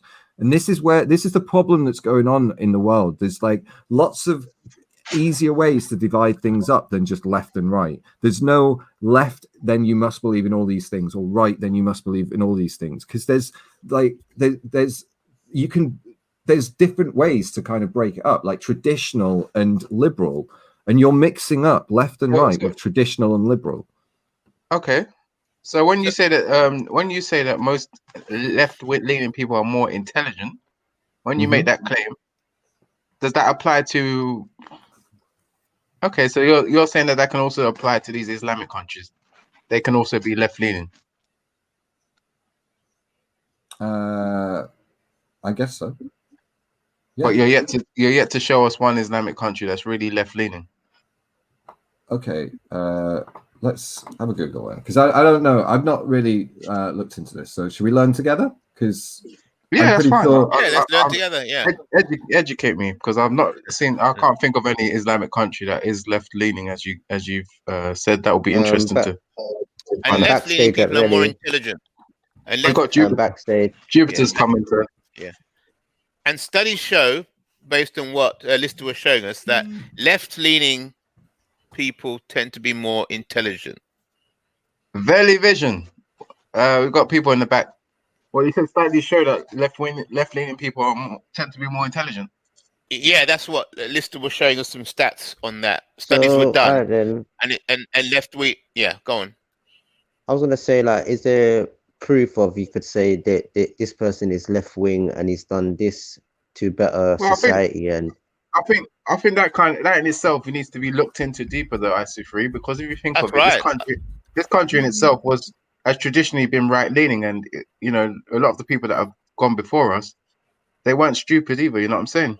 It's only recently we see such a movement of left wing people who claim that they're so intelligent. You know, over the last maybe 20, 30 years. Yeah, Lister was showing us some stats that, you know, as the basis for why he said that left-leaning people tend to be more intelligent. Yeah, so he was showing us a report and some stuff like that. Yeah. Any report that you get, you have to look into deeper. I'd advise people. A lot deeper, definitely. And then also, there's the issue of a bird with two wings, left wing and right wing, and can that bird actually be racist? The bird is fluffing. The bird, not literally, but the direction of the plane or the bird or whatever be heading towards white supremacy. So it has two wings, you know, left wing and right wing, but it's still its purpose. The whole bird itself or the whole plane is traveling in a white supremacist direction. And then apparently some of these countries have a better system of looking after the poor than the West. Well, we're yet to find out this system. I mean, I'm aware of their system of looking after you know, people from South Asia who come into the Middle East and build a lot of the buildings that you see there. I'm aware of their policy on looking after them. You know what I mean? And that's the way they treat them. It's disgusting. I don't know if that's what he's referring to. How, you know, the way that they take up people's passports. The housekeepers. Yeah, the housekeepers. Right? I don't know why people that they watch things from afar and they make. Where we at, Reggie? What's the topic? Well, I mean, Lister made the claim that a lot of left-wing people or left-wing people tend to have higher IQs than people that are right-wing. So I just brought up intelligent. He didn't say IQ. I was spreading the news. Yeah, intelligence. I was just spreading the news anyway. Like, it's not my claim. It's those scientists that I was referencing made the claim. I was just bringing the news. Yeah, those scientists might be left-leaning themselves. Who knows? Now, I would say this: anyone that's liberal actually has to see things in more than one day. So I would agree with that because they have to have more perception. But if you go far left, I would say that it'd probably be exactly the same as the far right. Yeah. Yeah, I don't know whether it's linked to what part of the spectrum you are, but I would say that a lot. Yeah. If you've got liberal values, you've got to be able to look at more than one position to be liberal. And therefore, you'd be more likely to be more intelligent. Is that what you're saying? Yeah, because you can see more than one perspective, and you're evaluating from more than one perspective. Jupiter, I think that is probably the smartest thing I've ever heard you say, Jupiter. Yeah, I think somebody who's moderately left, you know, would be considered to be, you know, relatively, you know, reasonable and, you know, takes things into consideration and, you know, could easily adjust his views based on, you know, certain issues and all that. I think that's. But if you're talking individualistically, I think everybody has it. Well, most people have it within them to see things from more than one perspective. I think that's just it's quite. And I would always say there's abnormalities, and I would always say that you can't paint a whole group of people just because if you're on the right doesn't mean to say that you're not going to be clever. Well, I think people on the far left are almost as the same as the ones on the far right. So if we were to associate intelligence, with being liberal, or somebody would say that being liberal makes liberal people are more intelligent because of their more flexible approach to issues, then would it also follow on that liberal people or those in power would tend to be more liberal? Would it follow on from intelligence to power? So if those who hold power, would they be more liberal?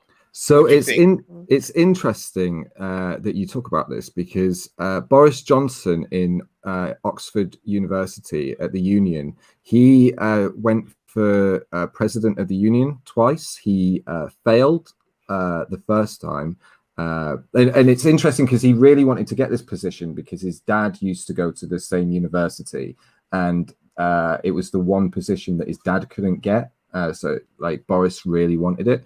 He failed to get it the first time when he ran as a Conservative. So then the second year that he ran, he changed sides to the Liberals, got elected, and then switched back to a Conservative as soon as he was elected. So it just so happens that liberalism is popular, and I think Boris Johnson has learned that and used that to kind of pretend that he's a liberal when really he just doesn't give a shit, and he just cares about any which he'll do anything to get more power. He'll change sides to anywhere. Can I ask a question? Do you think a liberal person who believes in the multicultural ideology? Who? The multicultural ideology. Do you think liberal people have to believe in the multicultural ideology?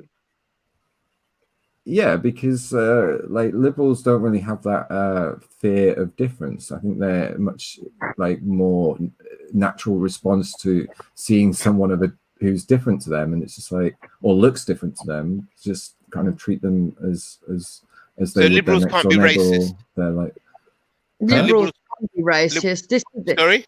This is something that really annoys me when I hear somebody like Lister saying this shit. Because Lister himself has got what is it? The low expectation. Bigotry, low expectation. Yeah, the bigotry of low expectations. He himself sees colour in everything, and therefore he capes for what he sees before him. No. So, do you know what I've read? Can you give an example? Do you know I've read articles in regards to the idea of multiculturalism, and it says in it that there's like the elites, they tend to essentially police minorities in terms of, preventing them from, integrating and assimilating into mainstream society. Like, essentially, they're policing a difference, essentially. Yeah, there is an argument that encouraging lots of multiculturalism isn't actually making people blend into one nation. Yeah, but I mean, just to defend about that thing against me, like I don't cape for anyone. Like who am I caping for when I cover Extinction Rebellion stuff? The middle class white people. Yeah. It's dumb. Like if there's someone out there that needs protecting from fascists or who is fighting fascists, I will be there. Like that's what I am. I don't care what color you are. I don't care what religion you are. I don't care if you're white or black. Like I'm gonna be there. I believe you do, though. I believe you do. I think you treat white people with disdain. I think you assume that all people of color need your help. No. Yeah, you do. Yeah, you do. No. Yeah, you do. You think that they can't stand up for themselves? To be fair, I probably need more help than like most non-white people in this country. In what way? In loads of ways. We all need help. There's no shame in saying that we need help. Like we can't get through life on our own. That's just a fact. Yeah, but I'm asking you, in what way do you need help? I know how you need help. How do I need help? I need help with my artwork for my channel. I could do with some background music that doesn't get me copyright striked. I could do with some help writing scripts because I have great ideas, but then putting that down into like words that just like roll off the tongue, I really struggle with. Well, why don't you ask some black people then? I hate asking for help. I like it when people come to me and say, and not receive it.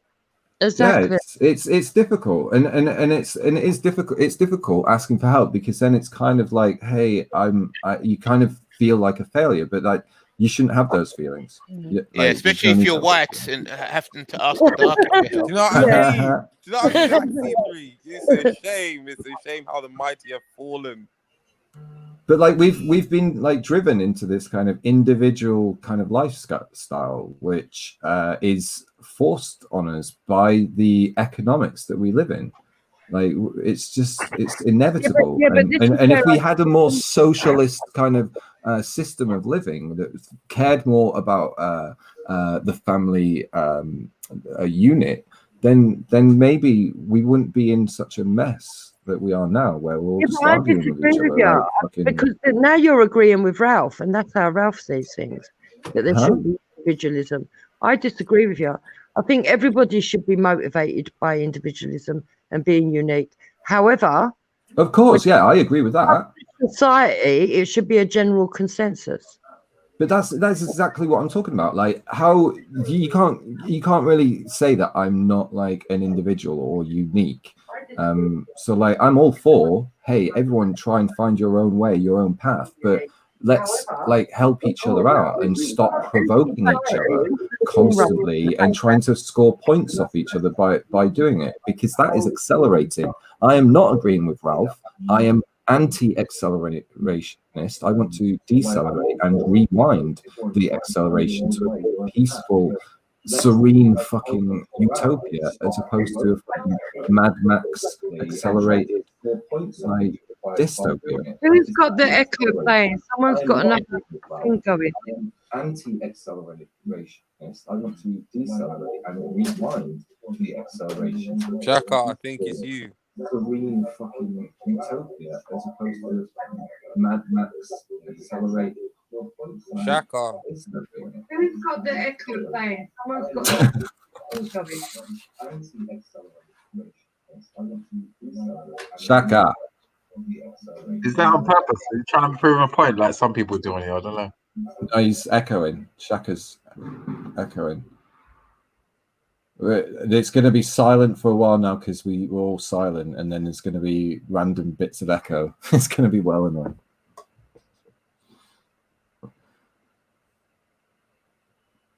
But yeah, maybe Shakara is making the point that this is an echo chamber, perhaps. I don't know.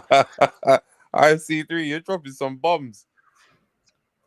I think I finished my point, but I can't remember what I was saying now. Don't worry. Hopefully, it won't come back to you. Yeah, but the thing is, if you want individualism, then you can't really want communism, because communism doesn't create an individual. It creates a society where everyone's near enough the fucking same. And it don't work. It don't work. I don't want communism. Well, that's good to hear. What economic system do you want? A mixture of both. So I want a cap. Basically, the socialism. No, basically it goes like this. The problem is billionaires. And the reason why the problem is billionaires is because they are able to monopolize money and then monopolize power. And because they're able to do that, then conspiracies exist. And so hold on. Before conspiracies exist, because they're able to do that, and they're able to then replace the workforce with immigrants that are made out of like AI and metal, they are replacing our workload, and then we get paid less because there's more people compared to jobs available, and the richest get paid more because instead of having to pay their people wages, they just have to pay one guy to fix their machines. So then that breeds lots of kind of resentment in the population, which then leads to conspiracy theories and lack of trust, and the whole society breaks down because of this lack of trust. Everyone's pointing at who's to blame, and then the only people who can really fix the situation are those who are in power, who are abusers, and there's never going to be any sort of like solution. So my solution to this is fucking ignore the psychopaths. So exactly like what happened at Speaker's Corner on Sunday, I was being chased down by a load of women, and I just walked away as soon as I like triggered in my brain that I'm here for Tommy, and I need to stop getting distracted by these people who are like trying to distract me. So we just need to ignore those abusers, ignore those people who are trying to manufacture chaos and gaslighters, which is what our politicians are doing under the control of the massive corporations. So we ignore them. We set up citizens' assemblies, and we do those with scientists based on science, evidence, and reason. People are called up to these citizens' assemblies like jury duty. So you go through, let's say the issue is the climate, there'll be a court case that goes through all the evidence of what to do, and there'll be a jury of people that kind of make the decision. That jury could be anything like dozens or hundreds. There will also wait, be. let him finish. Let him finish. There will also be universal basic income, because the money that the billionaires have is obviously way too much. Jeff Bezos earns £9 million an hour, for instance. He can't make a point. He has to go on into other subjects. No, someone asked me what my ideology was. I know, but you can break it down bit by bit. I mean, you could go on for hours with what your opinion is. Basically, in essence, there would be a maximum cap on wages. There would be universal basic income for everybody. That would mean that people can be able to choose to work. There would be a massive amount of jobs available, so like there used to be. So then people could choose to work or not and live off a one-income household. They would then be able to have that traditional family that they want by choice, rather than being like, oh, you've got to work for it. And we would all be able to focus on our traditional values, or focus on our culture, or focus on our hobbies, and monetize our hobbies. We would have a much more free world, and it would be fucking utopia. You're not a politician. Some of your ideas might actually be good, okay? But when you come on and don't want to discuss it in detail, you just want to ramble on like you're fucking on a fucking podium, it's not going to help anybody. Honest to God. And secondly, hold on, let me finish. Secondly, when you say that you were that a load of women started on you, you went down there with the intention of being an annoyance. And all the knows, hold on. Oh, yes, you was. And thirdly, why didn't you tell everybody that you spoke to Tommy in the prison cell, outside the prison cell, and asked him for a debate? I did what? You hung around outside the cell asking him for a debate. No, I don't even know what jail he was in. Yes, you do. Yes, you do. Okay. And I've confirmed. I know you do. Oh, sorry, Tommy. I was in a pool hall Sunday night because it was my friend's birthday. Oh my God. Left the park at around 3 or 4 o'clock, and I went home. Can we just go back to what his ideals, or what you want to call it? Yeah, because I remember he touched on this the other day. I mean, I did mention to you. Hold on, what was that? Does anyone know what she was talking about then? About where you was? Moving on. Go on, Reggie. What are you saying? Where did she go? Why did she run off? Go on, Reggie. What are you saying? Oh, okay. Yeah, I was talking about these ideals, like you mentioned before the other day as well, about having these localized assemblies. I mean, say you get an assembly of people, or what you get in some areas where there's a community that stick to themselves. Do they get to police their own society, make their own rules in that area, or how does it work? Like, for example, I did make this example to you before as well. Say when maybe myself, maybe Raheem, I don't know how old he is, but when we were growing up, maybe the assembly would have voted against bringing people like us into the country, and therefore we wouldn't be allowed to come in. So, and this could still be the case in some areas. Like some assemblies might not want certain amounts of immigration in. So how does that work? I mean, are you going to overrule them? Also, if you have assemblies, do you have locally governed assemblies as well as national assemblies? The assemblies is it strictly national? Assemblies would be organized by assemblies, so you'd probably have. What the fuck? You probably have an assembly to organize the assembly. Hold on, so King Raheem. So if we were to scrap the democratic process as it exists today, and we were to rewrite all the laws from scratch, we're getting rid of them. That's one way of doing it. Or we could say, hey, keep all the laws that we've got at the moment, and then have fix the laws that really need fixing first before you. So you probably have a citizens' assembly first to decide what way to go. And then once you work out which way to go, there'd be loads of citizens' assemblies that branch off from that initial one. So like once you've got the constitution in place, then you can work out what laws go underneath the constitution, if you know what I mean. Sorry, Lister, I dropped out. I something happened. Yeah, what were you talking about? Who's been saying this? Begging Tommy for Who's been telling you this? Because I can prove where I was. It's actually true. I know it's true, and Lister knows it's true. Otherwise, okay, I can prove where I was. I think I can prove it right now. Yeah, go on then. What does this? But no, I can't do it right now. But I can go to the pool hall that I registered and signed up for, and get a receipt of the date and like the fucking signature. What does this prove now? That proves that I was at a mate's birthday I'll tell you all what, night. I don't even know what prison he was at. Tonight with the proof. Come on, Wendy's tonight with the proof.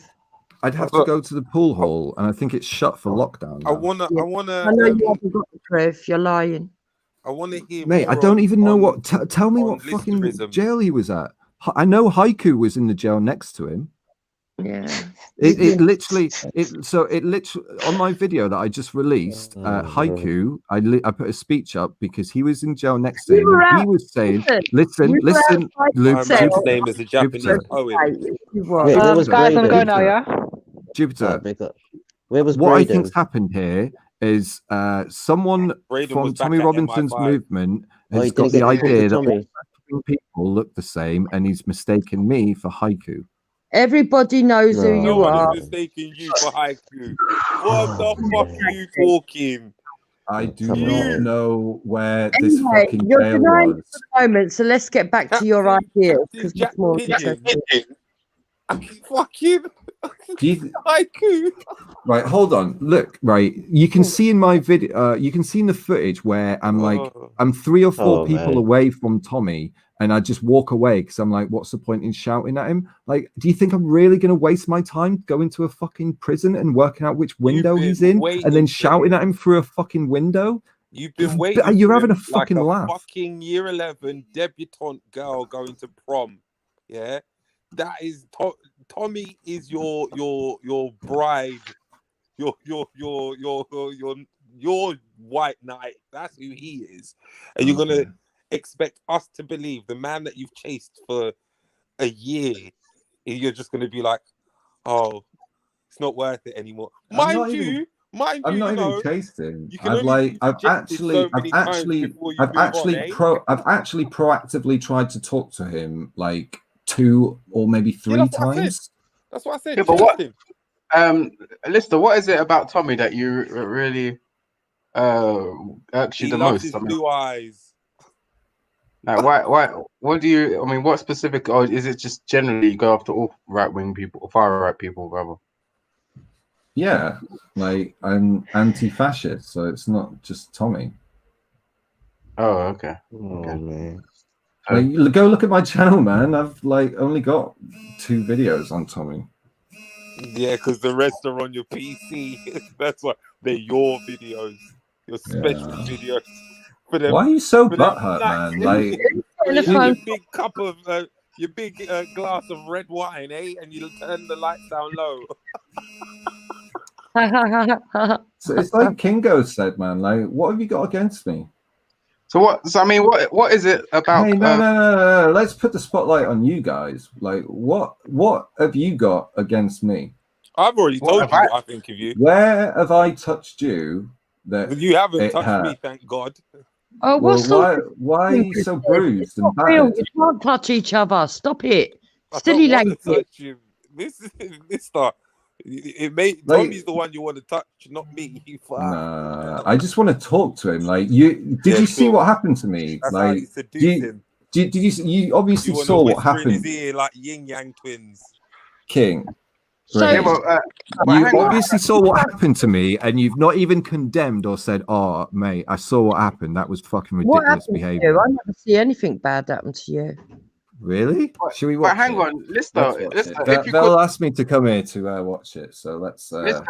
Lister, if you could talk to him, what would you say to him though? What would you say to Tommy? I mean, why would I give away what? Like, why would I? Would you be? Hang on. Would you be like? You love me. Would you be like Zubeda and then just start? Would you just start throwing out insults, bump fire on him, all that good stuff? No, that's what he'd do to me. I'd be more intelligent. You're anti-fascist. What do you make of Zubeda then? Do you think she's a bit of a fascist? I called her a bigot. Ideology that I called her a bigot on her own panel the other day. So yeah, I know you did that. That was the other day, but then you went on there afterwards and sort of like arse licked a bit. And then afterwards, I went on Ralph's channel and I fucking hate his guts. Yeah, Lister, what did you make of her shouting at Hatun in her face? What did you think of that? Seriously, what? Have you seen the video of Zubeda and the way he thinks it's fine. Lister is on record saying I'm not gonna he supports the Muslim women and he wants to do everything he can to big them up. Like, what Zubeda did is nothing compared to the 5 months. No, it's how he does not deny of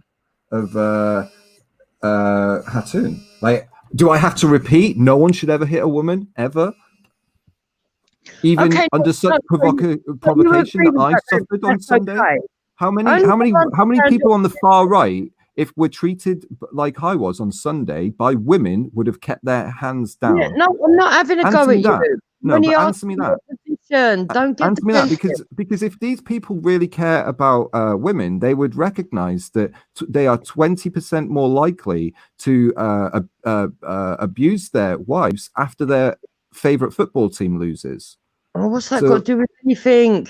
So it says that football fans are quite a bit like wife beater, and maybe they should take a look at themselves before acting like fascists, trying to beat people up in a free speech zone. Listen to me, women play football as well, you know. I just wanted to ask you what your position was on something. You didn't have to go off on a random. You didn't have to do none of this brownie pointing. All you had to do was answer the question. So, Lister, if you think what Zubeda did was okay, what is wrong if if I stand in front of Zubeda next Sunday or a month's time when the park opens actually, or whenever it opens, and do the same to Zubeda? Are you going to come to me moaning that I'm not allowed to scream and shout in her face the way she did to Hatun? No. So with Hatun I knew Hatun was doing those cartoons and the Quran for a long time, and she's got a right to do that. Like, I never went up to her and I never said, hey, you shouldn't do that. I never tried to stop her doing it. I never even suggested to her that she stops doing it. But what I recognized was that by her doing that, she's going to suffer some consequences, like in the same way I would if I started going around insulting people's mothers. Listen, don't just interrupt. I would suffer the same thing if I went around insulting people's mothers. If you're going out there intentionally provoking people, there will be a reaction. Whether that reaction is right or wrong is a different question, but there will be a reaction. So if you're going out to intentionally provoke that reaction, and then that reaction happens, I'm not going to have much sympathy for you. So does it mean that it was understandable what happened? You can understand why it happened. I can understand why it happened, but the guy needs to be locked up. The guy needs to be locked up. If you cannot understand, hold on, let me respond to this. If you cannot understand why it happened, you're going to get punched. If you can't understand why it happened, you're going to get punched a lot, or you're going to get into a lot of fights. Basically, I'm not advocating what happened. The guy should be in jail for what happened. Listen to me. Do you not believe the person that goes to approach, the person that goes to approach with premeditation is the one that causes the problem? Hatun is premeditating her provocation. She drew a picture at home. She drew a picture at home. They went to her. They could have walked away. They went to her. No, hold on, Jupiter. Let me just respond to this, because she's mixing up the words premeditation. If you go somewhere and then you see something that pisses you off and then you react, that's not premeditation. If you sit at home, if you sit at home and you draw a picture with the intention of provoking people in a different place, that is premeditation. Depends on how long you have to react. It doesn't depend on anything. That is the way. That is. Yes, it does. If that guy was. Depends on how long you had to react and prior knowledge of that person's attitude. Of course, yeah. And of course, yeah. actions. And which it's not one? as simple as you make it out to be. But I mean, you're just adding in extra words just to make it more complex for no reason. This is the legal definition of what premeditation is, and how they will scope a person to be culpable. If you know a person is constantly aggressive, constantly getting into a fight, and you all of a sudden on the spot decide that you're going to react in a certain way to that person and get punched, you have premeditation. You have prior knowledge as to that person's countenance, actions, and abilities and mind frame. So therefore, you are very aware of what's happening. Whereas if it was a complete stranger, it's completely different. So you need to be very specific in what you're saying. Yeah? Cool. Fastest the word. I mean, he still agreed with me. You just fucking made it more precise. So thanks. Cheers. Okay, you've sympathized with a lot of these people's actions for some reason. I don't know. Like it really is a double standard. I don't sympathize with his actions. I mean, for example, he should be able to keep his temper to himself. When you go out there, Lister, yeah, and go to a lot of these right-wing protests, and they violently assault you, no one's gonna come out here and say, "Oh, you deserved it because you was provoking them by going into their." But Lister has literally loads of people that do that, Reggie. Stop lying. Loads of people say I deserve it. How individuals react, will make videos and be provocative to individuals, and then be like, "Look at how I'm being treated." No. You are very aware of what you're doing. No. There's lots of mate. There's lots of footage that I don't use, and it's when if you have millions of footage, of hours of footage that you. No, I don't have millions of hours of footage. The fact is that you know what will happen when you go into a certain environment and act certain ways to certain individuals, and you know that that's how that's. Okay. Can I respond to that? Can I respond to that? So I've spent at least a year going in without a camera at all, with the intention of appearing on their live streams to get them out of their echo chamber and have an informed left-wing voice on there, as opposed to some randomer that they've picked in a crowd who hasn't really prepared for that encounter. Would it be fair to say what are you that on in about? that process you thought of your actions before you did it? No. So I went down to have no. Listen. Let me explain. Let me explain what happened. Why do you instantly upset with my answer? Is that you? Can you not allow me to answer for myself? Because that is like literal authoritarian thinking. You're going to try and lie now. You have said yourself, you have intentionally gone without your camera with the intention of appearing on their streams. That is premeditation. Still knowing what is going to happen. Okay. So can I tell you how that decision came about? Because it didn't start off like that. So the very first time I went to something was because I just moved to London and I wanted to see if it was true when they say that they lie about their numbers and how many people were there. So that was literally the only reason that I went the first time. And then that first time I met James Goddard. And then 2 weeks after that, he popped up on my YouTube and I was like, oh, that guy's famous. And then I found him on Facebook and he had 15,000 people following him. So then I got sucked in. That's how it happened.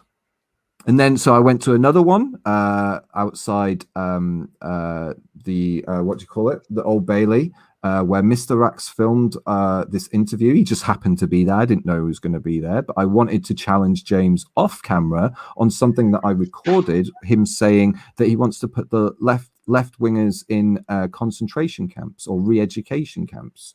And then he doubled down on that view. And it just so happened that Mr. Rax was there to film it because I wasn't filming it. I had no intention of filming that. So that's how I got into this. It wasn't premeditated. It was escalated from each appearance to the next. And then after a while, people started getting pissed off with my appearance there. And then I started getting my camera out for my own fucking safety. When I realized that people don't like it when they have their opinions challenged. So I'm going to have to have my camera out for my own safety. And then I got some footage that I thought, well, I can't really not use this footage, especially now I've started making videos on Ralph and his bullshit on the live streams. So yeah, that's how I got into it. Escalated. There's never been any premeditation until kind of. I thought you weren't into escalation. But you weren't into escalation. So sometimes I accelerate to expose the acceleration. You are literally a contradiction of the highest order. Okay, so you can't understand how escalating in a personal sense is different from escalating in an argument sense, combative sense. Can you? You can't see the two different senses of the word, can you? Because escalation is escalation. Because you're on the right and you have a lower IQ, isn't it? Is that why? Matter. You sound mighty like your newfound friend Ralph, but hey, probably believe in the bell curve theory soon. Yeah, exactly. I've noticed this. I'm very. It doesn't even understand. Yeah. So the best way to counter your enemy is to understand your enemy. No, that's not true. Yes, it is. Not according to the 48 laws of power. It's not. Yeah, but I think you're getting right. To be fair, Lister. Huh? I think you're being proved right. And for quite far right, actually. You can't. He doesn't realise it. How am I far right? Okay, give me one. Round the left way to eventually lean right. Yeah. Okay.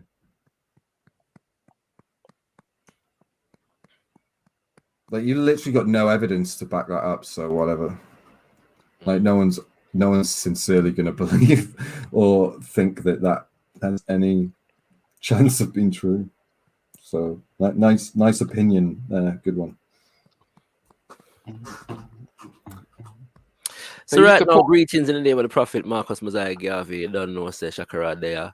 Wow, go on, brethren. Everything blessed. You don't know, say yes, Yardi. You know what I mean? Yeah, man.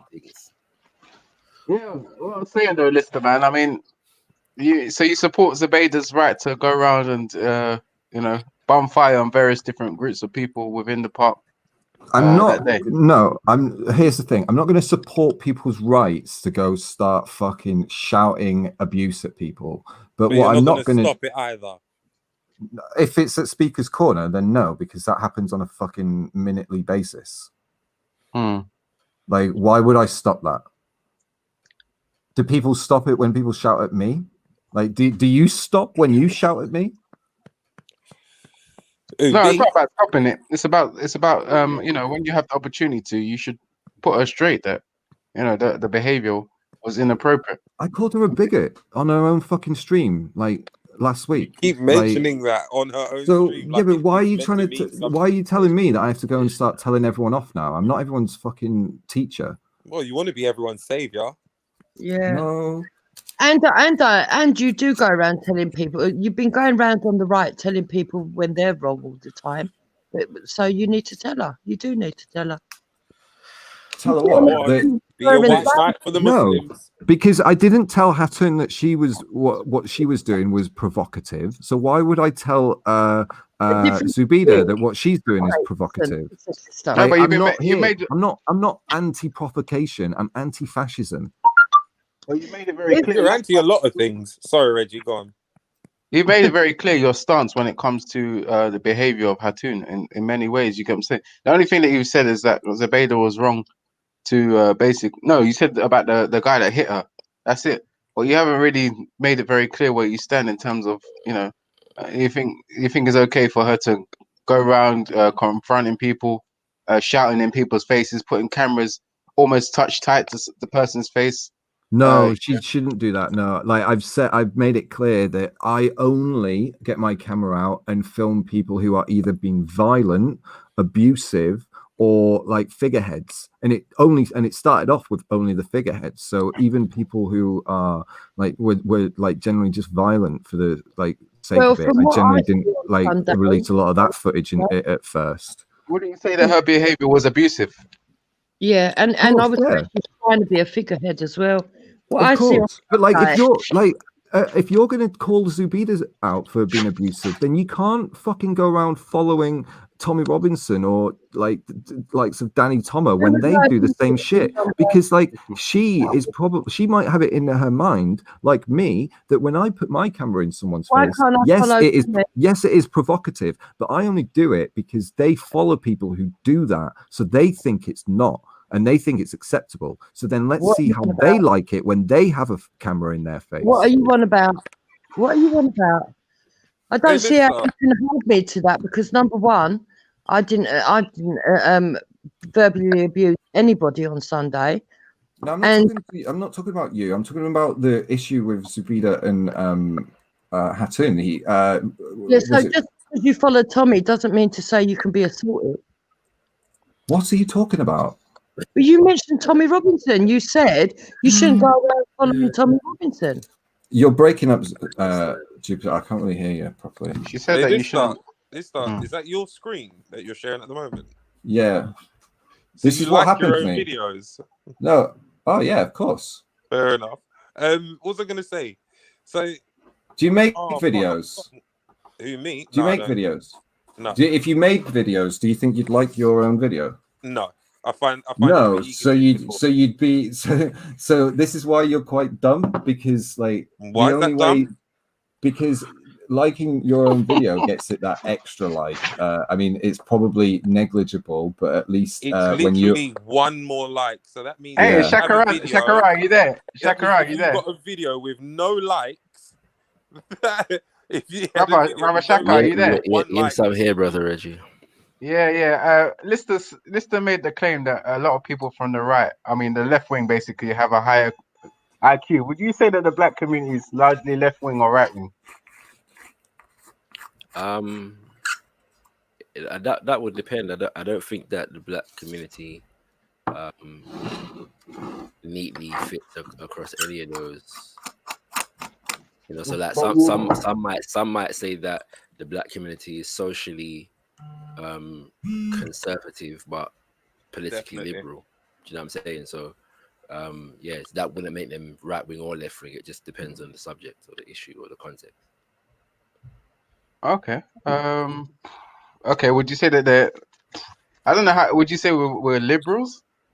No. Again, I'm saying that there are some would say, and I think there might be some validity to this, that the black community is generally socially conservative but politically liberal. Yeah. Socially so conservative, politically liberal. In this country, for example, like you might say that, you know, the fact No, but they must be on the right.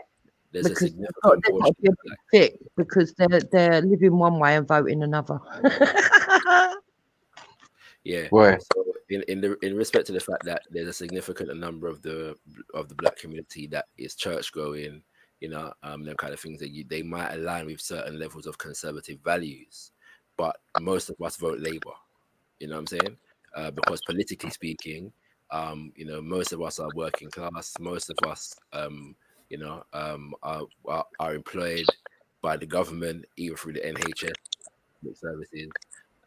You know, and those of us who are politically active would be engaged in, you know, issues to do with, you know, adoption or police brutality or, you know, education system, you know what I'm saying, which in this country may align us more with left of center politics. So it just depends. Okay, you use your diplomatic answer. Well, that's good. So basically, we're variation. I don't think it's a matter of diplomacy. I just think it's taking more than one thing into consideration. Yeah, I don't think there's a simple answer to that question. I don't think we can be simply put into the box of right or left wing. It's nothing to do with All right. So when it comes to a lot of the like maybe the ideals of this fascist beware, in terms of what liberalism should entail, do you think that the black community would be able to align themselves with a lot of those views or those opinions? I don't know enough about what fascist Beware believes to make a judgment on that. And I'm sorry. Okay, let's take I'm not really interested in the person. He's just trying to find out if all black people will ever accept gay people. I think is the question, put simply.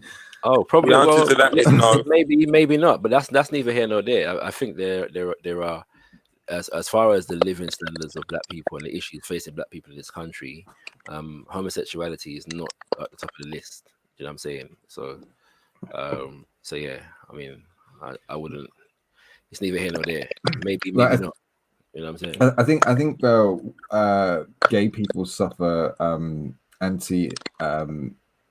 homophobic abuse from white people more so than non-whites. What you mean in this country? Yeah, in this country, yeah. Of course. I mean, that goes in terms of the proportion of people, that would make sense. But if you were to probably ask the black people that are homosexual within the black community who is more accepting of them, they'll probably say the white community. 100% they would. Definitely. So, and that's because they are. Let's be honest, they are. The black community is not accepting of those types of things at all. But I think we should accept that maybe both things can be true. That the white community might treat them the best, but then they also might treat them the worst. Like I think the black community would probably more likely. What do you mean? How can they be both? Exactly. So do you know? Black community. So you don't understand the bell curve, then, do you? Frankly, look at it this way. Oh my God! You were going to bring up the bell curve, Ralph. I said it earlier. I said he believes in the bell curve. I don't believe in the bell curve. Yeah, but the bell curve is an actual thing that is not just about race and IQ. It is a thing that exists. So the bell curve does exist, but so you believe the thing that it's not only connected to race and IQ. So. About a month ago, I told you that this guy sings off the same hymn sheet as Ralph, and everyone said I was wrong. Okay, so really I've had to literally research a lot of what the fuck Ralph has been talking about over the past and you 2 found years. that you agree with it. What do I agree with? We get it. What do I agree with? Nothing. I don't agree with any of it. I don't agree with any of things that Ralph says. Thank you. All right. Let's get back to the original bit. The black community, until as of late, have not been accepting of homosexuality, bestiality, transgender, and all of these other isms and schisms that have come to light in the most recent years in the Western Hemisphere. It's not something that we accepted, and in fact, it's something that the black community in the native lands openly said, "Well, look, this is what we do to those who are gay." Yeah. But can I ask a question? Why does because of his song "Bombay" by in the Batty Boy head? Yeah. So that shows why is what Lister thinks of what the black community accepts important? I don't like. Why is that? It's not important. It's just we're having a conversation. It's not important, but we're just trying to demonstrate that there is a consensus in the black community that would suggest. No, but I'm confused. When I came on, you lot was talking about Speaker's Corner, Tommy Robinson, and whatever. So Reggie's asked me a question, and now we've gone into homosexuality in the black community. I'm very confused by this conversation. Because Lister was making a claim that the left wing has more intelligence than the right wing, and I was just demonstrating that. But what's that got to do with homosexuality? So homosexuality is more of a concept that's pushed more by the left wing. Oh, we had this earlier. Do you know the Tories actually pushed through? I'm not even sure that's the case. That's what I'm trying to say. But what's that got to do with intelligence? I don't if a statement is because you're interrupting, that's why I can't really. If a statement is made that one side is more intelligent than the other, how are we now pinning it down to one issue as a gauge for whether they're more a measurement of intelligence or not? And no, you're missing one second. Is that acceptance of homosexuality? Is it being suggested that that we could factor in acceptance of homosexuality into this intelligence. No, that's so what are you talking about then? It just doesn't make any sense. Maybe I'm not intelligent enough to fathom the level of the conversation. I see what you did there. I'll explain to you. So the argument put forward that Islam as an ideology is right wing. Some might argue Christianity as well. So a lot of people outside of Europe are into all these ideologies that may be perceived as right wing. How can Christianity be seen as right wing?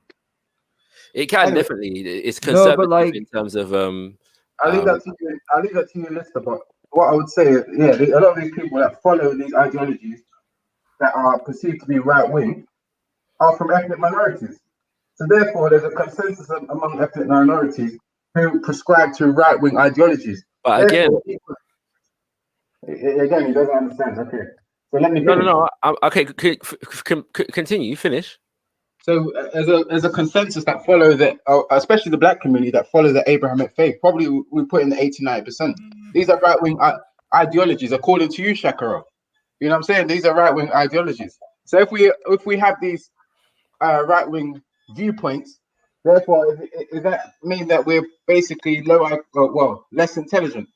See, there's most of us subscribe to these right wing sensibilities. I don't think though. Sorry, I think that again you're conflating right wing in terms of like personal moral, with political with political viewpoints, right, or perspectives on political issues, and I think that you're conflating those two things erroneously. As I said already, since the 1960s, most black people, or the majority of black people in this country, have voted for the left. Yeah, like politically speaking, right? One second. Right, most whether these movements have self-described as left or not, most black actively political movements in this country have been considered up until very recently to be on the left of the political spectrum in this country. It's your fault, Reggie. Very recently,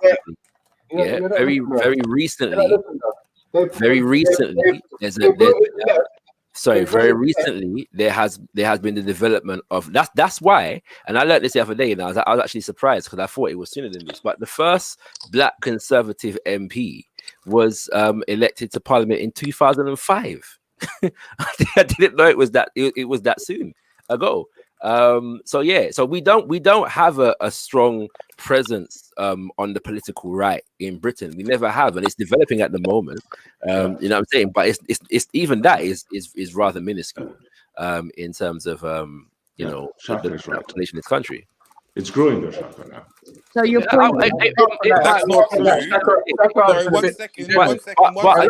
But again, to say that the black community is right wing because they're Christians is this oversimplification. What you just said isn't true about the first black conservative being put into parliament was in 2005. When was it then? True. 1832. John Stewart. Are you being serious? Leamington. Are you being serious? Yeah, okay. First black MP. My brother. But bearing in mind, bearing in mind, that there was no other party in the country in 1832, right? So let's bear that in mind. There was no Labour Party. Listen, I'm just going by you know what I'm saying? You get me? So I don't know if there was like liberal. There was no Labour Party in 1832. No Labour, but there was liberal. There was the Liberal Party, like Whigs and shit. The first MP. There was. I promise you, there was. But they weren't like left in the sense of like left wing that we have now. This is what I'm trying to say. I don't know if anyway. Yeah. No, but they were the liberals. Okay. Can I suggest? All right. Do you know what? To dead this, because it's not even that relevant to the point I'm making. In the 1800s, there was not even a massive black population in this country anyway, right? So the black population that we know of today, most of which, the overwhelming majority of which comes after the 1940s. Okay, right. So in that context, yes. For the most part, Black people have been on the political left in terms of their explicit political decisions, yeah, in terms of their political movements, in terms of their voting patterns and them kind of things there, yeah. We've probably been on the on the social right in terms of our personal family values. What's it called? Church going, you know what I'm saying? That kind of thing, right? You know, probably have, you know, if we look at social issues like homosexuality, like abortion, them kind of things there, probably for the most part, Black people have been on the right, socially speaking, right? But generally speaking, we voted left. That's just the reality of the situation. Yeah. There's a simple explanation to that because they arrived in small populations and the biggest concern was racism, and the left wing offered them defense against racism. Well, it's not only that.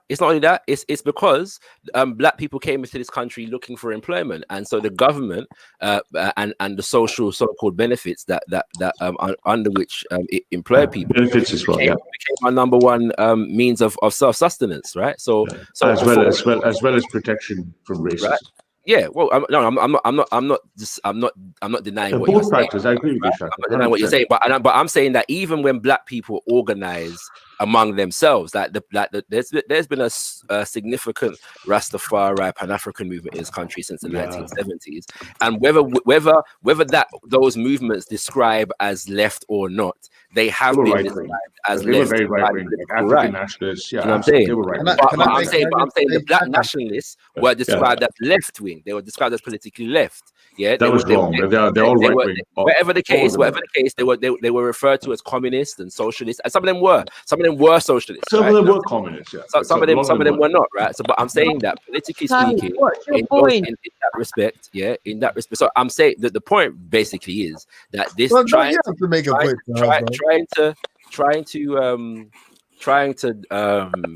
trying to draw a sharp right-left distinction in the Black community is flawed. It's not that simple. No, you're right. Can I just correct someone quickly here? Hey, this John Stewart guy, Sir John Stewart MP, had Black in him, I guess, but wasn't Black. I was gonna check it out still. Go by the one bro. I weren't sure. You have to be careful when you consult Sheikh Google. You know, Sheikh Google. Yeah, the man they're not Black. I'm looking at it now. So even if you want to go, hold on. He's not Black. He doesn't say he's Black. He's mixed race. One drop. It says, no. But the precise mix, it doesn't say what mix he is. It says potentially. Can anybody show me a Black Conservative MP between 1948 and 2020 I don't think there was any Black MPs in. Until 2020, Black, but they only showed up in the 80s, really. Yeah, what I'm saying is, look, I was watching the Black History Month debate in Parliament the other day, and the guy who I'm referring to was actually there and made the statement himself, and nobody contested what he was saying. Yeah, I was the first Conservative MP, Black Conservative MP elected to Parliament in 2005. Yeah, 2005. But they stood candidates. I remember the 80s. They tried to stand candidates, but they weren't successful. I'm not disputing that. I'm saying the first actually elected though. So it's the same. Yeah, 2004 right? to the first year after Blair. Yeah. In fact, I think I could be mistaken, you know, but I think there was. But you know what that is, Shaka? You know that interesting phenomenon is once you get second or third generation Black, social economic success, they don't need welfare. Then they become more conservative. They return to their natural conservative nature, and then they go right. Yeah. So you see all the first generation Indians, first generation Pakistanis. Economically they get successfully. Can I ask one quick question? That's a misrepresentation because everyone gets more conservative with age. And wealth. I think you're all stupid. You expect because they don't want to pay taxes. Can I ask Lister one quick question though? Yeah, they don't want to pay taxes, Lister. But yeah, 1 second. Yeah, that's true as well. But Lister, the only reason I jumped on is because you said something like Black people don't pay taxes anyway. Hold on 1 second. One second, man. Hey, Lister, did you say that that generally speaking, the people on the left are more intelligent than the people on the right? Yeah. How did you come to that? What test? What experiment did you? Where was it? There was a Canadian university in Ontario, the one that we just looked at. What's the experiment? Yeah. Do you know what though? I think there might be some truth to that. There's loads of them being done. Just Google it. No, but I think yeah. There I may want be to know one you saw. there may be some. It was on the Daily Mail. He's quoting. I thought if I have a right-wing newspaper say the right are less intelligent than the left, then that's more credible, isn't it? Newspaper. No, Lister's right, because Lister's actually right. Bring out the study, please. Bring out the study, please. What I will say is that because left-wing ideologies tend to target the working class, and them kind of things there, and they have been largely confined to the academy.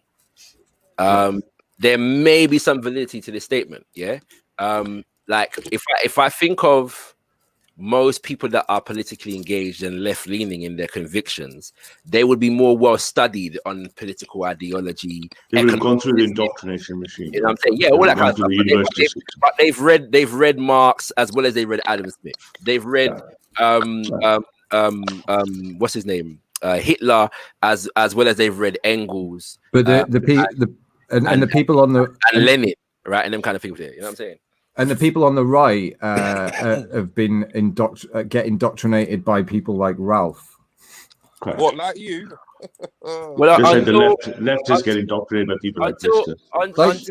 Until anyone who gets indoctrinated by Ralph, it deserts them, and then they spend the rest of their life jumping on panels trying to. Yeah, on that point, on that specific point, though, quickly, yeah, like people get indoctrinated. I mean, based upon that, I would say that.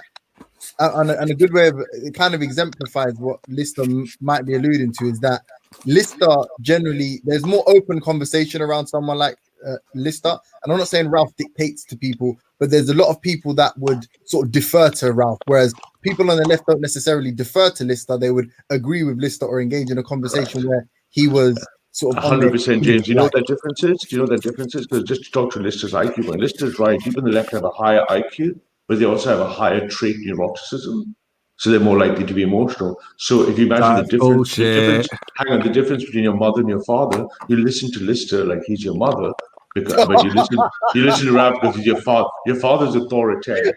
The right wing is authoritarian. Hey, so what? Lister, simple as that. Yeah. Lister's the mommy, Dan the daddy.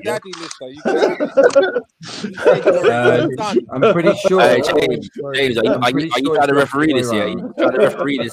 Big up, James. Ralph's laughing because he knows he's lying right now. James, you trying to right on half back. Hey, Lister, Ralph said that he used to change your nappies and wipe your bum when you were a little boy. Are you gonna have that? Hold on. SciPost.org studies suggest lower levels of neuroticism explain why conservative states are happier. Can I make a quick comment on this video? Yeah, a quick comment on this video. Yeah, the most interesting part of this interaction for me, right? The most interesting part of this interaction. There's a bald black man here on the left of this image, right? The Christian one, the big guy. The Christian one, yeah, that was going in on Tommy, right? Yeah. The very interesting interaction. Place. My guy. Have you seen it, James? No, the one that's on the screen right now. Oh, poor Heiko, man. My left wing brethren. Did you see when he threw himself to the ground? Harassment. Hilarious. Before you go, Haiku shows. Notice Haiku shows female traits like this. Can I just say that Heiko is the case in point. Yeah, Heiko is one of the most educated, well studied and intelligent people in the whole of Speaker's Corner. But he shows very female traits. Maybe so. But he's a lunatic. He's got rainbow traits. Hold on. He's a lunatic communist shill, bro. Don't listen to him. Whatever you want to say. This is the biggest feminine. This is the biggest feminine here. I am not a communist, but I'll tell you this: I'm not a communist here. But if I think someone of people, that bit. If I think of people that I have genuinely learned something from, yeah, at Speaker's Corner, Heiko will be up there. Yeah, no. I'm only fucking around. He's intelligent, definitely. He's well spoken as well. But I was going to ask you, do you consider yourself right or left wing? I consider myself neither. No, but be honest. You can't be neither. Hold on, man. Fuck, man. What's wrong with you? Do you think, like, so for instance, right? Like, we've been over this, We've been over this many times, You and I? No, maybe not with you. Maybe not with you, but yeah.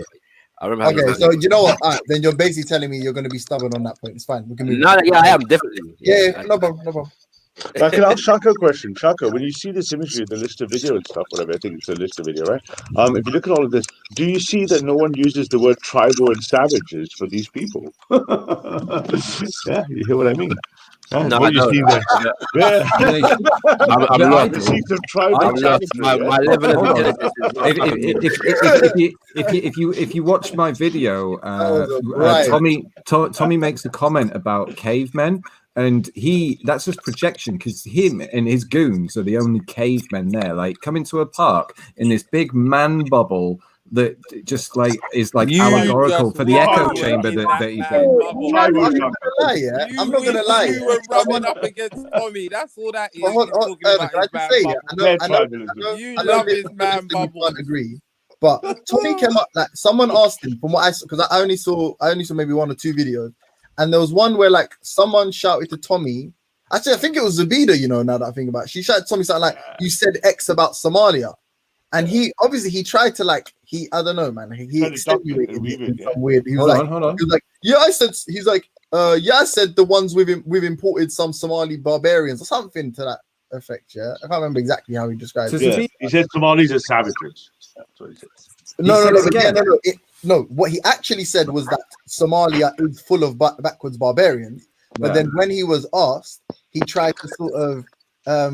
He went to the hashtag not all, right? He tried to get out of it by the hashtag not all. Oh, so Sabina got him with it. And I was thinking, to be honest, it's like let's look at somebody with limited experience or limited interaction with Somalis. Yeah, every single Somali that's jumped on this panel. What a glorious feast, man! Kushite Smoke, yeah, my guy Kushite Smoke, big him, but he's from Somalia. He's not from Somalia, yeah. Every single person from Somalia that's jumped on this panel, not Somaliland, yeah, has attempted to mitigate it's rumored, right? And if you were to say FGM, nice. Yeah. And if you were to say, right, that FGM agreeing or endorsing FGM constitutes barbarism, then you technically have a case. Like you could actually make the case. And then if somebody that's not very well cultured, or whatever, then like, why wouldn't you come to that conclusion based on the fact that every single one you've encountered has agreed with what you believe? Okay, so then do that with the Jewish community. Yeah, what? 100%. No, like, the community hashtag free Palestine. Of clips, did I? Lister? No, like what though, Lister? What do you mean? Do it with them? The Jewish community cut off clitoris? Did no, I? They don't do that, do they? No, they cut off their penises and circumcision.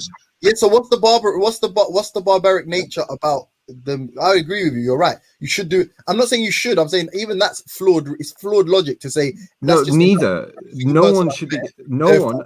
Somalia is barbaric. No, that's wrong. What I'm saying is, if somebody were to say that, they could validate their point. Huh? Sorry, say again. They could validate their point. They could justify it based upon their limited knowledge. They could say, listen, this sample size implies X. You know what I mean? But what should we do for Jewish people? It's barbaric. I don't care what any of you men say. FGM is barbaric. We agree. We're not saying that it isn't. What should you say about Jewish people? I'm not saying anything. I'm just saying if you're going to make that argument for... He doesn't speak against minorities. You should know this by now, James. Yeah, I'm saying no, but I agree with him. I'm saying so let's use it. Let's extrapolate this argument. How do we make it fit in the Jewish context? How? Well, if you do it by imperialism, you can see the Zionist Jewish state is eroding and killing Palestinian babies, eroding the rights of the Palestinians. If you do it culturally or religiously, you would say from everything from circumcision. If you read the Talmud practices on comments of the male penis, you'll see the same equivalent. So no, okay, but what you'd have to do then, you just have to say every single Jewish person I meet agrees with the fact that rabbis remove foreskin with their fucking teeth. That's what you'd have to say. And if that were the case, I haven't met one Jewish person that endorses it. But if I met, hold on, why have you gone for like? And is that hold on? Is that how they do it in Somalia? What with their teeth? No. No, It but doesn't I'm have to be. It not. doesn't have to be like Why for do you like. use that as an If they example? I'm not equating perform male male and female circumcision. Are you mad? I'm not equating male and female. be barbaric, but they don't Okay, do it so there's no more. lots. They don't. Yeah, like there's like Balance there's four different types of female circumcision. So there's like it is a bit of a complex topic. Yeah, It's but all really, it's four. really not. Hold on a minute, listener. All four are barbaric. Yeah, And I the agree. Jewish rabbi is going to bite off and circumcise his teeth. That's barbaric too. But they no longer do that. They do surgical instruments. I never brought that up. That wasn't the thing that I was talking about. James, No, I said that. I got The reason I said that is because that would be an example, in my opinion, correct of of a parallel barbarism. analogy. Male circumcision is not, in my opinion, an example of barbarism. In this day and age, no one should be cutting bits off our bodies at a young age for religious purposes, especially. Oh, how about for degrading purposes, like all the tattooing and skin body modification on the left? You can do whatever you want to your own body when you're legally appropriate. So as long as it's not really. If you want to get yourself circumcised when you're older, then sure. But like, So what should the minimum age be listed? 18? I don't know, man. Put it to a citizens' assembly. Yeah, they'll never happen. Well, Ralph's got fucking. Ralph's got. Hey, but what a good. Ralph's You must got admit that's a great. tattoo. It's a great freeze frame, right? Seeing Tommy crying in the van. I love the freeze frame, man. Ralph's Big up, got, Billy. Ralph's got a fucking PA tattoo on his hip. Hey, the answer to why get a tattoo is why would you put a fucking bumper sticker on a Lamborghini, man? What's that chick's name? What's that chick's name? Mark Colette's Cody. What's her name? X. No, the you know she's The one with the swast. the fat white girl. That's Laura Tyler. Laura. Yeah, that's it. You got a Laura Trump stamp. Why would I put a tattoo? Why would you put a bumper sticker on a Ferrari, man? Why would I put a tattoo on a I had it the first time. I just didn't. I did it. But look at this freeze frame, right? It's quite a good freeze frame. Nice jacket and stuff. Yeah, So how did they arrest Haiku? Hey, tell us more, List, about the videos. This is your video, I assume, right? Yeah, so like basically it just shows that all I had to do was think about provoking someone at Speaker's Corner on Sunday with my words, and that set off a whole chain reaction of Tommy setting his biggest critic, setting all his fucking flying monkeys onto me to prevent me getting anywhere near him. Like that's free. That's shutting down of free speech. I haven't watched it. But I heard the Tommy witches were like bothering you. I didn't see any of it, but I heard the Tommy witches were after you, right? Yeah, all of them. There It's was the about one that was black, and you just called him a flying monkey. Huh? One of Tommy's security guards was some like mixed-race Stop black it, guy. James. Stop You it, just called him. You just called him when I was like, James. I've been using Ralph's chimp language as well. He's a racist. If you do that, you're finished. Huh? You should. What's that phrase that you shouldn't? If I don't know if they go low, you shouldn't, or some shit. Oh, you shouldn't go lower, right? Yeah. But a flying monkey is a psychological term. Like it's not like a racist term. It's a psychological thing. And then talking about chimps' brains is also a psychology thing. It is. Yeah, I'm only fucking with you, Lister. You know, racism is psychological. Yeah, that's good. Yeah. Hey, no, we saying racism is not psychological, yeah? Is that what you're trying to say, Lister? I mean, hang on, is it a social construct? What is it? I mean, you could put it down to being psychological. I mean, it is definitely. I think every behavior is psychological, isn't it? So, unless it's physiological. Well, yeah. So what happened? What happened? So I haven't seen your videos. So, did they gang you?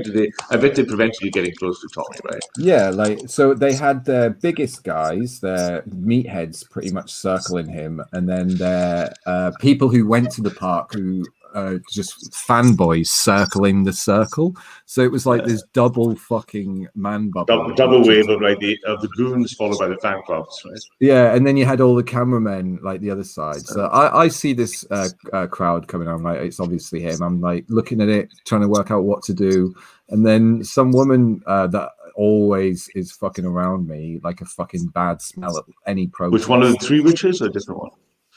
Yeah, one in the no, she's one that hangs around protests, not like Tommy's closest allies. Not the one three, of his, not the, okay. Just one of the like connected to the flying monkeys.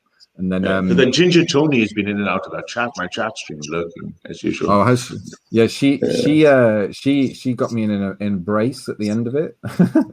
Got me by the elbow, just like got me right up close, pulled me right in. I could have given her a kiss. But I'll tell you what, you know the irony is, Lister, he's always got the three witches running the fucking pack, and what a fucking glorious day to see Zubida come in, because that's reverse gender warfare. And Zubida was a fucking star, right? She just went straight in there. So Yeah, like, pick up Zubida. They Mashallah. tried when they started like chasing me down, they tried to make it into like this stop chasing women thing. Like, watch this. Like let's put the volume on. Like, this is it runs like a fucking movie scene. What's the meaning?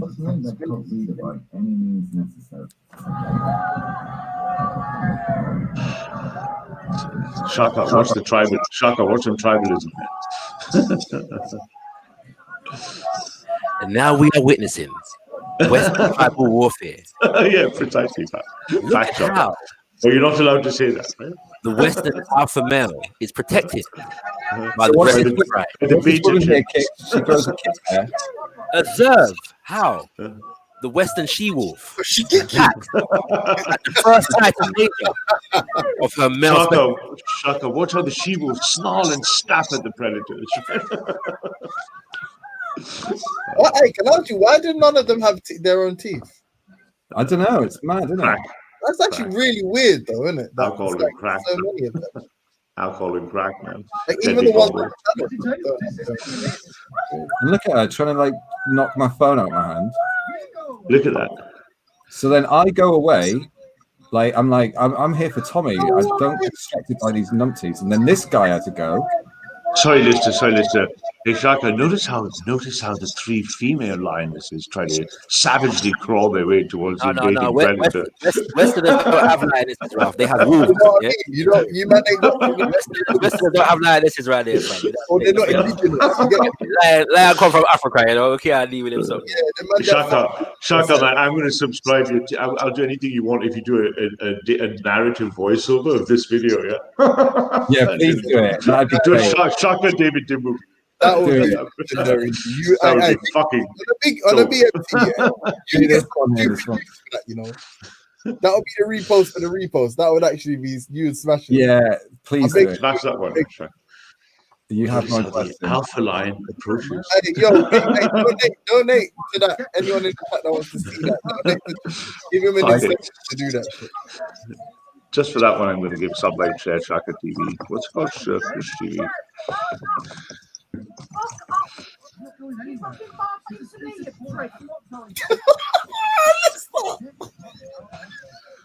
Get the fuck out of my face. Oh my god, I would have fucking. Whose video is this? It's mine. See, but all these camera angles are not yours, are they? The middle, the big one is mine. That's me holding it, and then the two ones missing. I've seen this woman list. I've seen this one. She's always at the protest. The blondie, the big tanky one. Yeah, the one in the white coat. The one with the big belly. Yeah, the one. I've not seen her before. I've seen her at the protest in the early ones. Oh my god, how close are these people getting to you, bro? Huh? How close are these people getting to you, bro? It's mental, isn't it? Fucking hell, man. And notice the disarray caused in the small pack of animals, while the foreign species. So, like, watch this bit. Like, there's literally two policemen here facilitating them now. Do you know what? You make me laugh. Because you're making it like It was really, really worrying. And you was in fear of your life. You're such a pussy, Lister. Me? I was in no. When was I in fear of my life? Well, because look at James. Oh, look how close you got, and Lister. Yeah. I'm a big hard man. No, I just. How is that? What? You're so dumb, bro. Yeah, like what are you on about? When am I in fear of my life? Like, there's a bit in this video when Tyrant Finder sees M Stacks and he's like, "Oh, he looks dodgy," and he literally. He was there. Listen. Big up M Stacks. Listen, he literally shits himself. He shits himself. His chat's going, he could have a bomb. He could be a terrorist. Go tell the police. And then he leaves and he's like, oh, I can't be there. I'm too scared. And then he tells the police that there's someone shifty looking and they need to go and check it out. Like, there's a fucking foreigner, a day tripper coming to the park and never been there, pointing out people looking weird and getting police to search them when these people come to the park in a big fucking scrum and we are supposed to accept that as normal behavior and they don't get searched for their fucking weird, like shifty behavior. It's just fucking madness. Welcome to the house. So what I was saying and what this agreed with is how fucking aggressive they are being by coming into his personal space. Like, what are you doing? Yeah, you're quite right, Lister. The police were really prejudiced. How many Muslims got arrested? Or anyone of ethnicity? There weren't, like, none of the Muslims. How many people of ethnicity? Yes, they did. How many people of ethnicity got Look arrested? at that, you crazy fucking bitch. Where's Haiku from? Running up in this man's face. Are you fucking all right, bro? They were shoving him away from Tommy because he was going to be provocative. He went online, James, and told everyone what he was going to do. That's why. So now free speech isn't allowed at Speaker's Corner. You told everybody what you were going to do. So I told everyone. Don't even justify this bullshit. Nobody hit him. Nobody hit him. You got man on the screen. About fucking 20 people so far have just run up in man's face. Like, bro, you okay? No, they weren't. That's lies. They went towards the crowd. Every single person there. Every single person there touched me. Everyone laid a finger on me. It looks, you know what, James, it looks like the other way around. It looks like they were all terrified of Lister, yeah? They were so scared of Lister, they're trying to keep him away from Tommy. That's what it looks like. He's so scared to answer some questions from his biggest critic. That's what it is. But you've moved away from some of your more fundamental positions, yeah? Just being honest, really. Just James, I've gone a lot more right wing. Yeah, you're right. I've got a much firmer in my position. Who is misbehaving in this footage? In this footage, the inner circle of predators defending Tommy. They're pushing people, shoving people away, not letting people get near Tommy. People have come in man's face. They're fuck off. I'm a fucking do ya. Exactly. Well, he's the 5'2" boy is standing there. He's obviously had a good night out the night before. And he's standing there, and that's a normal speaker's behavior. Oh yes. So do you know what I heard? Big up the Zubidas, the Listers, or whoever was trying to, the haikus. So I heard from Busker that Ginger Tony was sick on a policeman's shoes literally as soon as she was told that Tommy had been arrested or something like that. And I'm pretty sure that was the adrenaline kicking in. From the cocaine come down that she had when she realized the news. Ginger Tommy that one that got into a fight with Ratboy. Yeah, she's the most stable person you've ever met, right? Yeah. I actually like Ginger Tommy. She's pretty cool. She just needs to get out of the madness that she's in. But you know what, Lister's right. You know the cult of personality pattern, when it shrinks, if you look at the collapse of cults, what happens is all the mainstream have gone, they've left the movement, they've either gone ethnic or gone away. What's left is the core cult followers. And you see all of them, they're there not to talk about how to free speech, they're there to be devoted to Tommy. Yeah. They're there to go, oh, my Tommy, let me have your baby. Let me have your baby, Tommy. Yeah, that kind of behavior. Well, is Tommy getting it in like that from them crackhead bitches? No, they're having their ego stroked. Like, you see Tyrant Finder, he's been following him around for like ever, like with his camera, and then he finally gets a handshake from him, and he's like, "Oh, he shook my hand. I can't believe it." It's like, mate, like chill out. You've got 20,000 people on your watching your stream or watching your videos, and you're like, oh, my fucking hero, shake my hand. And you see this with all the James Jones stuff. You see this with the... begging Tommy in the fucking police station to debate him. Who was begging Tommy? Lister. Believe this. Lister was begging Tommy. Apparently, I was at the police station outside his fucking cell window, being like, "Tommy, debate me." Hey, if you got nicked, just so you could troll him in the cells, that would have been god level troll. That would have been an instant lefty superstar for that. Oh yeah, no, are you dumb? You'd be a superstar just in general, in just in political activism proper. Like, Lister in a cell, yeah. The only way I can get an interview of Tommy is by following him into jail with him. Tommy would be so stressed. You know, he's just got down for the night. Like, he's just got his head down, and then he just hears banging on the door, and Lister's like, Tommy Robinson, you racist. Like, that would be sick, yo.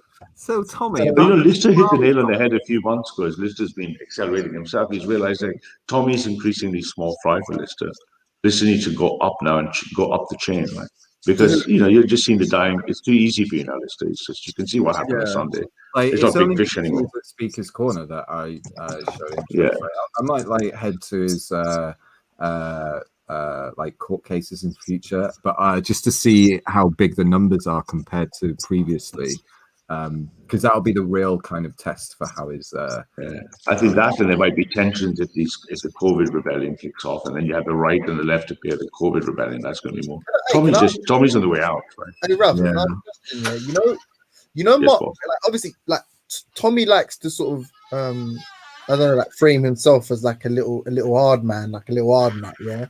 But I get the feeling. I mean, I feel like they're both cowards, but I get the feeling that what's his name, Mark Collette's a bit more serious than Tommy Robinson.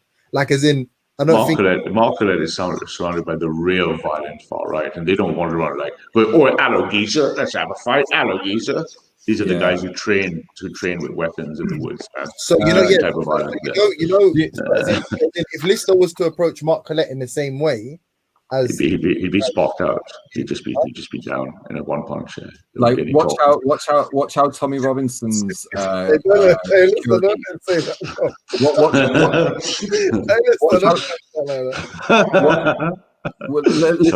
Listen to this.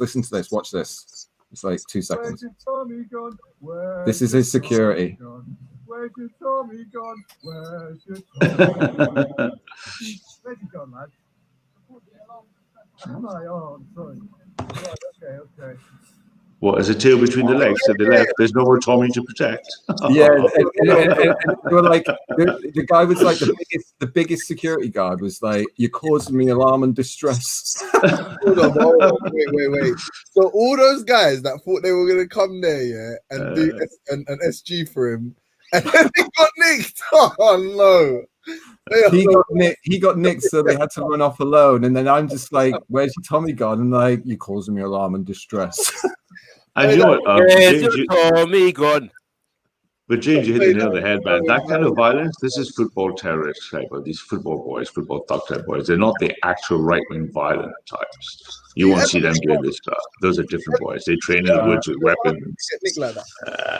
Leo Muhammad could never. I don't even know the black, but I just see how they do. I can agree. What you really need to be doing is chasing Ralph, the ADL. You need to work out his connections in mainland Europe. Who? Me? I have to chase Ralph. Don't chase it. There's nothing to chase. I'm wide open. I use my name in public. I don't hide. You don't. I haven't got 10 guys trying to stop you get to me. You can just come Ralph, how's your Luger? Why do I step to this fat bitch? Hey, Shaka, do you think Leo Mohammed can get nicked like that? Twat. No way. He's got proper boys. Don't call him a boy, fam. Watch your mouth. Let's say he's got proper boys. How is your Luger, Ralph? How is it? Ready to? Hey, shut up.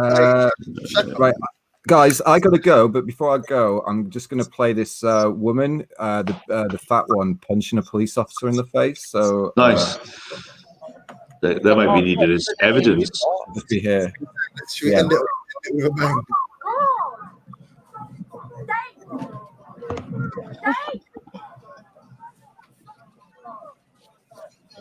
Boom.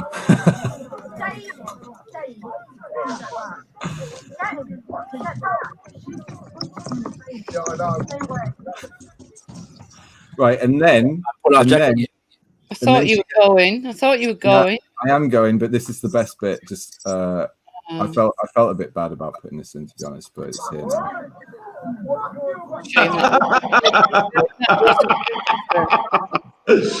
Is that a wig? What the fuck is on her head, man? Shame that wasn't you, Lister. This is the future of England, everyone. Everyone be really concerned. Well, you're not the future of England. Yeah, I try and leave a little Easter egg at the end of my videos. Lister, good work. Lister, good work. Ralph is a fucking idiot. He's a German. He's come back to Germany. He's like Elrond. You know, Lister, that's quick editing. Editing skills have got better. You've got no say in this country. You're living in Germany. You're a German. Hey, Shaka. Yo. Yeah, honest, like serious question. I'm not trying to. You should follow German politics. Do you think and nothing Neil else. Mohammed could get arrested like that? James Jones needs to shut his mouth. Nah, not like that. He's got far more dignity. At the same time, like whether he gets arrested or not will depend on the orders. You are obsessed. No, no. I mean, as in, obviously you'll eventually get arrested, right? Like, damn. You know, with the state thing, like you know, so opinionated rubbish. This chap doesn't know how to take chance. Go on, James. You know, I'm saying obviously. I'm doing it deliberately because I don't like James Jones. Yeah, he has a security team. Yeah, obviously. That fucking picture is horrendous. Wow. Go on, bro. Yeah, he has a security team, obviously, in it. Yeah. So I'm saying, you see how that Tommy's team just literally capitulated. How's the German? To protect him. As soon as police made the inquiry, they let the police right. Oh no, that all of that would depend on the orders that he gives at that moment in time. Because you've got nothing to do with British politics, like, right? I'm saying, I think my opinion is they wouldn't even approach the nation like they know that the mutes there are kind of serious. I agree with you. Stop fucking talking over people like you dumb. Wait for a fucking moment. Wait for a breaking speech. I'm dumb like you. No, I'm not dumb like you. Wouldn't worry about it, Jeff. Shut up, man. No, you James Jones is like at least 50 IQ points above you. That's a disrespectful. Tommy and his Somali. I got 3 digits above this. Oh, James, do you know where England's falling apart when she thinks she's smarter than you, bro? You know what's really embarrassing, yeah? You're trying to take his opinion away. You don't know what's really embarrassing? What makes me like? What makes Ralph? Yeah, you should be learning. James, you run circles around her in the European calendar, then she wouldn't even know you're doing it. Yeah. That's when you go to you fuck off. Fuck off, you German. Fuck off, you German. Yeah. No one want to speak to you, two twats, bro. No one. You know, no one cares.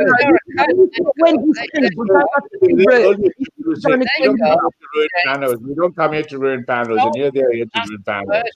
But if you go to their stupid little panels, they'll block you and they won't let you talk. Total chaps. Easiest things you could do. Fucking chaps. Go on, James. Go through, my man. You were saying something intelligent. James, it's the easiest thing you can do is to just swear. James. And as for you, Ralph, right? I'm not interested in what you have to say. Just no one cares. Why are you only here? No one gives a shit what you say in these panels. Why don't you go back to your little panel? No one cares. You also said that you wanted Ralph said that I'm going to learn to speak without breathing through my nose. I haven't learned to breathe through my nose. I have to speak through my mouth. That way I block my nasal passages, but no one told me how to breathe through my fucking mouth. Heard of you, Ralph. So where do you get up commenting Tommy Robinson? They don't know. They don't even know who you are, Ralph.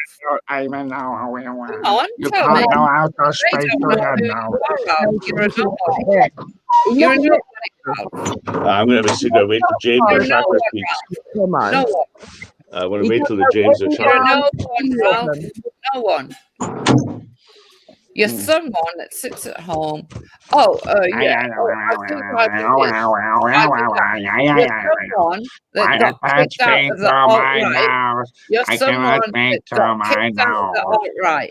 I got You kicked now out of the use whole these fight. other people. I don't know how You to have speak no through right my to be in mouth this because country. I don't I'm know how glad to you've breathe left. at the same time as I speak. That's why Listen my to voice it. Would sounds you, like I mean, that. if you Fucking know, are chap. you a grown man or a child? I'm a little grown woman Oh, who you're not speak a to grown our man, are you? fucking now. I don't even know You how don't to even speak work. You live properly. off your wife. I don't know how to breathe through my Nothing nose more and a than a mouth pimp. at the same You're time. nothing more than a pimp.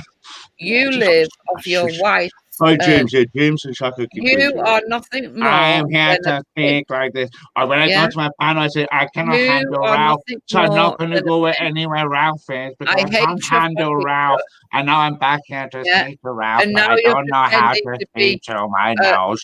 I all can't speak Islamic, English right? properly. When I we can't even truly use know, English words we properly, truly can I, know love? what you I'm feel such a about little Islam, don't chav. we, Ralph? I'm such a little We chav. I can't truly even know, speak don't my we, Ralph? own language properly. Yeah, Fucking Ralph. chav. Yeah. Fucking Yeah. chav. Shit. You stay What's on your James? James, what do you say, bro? One of your a tent up outside of Auschwitz. shooting your wife at the Go on, backside Ralph. in the afternoon. How I'm does it losing feel, IQ points here. Ralph? Well, shall we talk about your little wife? You bend over and fuck like a fucking boy, shall we, old Yeah. man? Would you Yeah. like to talk about that, Shall we old do man? that, Ralph? Should we do that, Ralph? After all you do is live off her earnings because you're not employed, Ralph. And that's a fact, Ralph. You live off your wife. You are a pimp. You're a no one. You're a nobody that likes to think, I'm a somebody. Isn't that right, Jupiter? I don't know. I just wanted you to finish what you wanted to say, and then they come on. I wasn't even listening. Just it annoyed me when he started mimicking people's accents. Because he's an idiot. He's a complete idiot. Goes on about NRX because he's read a book, right? And he was kicked out of PA when he was never even in PA. You know, Liam saw to you, didn't he? Yeah. Liam put pay to you, didn't he, Ralph? Why did Ralph dox everybody on his channel as well? When did he do that? He doxed Liam, he doxed Streets, and he doxed England. Not that I'm bothered, but Oh, because he's a nasty piece of work. Yeah, he's a horrible individual.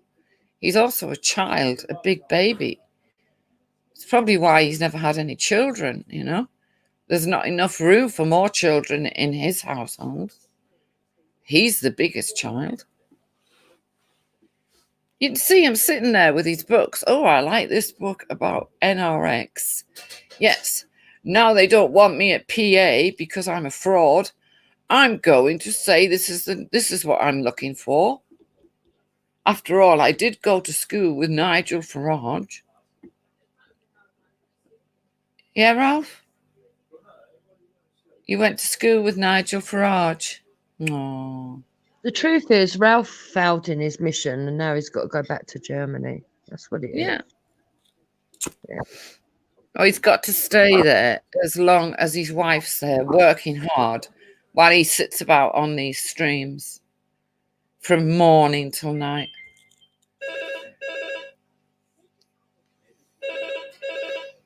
Oh, hang on, Jukes.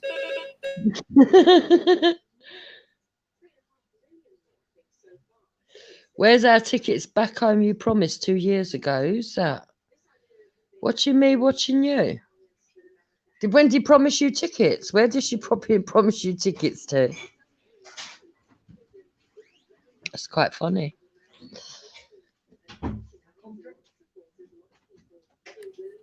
Yeah, I agree, Freedom Thinker. What's that, Jukes? At least he went to Germany. That's another one out the country. Yeah, if he stays out of the country, hope when he tries to get back in, they stop him. Yeah, they should do. Amount of trouble that Look what he's called himself now. Anti-child Nazi. I mean, this is a grown man. Yeah. Well, Wow. he was pretty successful in the early days of making up words and people going along with it. Yeah. But I don't care what he calls me, to be honest. I don't mind if he calls me a chavnat. I don't mind if he calls me a civnat. I don't mind if he calls me a lefty. Don't mind if he calls me mad. I'm not really bothered. I mean, Ralph's opinions are really neither here nor there because he doesn't stand in one position. And all the things that he's said to the Muslim community, and now he's saying completely the reverse, just goes to show that he doesn't mean anything he says anyway. No, he's not a man of his word. You know, Definitely. So, gone are the days when Ralph triggers me. Rather, Ralph gets triggered by you, but it would seem, wouldn't he? It turns him into a little mimic, doesn't it? Yeah, I don't know why he did that. He went full sort of like blowout. Yeah, he's really weirdo. Yeah. You know? Is Sabina not streaming? Is that it? Oh, of course, yeah. I think she tried to put out some hit job on Banksy and it didn't quite work. Did it? No, that was quite funny. Oh dear. And I see they tried to stop us revealing when we damaged the NF.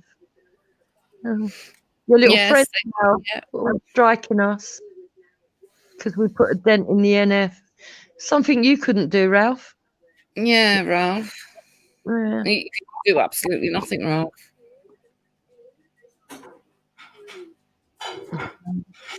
You know, when you come over here trying to tell people that we're part of the NF and we're just fucking doing one major kick up the fanny. It's quite hilarious.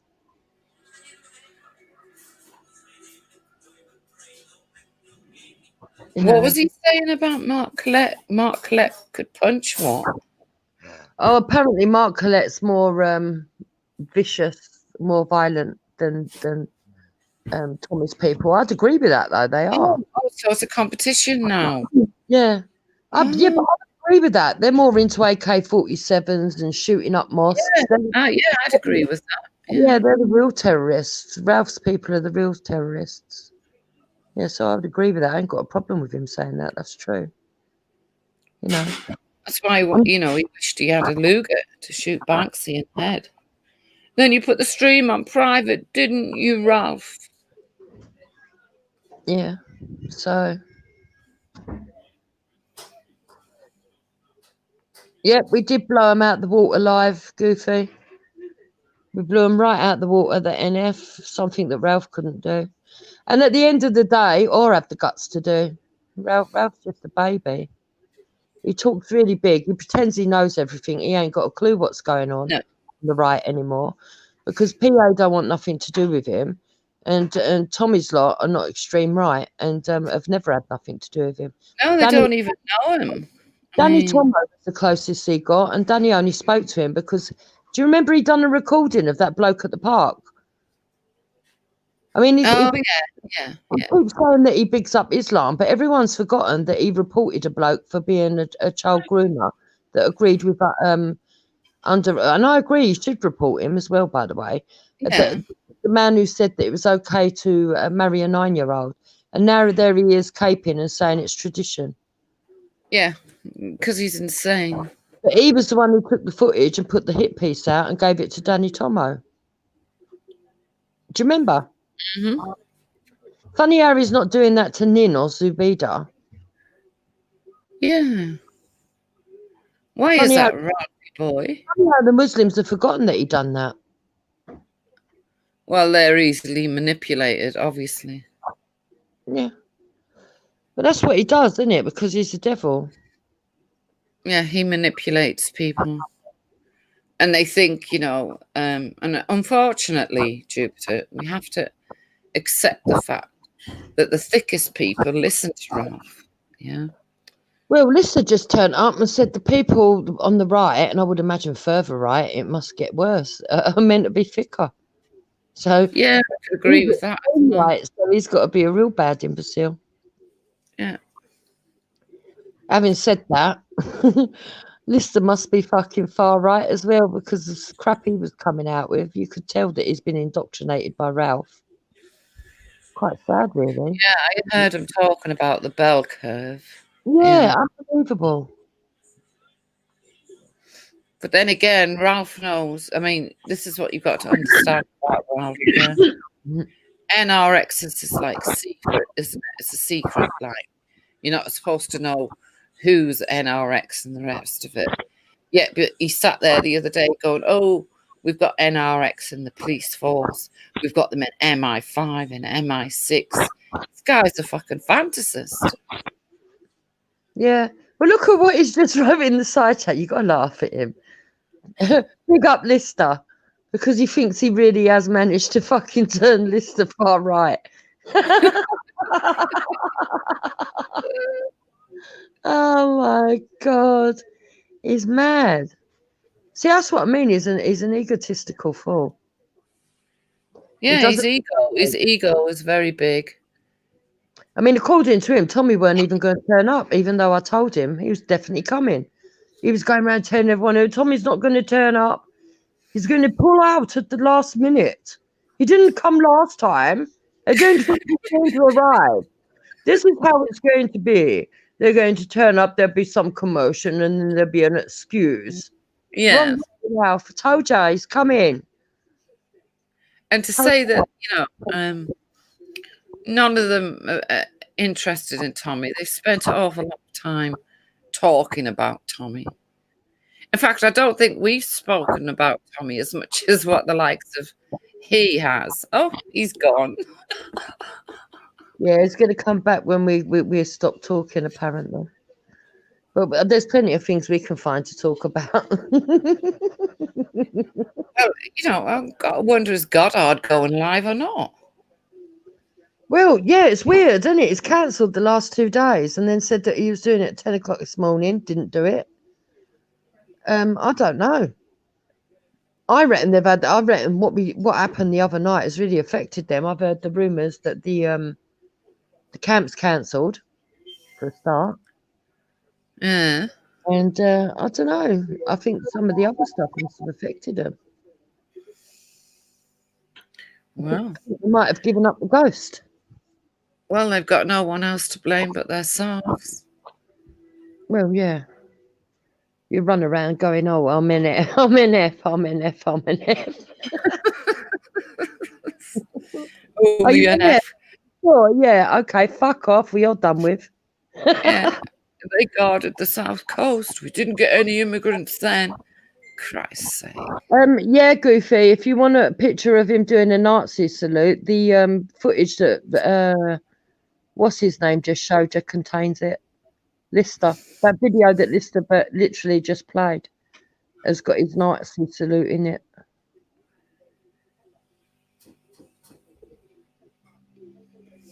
Right.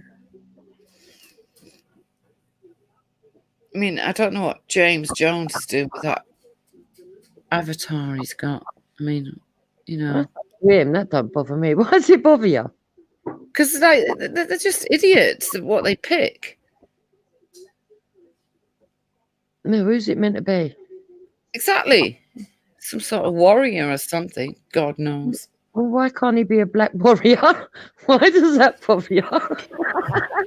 Oh, Tommy, Tommy. Nobby. Look, Wendy, they must be right down on the reserve. What? Oh. How are you, Kingo? Are you okay today? Nobby. He's Hello, Kingo. Are you okay today? I am indeed. How are you today, Wendy Wu? Yes, I'm fine. Thank you. How you doing, Kingo? How you doing? Big up yourself, Unks. Respect. Yes, big up. Yeah, so I was just thinking, Tommy Robinson. You know what's interesting, yeah, is that today in this day and age, you've got people like Ralph, Yeah. He's allowed to literally like make strategies and talk about strategies of what he's trying to implement, stage this, stage that. Yeah, and then Now, still if a black person is moving his hands around in a flustering way in front of a police officer or in a public place, they could be arrested. So can you see the hypocrisy today that we are now dealing with? Who got arrested for moving the hands around? This is what happens every day. Can you give me one person? More black people. Kingo, seriously, let's talk serious. Yeah, no, I'm talking. I'm just. Yeah, so who's the person who put his hands around? Well, there's a lot of places. Yeah, there's a lot of places. Hyperbolic. You're exaggerating. No, yeah. no, but honestly, like I don't know if you've heard about. Well, I find like I've done a little bit of research into the mental health section. Yeah, and you see like. I've heard it a number of times that black people and minorities are overrepresented. Well, in what? Mental health? Yeah. So even if it's not the case that they're not overrepresented and they're actually nutcases and they have to be, for whatever reason, PTSD have to be dealt with accordingly. Well, I would agree. PTSD of any sort needs to be dealt with. I think it's prevalent. If you come in here saying that the black community are overrepresented in mental health, you're not going to help yourself, because what's going to happen is people like Ralph are going to go, see, I told you, get them all out of the country, they're all mental. These are the things you need to start understanding. But I mean, but then again, I mean, if that class is you throwing out disabled, I don't think that. Not because you're disabled, because you said it's black people. Well, there would be disabled though in that case. Yeah, but they're not going to care about that. If they're meant. Being black trumps being disabled, mate, when it comes to the fucking racists. Yeah, and that's the seriousness of it. I mean, and that's like the pinnacle. I'm trying to tell you that. Don't get focused on your disability today. You've got to think a bit more logically. It's color. No, because I wasn't talking about. That was just a point was being made. It was just like saying mental health. Yeah. Is color a disability? Can color be a disability? No, it's not. Being black. Can it be a disability? Well, that's the point I was making. Black. If he tells Ralph, right? And in America. Yeah, if he tells Ralph that all black people are overrepresented by mental health, yeah, then it will be a disability, because Ralph could use that to make his own charts and bell curve to say that all the black people should be thrown out. Yeah. Yeah, but what numbers are affected would have to be rehabilitated with like health and well-being, right? Mental. That's why we've got. You think people like Ralph and the extreme right are bothered about rehabilitation? It'll be right. They're all fucking mental. Out they go. Here we go. They don't care, Kingo. You need to understand that. I believe that's the case, and I mean, if you're attributing that to being the sort of the Mark Collette sort of mindset, then I can't disagree with you. To be fair, and to be honest with you, I mean, if the right, that's the far right, I would say. I would put that in that position. So, well, there is a grey area in between. Oh, yeah, it is the yeah. It is the far right. Kingo, you're correct. But unfortunately, they put people that are not far right in the far right, if you understand what I mean. So now we have to call it the extreme right, because people are not understanding the nuance. And you get. How about sanity? Huh? Sanity. Is sanity a matter of cultural perspective? So no. You don't think so? No. Sanity. No. Whether somebody is mad or not, you don't think it depends on the cultural position. Have you ever met anyone that's who's insane? making 3. Have you ever met anyone that's insane? I see 3. Oh, you could be talking to someone that's needed to be certified insane at one point. Yeah, saying IC3. yes. Have you ever met anyone who is insane? Exactly, IC3. You're walking yourself into a dodgy situation. I've already been there. So I'm classified as with a mental health disability. And I remember at the point when I was being assessed, they had 4 white people, all with blue eyes. Does that Hang matter on, or not? IC3. Which one Yeah. of you? Results. No, Which wait a one minute. you And when we classified were talking, there was I was talking quite calmly and presenting some information, and they said, "Oh, you're being a bit intimidating." I said, "What?" I said, "Being intimidating." So what I did, I picked up my chair and took it right to the other back end of the room. So I was right far away from them as possible. They said, "Oh no, you don't have to go that far. You don't have to go that far." I said, So "No, which mental health? I'd rather IC3. stay." Yeah, go on. Which mental health condition have you been classified with? Delusional disorder. I did think that. Thank you. Pardon? I did think that. Well, he is asking for reparations. Isn't that quite ironic? There you go. Yeah, I did. I was actually to put it together. Yeah, put it all together. Anybody with my kind of ideas must be have a delusional disorder. I actually think that's quite funny because I don't think you're actually insane. I do think you're a bit of a conspiracy nut sometimes and maybe get a bit depressed sometimes. But I don't think you're. And do you know what the delusional disorder was? The No. delusion. The doctor wrote on the paperwork has a preoccupation with the subject of racism. That's the word, preoccupation. So there's a black man. There's a black man that's got an illusion. A black man who's illusioned about racism. Well, thank you for that one, IC3, because yes, you can have a record. It goes to show what Ralph was doing then, doesn't it? So Ralph was taking advantage of somebody that's vulnerable. Yeah.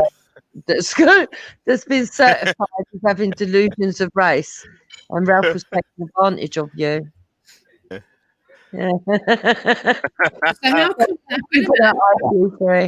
come you being preoccupied with race sent you in front of these psychiatrists? What happened? Look at this. Hello? Yeah. I'm just putting it in the chat there. Oh. Thank you.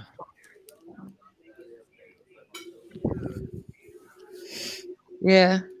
Do you think it might have been because you realised that all 4 of them had blue eyes? Did you comment on it when they were you? Did you say to them, can I have one with brown eyes, please? No. That's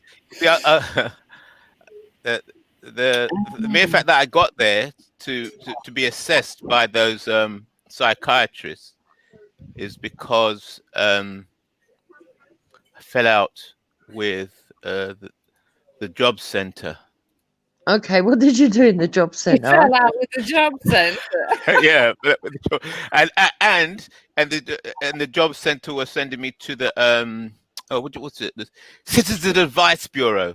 Oh. And then I fell out with the Citizens Advice Bureau. Then I went all the way up to the top. It went all the way up to the top of the Citizens Advice Bureau. You know, they kept referring me up. Oh, you have to speak. I said, okay, can I speak to your boss then? Said, oh, yeah. You have to speak to our boss. I spoke to the boss. Boss said, oh, I think you have to speak to the area manager. Speak to the area manager. Oh, I think you have to speak to the higher area manager.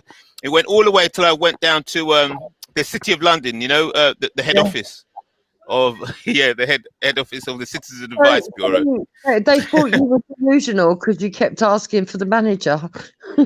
Because what they kept doing, they couldn't answer.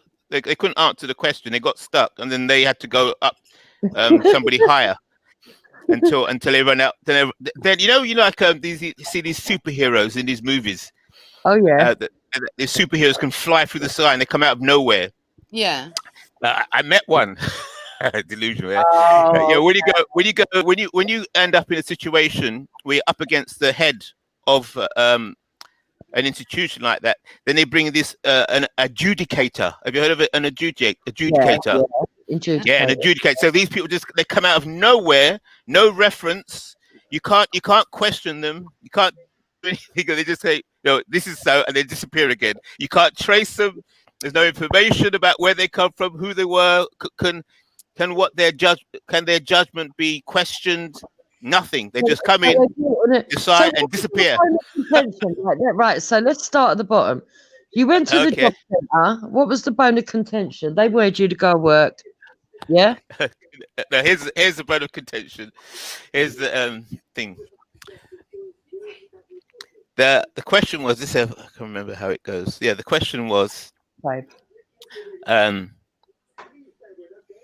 if you go for a job, they want to look at your CV and so on and so on, and they ask you, do you have any questions you'd like to ask about what we do here? And then I usually always ask for the performance of their race relations. How is it managed, and how is it monitored? Why'd you do that? Well, I said, I'm a black person, registered IC3 black, B9 black other. So I'm a black person, and I'm trying to avoid working for a racist institution. Right. So I'd like some advice on how a black person can avoid working for a racist institution. So I'd like some advice to make sure I can find a job in a non-racist company. So I'd like some advice on how a black person can avoid such situations. And what did they say to you? Like Agent Smith. Oh no, like in the Matrix, where the ordinary people, their heads start shaking, and then they turn into an agent. Okay, something like that. Their manager. Is that the point? Is that the point? That's right. Their brain, their head starts shaking like in the Matrix, and then they turn into an agent. Because nobody asks questions like that. Yeah, nobody asks questions like that. They're not used to it. Oh, you're classic. So and then you brought. So I said that's classic. So you done this and you kept doing this until you got the adjudicator. They went right the way to the adjudicator. Yeah. Right away. What did the adjudicator say? Even when I was how it went up to that high level was because I was in the citizens advice. Yeah. So they said, "Oh look, you're not getting on with the job centre. You have to go to the citizens advice." I said, "Okay, I'm going to go to the citizens advice." And then when I went to the citizens advice, started speaking to all their staff, went all the way to the top. Everybody, every single one couldn't deal with the issue. Then they called the police. And then the police, the police. I said, "Wait a minute, I've come here for advice. I need advice. This is citizen advice. I'm a citizen." And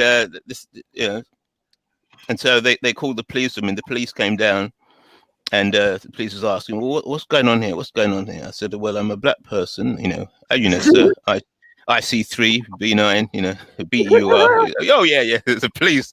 They knew what it said. And they said, and then the citizens advised saying, "We want him off the property. You want him off the property." And then the police said, "Yeah, okay, could you step outside?" So stepped outside. And then they started laughing. They're all very serious inside. But when they got outside, they were all laughing. And they said, so come on, I've been obviously referred to you, the police now, because the citizen advisor kicked me out. So now I'm with you. What do you advise? And they started laughing. They said, "Oh, you'll have to go to this." They said some Latin, threw some Latin at me. I can't remember what it is. It's going to come back. It's going to come back. Habus corporeus or something. Was it? Oh, habus corpus. Yeah. What was it? I can't remember what exactly. Something means like in Latin, we shall have the body. Something like that. Yeah, it's to do with being. It's all to do with free man of the land stuff, isn't it? There you go. That's right. So the police threw the free man and of the land stuff at me, but I didn't know about free man of the land back then. You know, Right. so the police were laughing, and they gave me this Latin stuff, and then I started to research what is habeas corpus or something like that. But it meant something that we shall have the body and something like that. And so you got it, Jupiter. It does go back to the free man of the land. Yeah. But I still never got my head around that free man of the land business. But it's some deep stuff. So very, we very don't deep. have the body. What is like some sort of like ownership? Yes. Like you know what I mean? There's other people more skilled on this, but roughly, habeas corpus means that we shall have the body, which means we or whoever this we is a separate entity, so that are appealing to the British state that we will have that corpse, so we will have that person. So that person is no longer under the British system. They're taken out. So basically, you correct me, Jupiter, if you know a bit more about this. But basically, my understanding is that I have to kind of opt out of the whole system. Of the system, yeah. Yeah. So it's the only place for me. He can register to take his birth certificate back as non-registered, and then he becomes something like that. And then they have no jurisdiction over him. But free man of the land, you've got to be a real expert on it for it to work. Yeah. There you go. So that's what the police advised me. You have to go free man of the land. Say that you're under common law, and they'll laugh you out of court. You know, you've really got to know what you're doing. Exactly. Yeah. Very, very few people have succeeded at it. It can be done, but very, very rarely. Exactly. That's right. And that's the level it gets to. That's the level it gets to. Yeah. So basically, because they couldn't answer your questions, they threw a conspiracy theory at you. Thought, That's right.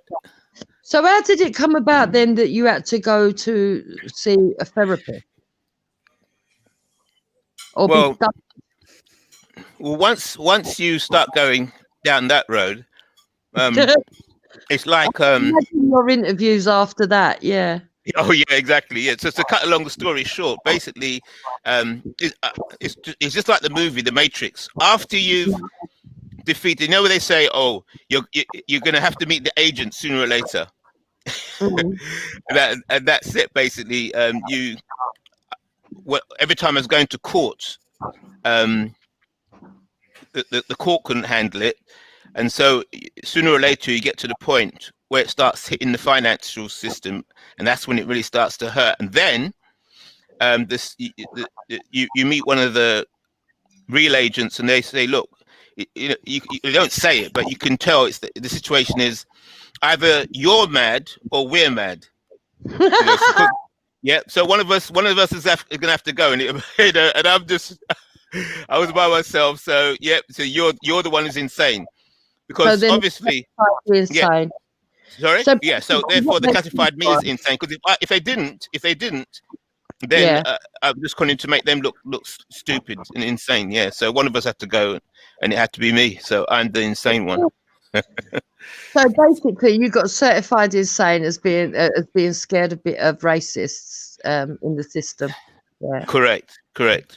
Yeah. Wow. So it had to go that way. It had to end up one way or the other. That's actually a brilliant con. I think you're actually a genius. So you know what do you mean a con? What do you mean a con? This is real. Genius. You're real. What, you actually believe it all? What do you mean it's a con? Well, think about it. Think about it. Saying no thanks. I understand what they say, but I know somebody would actually you would love to talk to about all this stuff. Then you need to come on my show when I have Osa Dell on, or come over onto UK and speak to Dell. He's brilliant. Actually, what you just said there is actually. Adele. You know Adele. He comes on here as Odell. What you actually said there, Jupiter, actually counts. Actually, when I think about it, because you saw it as a con, and it's right. What I was doing had to be a con, or not, or either I was being conned. One of us had to go. Either I'm a genius con man, or I'm being conned by a genius, by geniuses. So what, that's the way it is. You're insane. Either we're insane or you're insane. Right? You're going in the mental hospital. Either you're a con man or we're conning, or we're cons. So because what you've done is if they feel like you've got a fear. You've actually said to the system that you've got a fear of racism, right? And because you've got a fear of racism, that it's not only the fact that they've got to be looking after you because there may be racism, but they've got to look after you because you've got the fear of racism. So you've put them in a sort of exactly. Yeah, just make that point. It's hilarious. It's actually very ingenious. It's funny. Wendy, what do you make of all this? Because I know you hate conspiracy theories. Well, No, they I will don't let you. I like mean, if they find out that conspiracy you've got a genuine fear or you're just genuine distress, then they won't classify you mentally ill.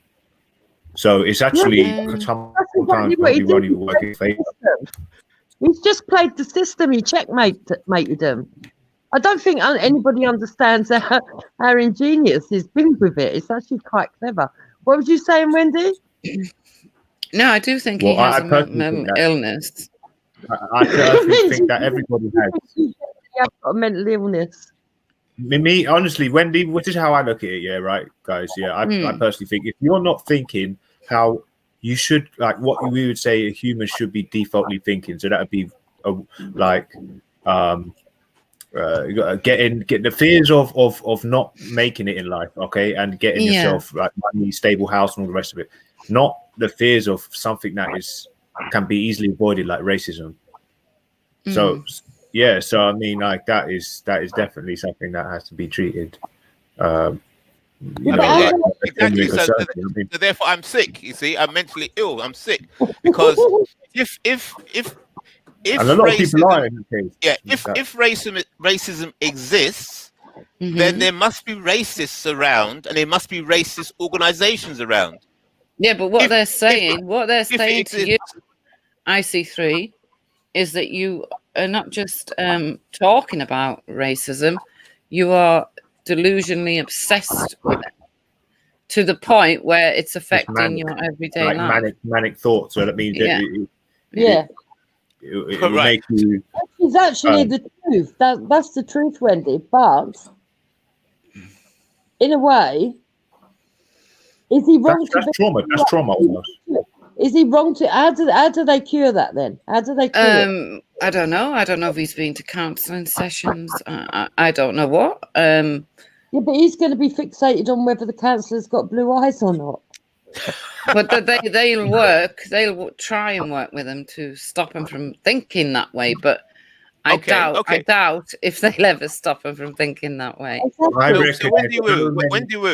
Wendy, how would you advise a person classified as black to avoid working for a racist organization or institution? What advice would you give them? What kind of questions should they ask?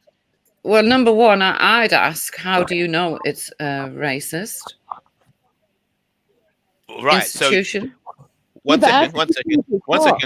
So I'm the one who's applying for the job. I'm the black person, and I'm the one trying to avoid working for a racist organization or institution. Okay, so at the interview stage, what questions should I ask to ensure so I am confident that this is a good company for a black person to work at? Well, I think one of the questions is would be the percentage of minorities they have working in their institution.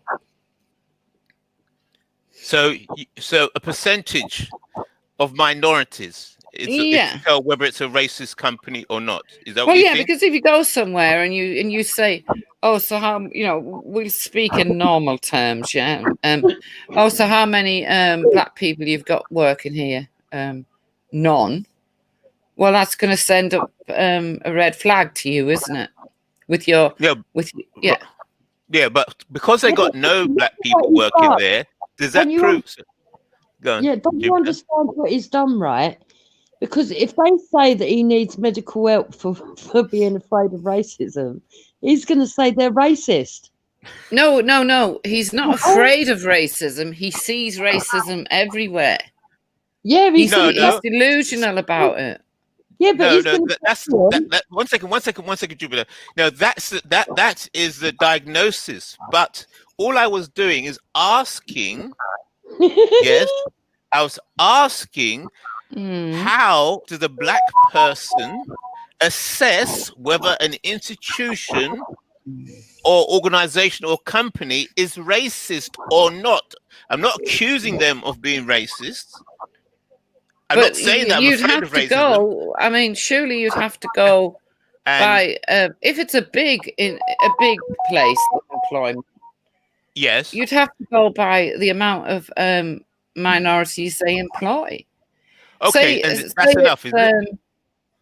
I don't know, Vodafone, and you want to work. You want to work in Vodafone, and they say, "Well, you know, we're a massive company, but we only employ 3 black people." Yeah. Wouldn't that send alarm bells through your head? Why? No, Why do they only employ? We're not dealing with alarm bells. We're not dealing with alarm bells. Is that not company institutionally racist? As a result, there's only 3 black people working there. Can I now say? I wouldn't say they're racist. I'd say they were biased. Biased in what way? Well, because they're not employing minorities. So they're biased against minorities. Yeah. So do you think you can go to court and say, look, if you've only got 3 employees, you've got 3,000 staff and only 3 minority employees. Do you think that will stand in court to say, well, look, this organization has a bias? You think you can go to court like that and say that? No, I think you could, yeah, because there's laws, isn't there now? Laws. They have to employ certain amounts of minorities. Okay, so in terms of equality, because, you know, the equality standards is disability, gender, race. Yeah, race. Yeah. This is where it breaks down IC3, because this is similar to the conversation that I had earlier on today, right? So if we go into a company and one company's got 5 employees and 4 of them are black, and we go to another company that's got 5 employees and 4 of them are white, do we naturally assume that both of those companies are biased?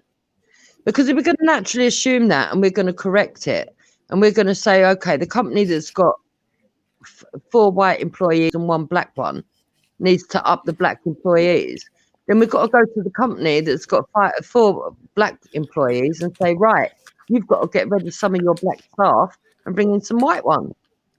Yeah, and would that actually prove whether the company is racist or not? No. Or institutionally racist or not? No, what's the point? What's the point of doing all that then?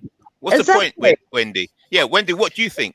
What's the point? What I think is if you take the chance and get employed at a place, and you're treated exactly the same as everyone else, exactly no matter the same. what color, no matter what color or creed, obviously it's not racist. So you're trying to preempt.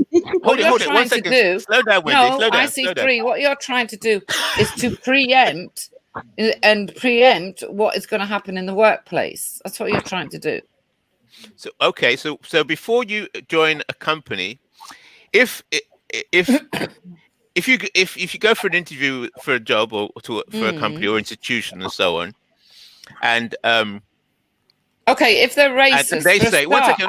If they're Let's racist, slow down. Wait a minute. I'm just responding to your first one, right? So they say, right, okay, we're going to pay you this much money and so on and so on. They say all that at the interview, and then you go in there and you work for the first month and so on, and then they don't pay you. Then or let's say there's certain privileges that they promise at the interview, but then they don't deliver it. Yeah. When you're at the interview, all of those things, because you mentioned the word preempt. So all those things you hope to settle at the interview stage, and and then it should also hopefully be in your contract of employment. Yeah. Yeah, but when right. you don't understand, all the system can't work with him, because if they do that, right, at every stage he's going to be looking for racism, right? Yeah, but he's not going to find it. No, but he will find it, because he'll just say that it's racist.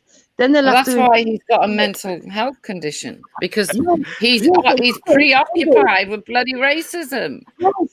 But listen, Wendy, the bottom line is, if they do that when they know that he went to the initial meeting saying that he was worried about being employed by racists, and then he ends up going to the tribunal, they haven't only got the problem of IC3 now, they've got the problem of the place that employed him suing them for sending them an employee who was not fit to work because he's got a fixation on race.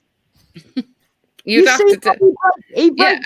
Hang on. Yeah, I see your point. Now, IC3, it would only be fair for you to declare when you go for an interview what you've been diagnosed with. No. This is all before. Yes. Right. So let's say a woman decided, look, I want equality, she says, and she doesn't want to work for any company. She's really good, and she doesn't want to work for any company that abuses women, and that she'll get paid less as a woman. She'll get paid less just because she's a woman. So, if that woman was to ask at the interview stage. To try and assess whether the females in that organization are treated less than the males. What kind of questions could she ask at the interview stage that would convince her that her career prospects as a female in that institution will not be impacted? Well, number one, it's not just about asking questions. Wait a minute, it's not just about asking questions. Yeah, it's also about listening to what your potential employer has to say about how you could be promoted in that company. Yeah. The percentage of say women that have gone further and been promoted to higher stations in that company. Things like that. It's not just about asking questions. It's about sitting and listening to your potential employer too. Right, and then believing them, obviously. Pardon? Yeah, and believing. So what? Well, you've got to have a little bit of faith, haven't you? And it should all be in your contract anyway. Right. Okay. So if the potential employee has plenty of faith and has a nice detailed contract, your employment contract, employment for a lot. Okay. It counts for a lot. Right. So that would be enough.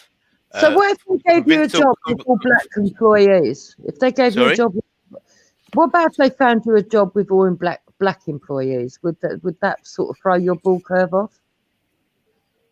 Well, if an organization, that's the answer. Okay, it's well, I won't go there.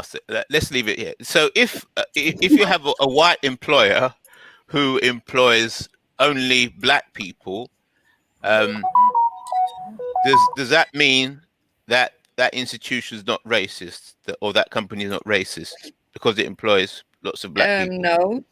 No, there you go. I agree with you. But if you had, I agree with you. But if you had all black employees, then you couldn't say that they were treating you unfairly because of your color. Yeah. Well, because they're all employing black employees doesn't mean that they're being treated fairly. It must be bloody hard for you to get a job, IC3. Yeah, I mean it's so varied, as to why it could be racist or couldn't be. Like MBA is most likely going to employ black people. Why is that? I don't know. Use your brain. Was it a You know what I question? mean? So like to that degree, it's so varied. Ask the question again. I didn't get what you said. I mean, What did you why? say? I missed It's it. like, for example, NBA, the basketball league will only employ black people for the reason why is because they're more, I don't know, sport like athletic. And then you'll probably get a place. Excuse me. Black people are more athletic. In that sense, yeah. Yeah. So for basketball, I mean, I think and that's not a racist statement. Okay. Around I mean, it's just that's the Oh, I see 3, please. No, but I mean, he's right to a degree. It varies. It's so varied. So I can't even say that that's factual. It's not even a fact. There you go. See, But you think about what's been said. Think carefully. At the same time, that you can't say someone's going to they're going to be racist because someone's phenotype doesn't fit a job description. You know what I mean? Like he wouldn't get a Twa person really. He'd have a bit of hard job being a paint and decorator. Do you know what I mean? Have you ever worked in a racist pygmy? company? You can have like two or three ladders to get up to where. You know what, Bingo Gold? I think you've got the same delusion as I see 3. Oh no! But, I mean, that's what I'm saying. I do. Darkies, all us darkies have got the same problem. Exactly. There you go. I do. I'm not even going to deny it. No, because if I said that, then I'd have the same problem. No, I don't think. I just think from the things that Bingo says when he's rambling, that actually he's got the same problem you've got. That's what I'm saying. It could be a darky problem then. No, I'm not. From a white perspective. I could argue and say that that's you're looking for racism that's telling you that. I'm not saying that. Oh, it's my delusional. Yeah, that's right. It's my Yeah, delusion. Yeah. delusion. But I do think Bingo's definitely got it. Because he comes on here and he has a rant and he goes right into a rant and he thinks that just down the road he's going to get jumped and things like that. Yeah, but I'd understand. I feel like Bingo if I ever going said that, through. I feel like I'm going to get attacked or jumped. When you go in one of your rants, you're going outside my house and walking down the road and people are going to jump up on me. I've never said that in my life. You have. Okay, shit. You That's have. definitely a lie. No, Yeah, you well, you want to pull it up then, sweetheart, instead of trying to lie on me. Oh, don't try and be like Nynefa, please. No, but don't make a claim and it's just completely false. It's Just true, but at I least don't if you want say to- something, make it be like remotely correct. I mean, geez. You have said it, but I'm not going to argue with you. If you say you haven't said it, it's not worth my trouble, mate. Honestly. Yeah, but I don't know. I'd say it's the people who are delusional and have got an internal fantasy, right? Which means they're skits. There's also cognitive dissonance, all sorts of stuff like hallucination, delusional. I mean, I feel like the people who we're in reality. We're with reality. We're with facts. Like if you're not with facts and stats and general shared objective and subjective experience, you're the one who's delusional at the end of the day, or not you in particular, but just anybody who is clearly just lying to themselves, and they're not with the general consensus. You could say that they're dumb and they're racist or they're delusional or mad. And unfortunately, ladies, we're in a majority. King Gold, 1 second. You mentioned a very good point. You see the facts. You see, facts can be interpreted based on. You see, a racist item, you can see the same facts as a person as a non-racist, and they would interpret the facts differently, or they would also decide what is acceptable as facts. They might differ on what they accept as facts. You see, because they're both ideologically different. Yeah, I mean, we've seen in particular instances where even laws. There's been like a number of times where we've been speaking about laws which are more proven than actual facts, because facts can change and laws are just kind of set in stone. What you're missing? So look, listen.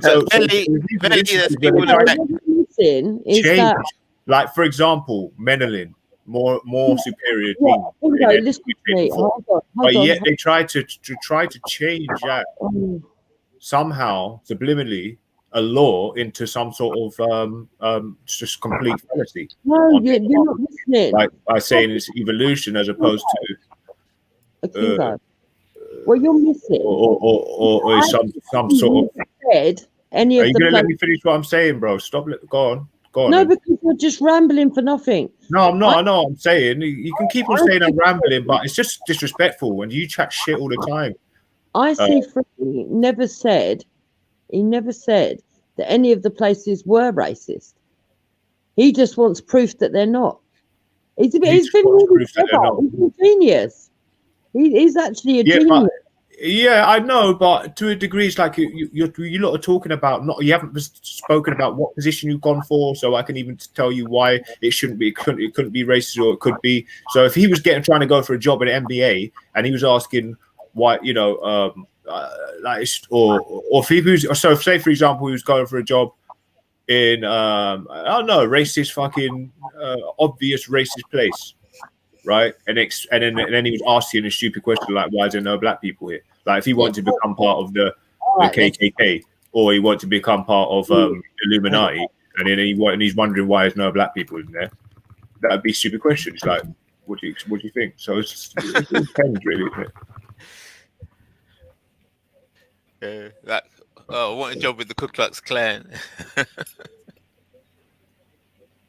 Yeah, sorry, I'm just kind of doing something.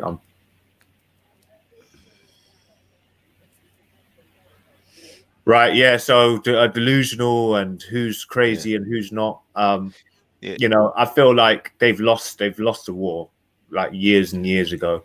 But I mean, what they're trying to do is trying to say this is what it is, and we are the lawmakers when it comes to what is correct and what's not correct. What is mentally sane, what's not sane. I mean, it's just stupid. They lost the war years ago, and they're still trying to maintain this madness with homosexuality. There's no racism. Scroungers, drivers. We're talking about disabled people who can't even fucking walk. Their internals are shutting down on them, and there's some plonker, absolute weirdo, probably a kiddie fiddler like David Cameron saying, "Oh, scroungers from strivers." So, like, wait, someone who can't focus and got a lack of cognitive ability is a scrounger now. So it's like they're really trying to change the goalposts and trying to sort of fool us into this sort of fake pseudo reality, which is clearly it's in its nature is completely absurdly wrong, due to the fact that you can't make a human being out of two men. It's just not possible. So is that conducive for a human being to be going through this type of experience as a young child? Careful. I think. Are we King Gold? Careful. People's minds don't change over time. Like, so now you've given that person a sex change. Yeah, you give him a sex change, and now all of a sudden he realized when he's older, actually, no, do you know what? You lot fooled me into believing that this was okay. Now I'm never going to have kids. So what we're going to get is we're going to get loads of Alexandras in the future. The nutters, like absolute nutters, bro, that have been fooled by the system, and they're just going to start popping people off, bro. It's happening already. So they know how it's almost like they realize that the type of Greco culture, it was just a recipe for disaster. I reckon that's what added not only to the harsh environments and being cold and having calcified fucking pineal gland, all the rest of it, eating raw meat. I believe that as well. Their actual cultural practices is definitely the first. Is like madness. It's like their culture is like insanity to Africans, because it's a completely different culture, you know. And the quicker we realize that, the more the easier it would be to realize that, like, this is the reason why the shit's happening. You know what I mean? This is why that's happening. I mean, to these day and age, like, there's dudes on here that would like sound like women. DC Brad, Ali. I mean, like, these guys are getting more feminine by the second. It's ridiculous. You know, I'm sorry. You know what? If I shout you out, I just can't be bothered. I'm just trying to use examples. I can't even try and. I'm just using a quick example to my head, so I've got nothing personal.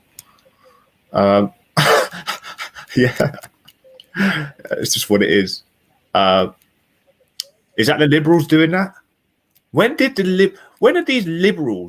gay people ever really had any type of power, or is it that the traditional type of Republican or democratic type of nation gay? Like, is that what it means to be liberal? Oh, do you know what? So what we're looking at is basically liberal Democrats. Liberalism is basically Greco-Romanism, Greco-Roman culture, right there in your face. You know what I mean? So let me ask Wendy. I don't. She's still there, Wendy. Yeah, I'm still here. Yeah. So Jupiter kind of caught it, but I think your view is slightly. The way you're in the whole situation our is mental different. health service is judged by Greco-Roman culture. What are you saying, IC3? Good question. Yeah. So, ladies, do you see the difference? That it's not that I was assuming that companies or institutions were racist. Mm-hmm. I was just asking for advice on how to tell if an organization or institution was racist. I'm just asking for advice. How, because when you go for an interview for a job, they ask you for your CV. You talk a bit about yourself, a bit about your experience, and a bit about what's your thesis. They ask you about yourself, when you're going for a job, and then at the end of the interview, they always say, "Do you have any questions?" Do you remember that? Yeah, of course. Is that correct? Yeah.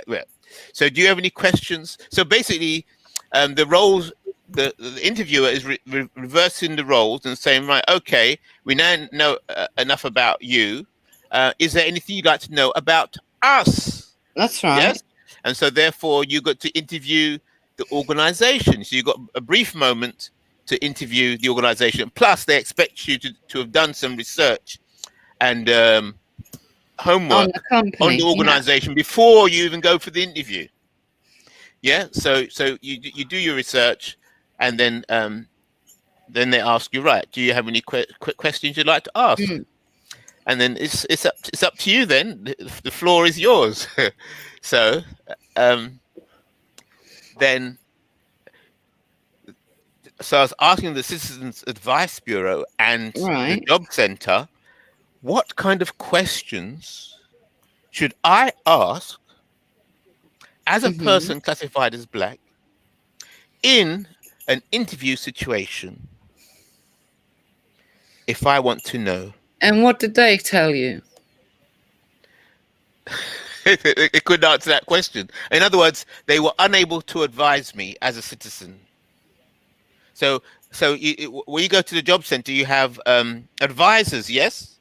And then when you go to the Citizens Advice Bureau, so these are professional advisors who are paid to advise by the government, by the state. Job center advisors and Citizens Advice advisors. Citizens Advice Bureau advisors. So therefore, since they're paid to give out advice, that's the advice I was asking them to give me. And they couldn't answer you. Exactly. And it became a major problem. Does that make sense? Do you understand the scenario? Yeah, but I can also understand how they couldn't answer you, because you could get a job with a company and the company may not be racist, but you might get certain individuals that are working within that company that are racist. Oh, so the company might not be racist, you're saying, but there may be individuals working there who are racist. Is it possible that there are racist companies? in Britain? I don't know, but what I'm saying to you is... You don't know? Listen, what I'm saying to you is, IC3, you could go and get a job with a company who will tell you, no, you know, we're not racist, equal rights, blah, blah, right? Mm-hmm. Then you could end up wherever and working with, I don't know, say 8 people. Mm-hmm. And 2 of those people you begin to realize are racist. Really? Okay. So therefore, Ooh. you collect the evidence. You collect your evidence. Like what? What kind of evidence? Well, I don't know what a racist Daily word Mail. towards you. All the newspapers. Racist, being racist towards you, as in verbally. Even it could be physically, as in, I don't know. Physically racist. Oh, that's interesting. Yeah, as it what does say you've physically got, racist mean? okay, say you've got you're at the coffee machine. Yeah. And you're in They like use a little queue. Okay. And the guy in front of you is just about to finish, you know, get his coffee. Yeah.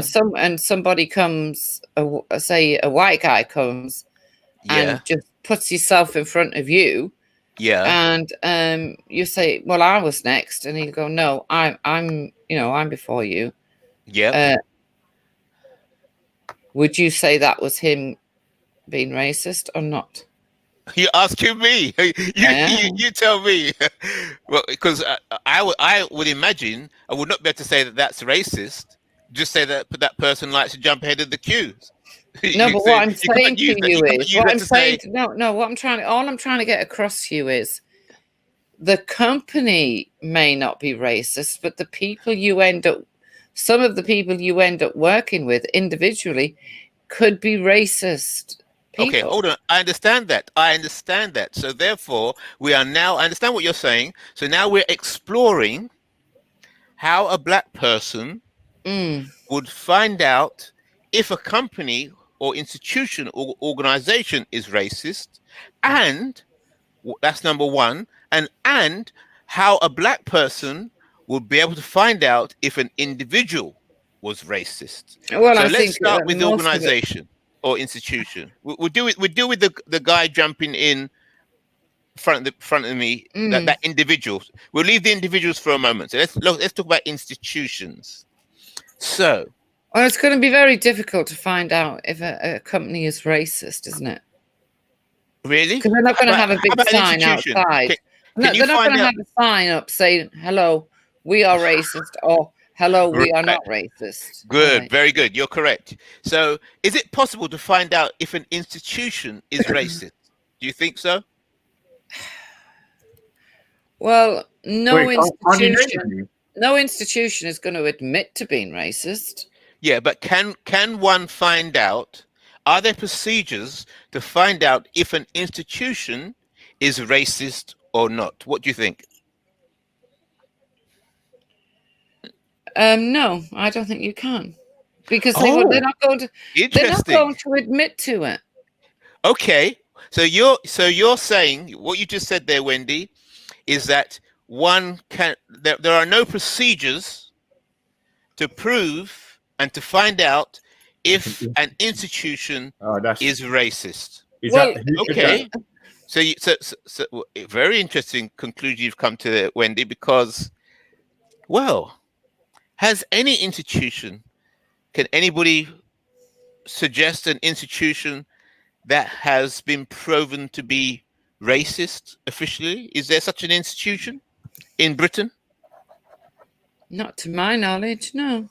Okay, not to your knowledge. Does anybody know of any institution in Britain that has been officially recognized as racist? There was some jumper made, and it was a rather racist jumper, wasn't it? A Gucci jumper, I think. Okay. They were accused of something, but that's about it.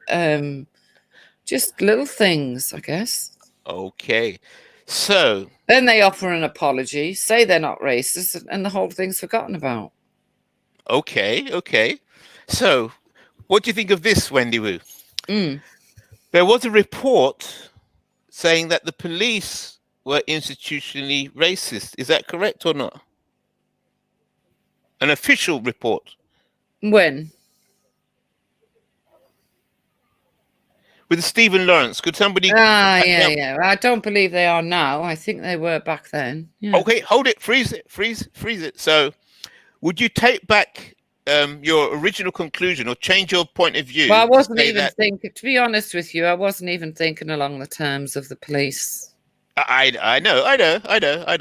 So I'm just walking you through the entire the process. So would you now change your position and now do you now believe that there are procedures to find out and to prove that an organization is institutionally racist? Well, based on that. Well, you know, that family of Stephen Lawrence had a long fight before the police actually came out and admitted it. Yeah, don't worry about the fight or who the individuals.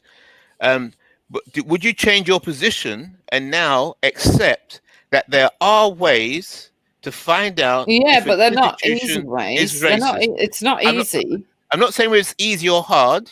I'm not saying it's easy or hard, but would you now change your position? Yeah, I would. Now you've reminded me of that. But right. You have also got to consider it's not something so easy as sitting as a getting interviewed for a job. It's not as easy as that. Uncle's on fire, man. I'm seriously, bro. That was IC3. Half an hour. It would be a long battle. Yeah, no company, no institution is going to admit to being racist. It's not going to happen. But that's not a problem, is it? Now we know that as long as you're prepared and have the financial backing for a long battle. Yeah, but the point is, it doesn't matter whether they want to admit to being racist or not. We now know that there are official systems and procedures to prove if an organization is racist or an institution is racist. Got to have reasons to prove it, haven't you? But that's all dealt with. That's all dealt with. The mere fact that it's possible officially. Now, can those same procedures be applied to an individual? Because remember, I said there's one, the institution, and two, you mentioned that me waiting for my waiting at the coffee in the queue at the coffee machine, and then somebody barges in front of me, and you were saying that could be proof that individual within an institution is a racist individual. If it's a pattern of behavior towards you, yes. Right. So if a person has a pattern of behavior of always jumping in front of me in the queue. No, that's a physical thing. There's also the verbal, right? So if he's verbally racist towards you, what's that? Well, start with that one. Wait a minute. What is verbally racist? Well, he could call you certain things, I guess. Guess. No, but we're going to court now. So what is proof that what a person said? What would they have to say that proves that they're racist? Well,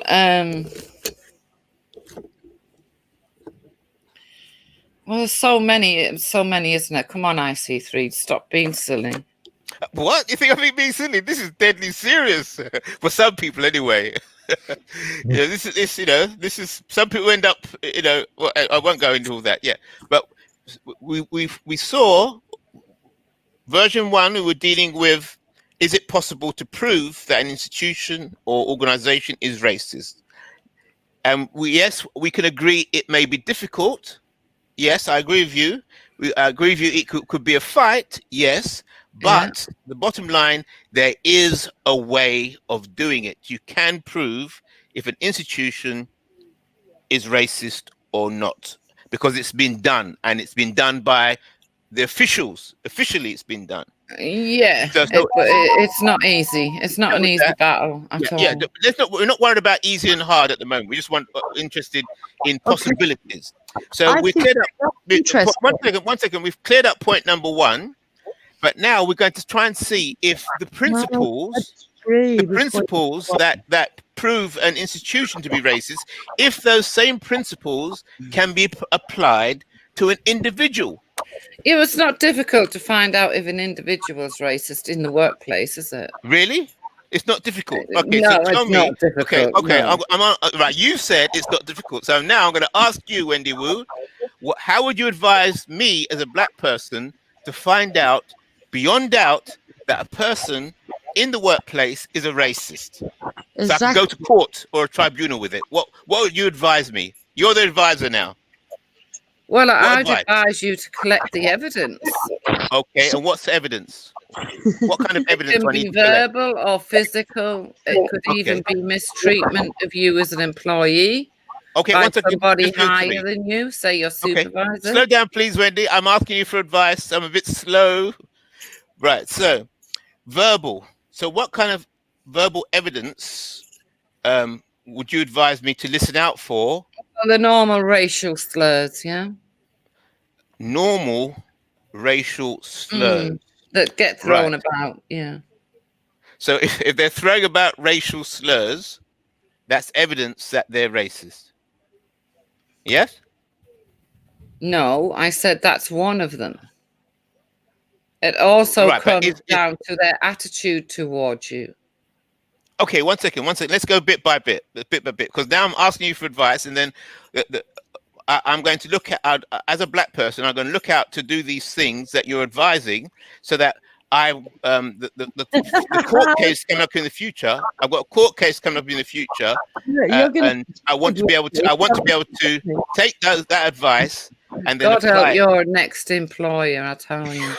Okay, so Wendy Wu, you're saying they throw around racial slurs. So when you say throw around, because this is how the court would deal with me, what do you mean by throw? How am I going to watch out for people throwing around racial slurs? What does that actually mean? I'd have to understand what that means. No, what that means is something that is directed towards you as a black person. Something directed towards me. Not just me, but me as a black person. Yeah. Right. So when they're doing that slur, they'd have to be saying something to make sure they'd have to be throwing around the slur in a way that it has to be directed to me, directly to you. To me, yeah. As not only to me, but directed to me as a black person. Yes. Then it counts. Is that correct? Yes. Right. So if they say a slur and it's directed to me, but not directed to me as a black person, it's not a racist slur. Correct? But if they're talking to you, you are a black person, yes? Yes, I'm classified IT3, yeah. So I'm a black person. So if they're talking to you and they speak in that way to you, yeah, it's that. I would say that's part of being racist, yeah. Right, and that's a part of one of the evidences that person is a racist, correct? Yeah. Okay, and what else? You said there was. Well, there could be. There's even people around who, if there's people who could say you were stood in a queue. There's some people that wouldn't want to stand near you. Yeah, but they could choose not to stand near me because I've got Therefore, it's down or to you I don't like to my find out. aftershave, Therefore, hang on. or I'm too fat. Yeah.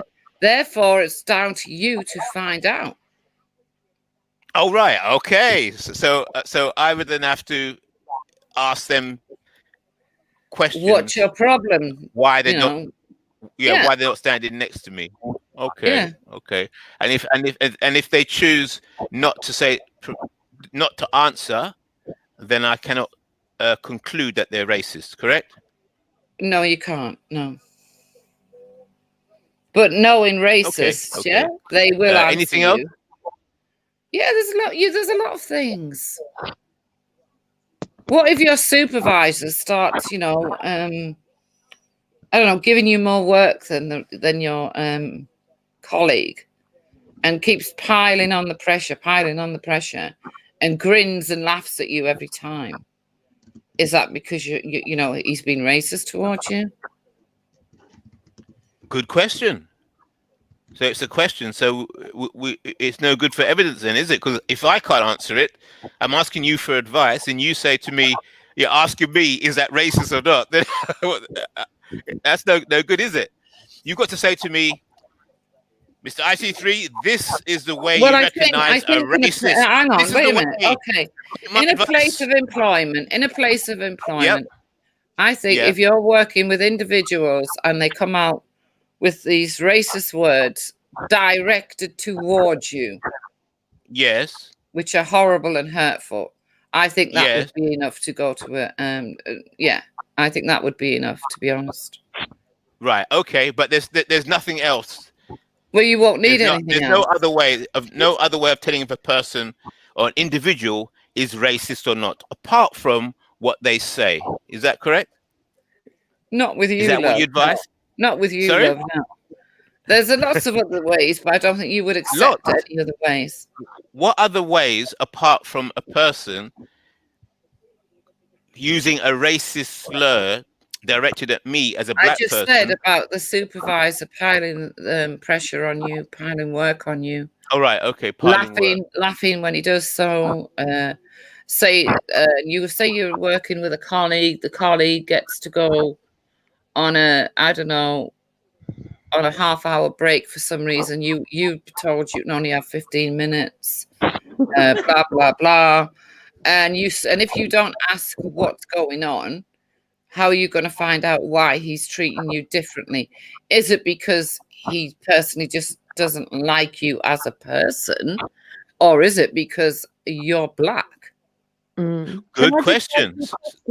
I see. Go on then. Go on then. That was all so easy to prove. Why did no one answer your questions?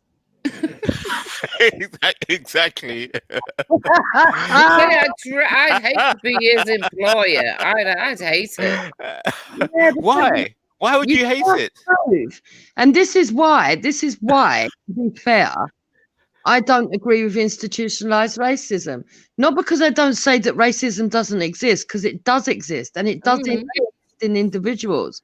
But how do you prove it?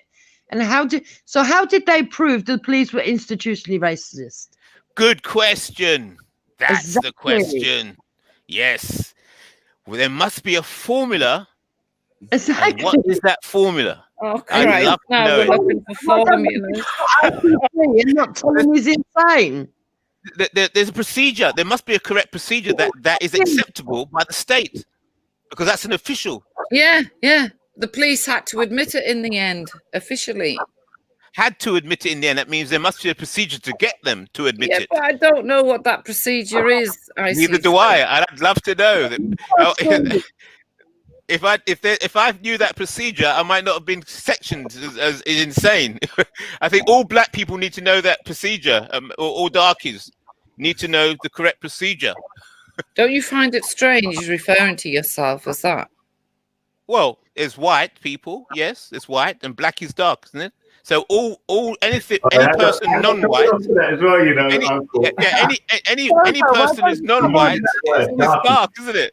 The black, dark, brown, it's all dark, isn't it? Yeah, but that word that you just said, if a white person said it to you, it would be considered racist. Why is that? Well, because it would. What's the evidence of that? It's true, though, What's the evidence of that? You can't go around saying that to people. What's the evidence? What's the evidence? Oh, you got pulled up. Okay, I did. You know who's Buddha? Why is it racist? Why is it racist? Okay, wait a minute. Why is darky racist and white not? I don't know, but it's considered question. racist. It's Right, so- considered racist. Okay, so if I call somebody a white person, that's racist as well. Apparently, the Scottish used to say it a lot. Wait a minute. If I call somebody a white person, is that racist? Depends in which way you say it. Exactly. So we can say darky. Depends on which way you say it. No. Oh, wait a minute. So white is okay, but darky's not. No, I'm sorry. I can't. No, as a white person, I wouldn't dream of calling a black person that at all. Wait a minute, Wendy. Are you actually white? Well, I don't know. I'm considered white. Yeah, but you said you're a white person. So if I got a white piece of paper and put it up against your skin, no, I'm like exactly. Yeah. Sorry. So you're not actually white, are you? No. If that picture's you, then it looks like you've got red hair. Yes. Auburn hair. Yes. Auburn hair, and I doubt your skin is actually white. Well, that's Not my same as a white skin piece there. of paper. Yeah, that's my skin. Yeah, okay. So it's not actually white, is it? Nobody's actually white like a piece of paper. It's So not therefore, far off. whiteness is something else, just like darkiness. Yes, but Yes? I see three.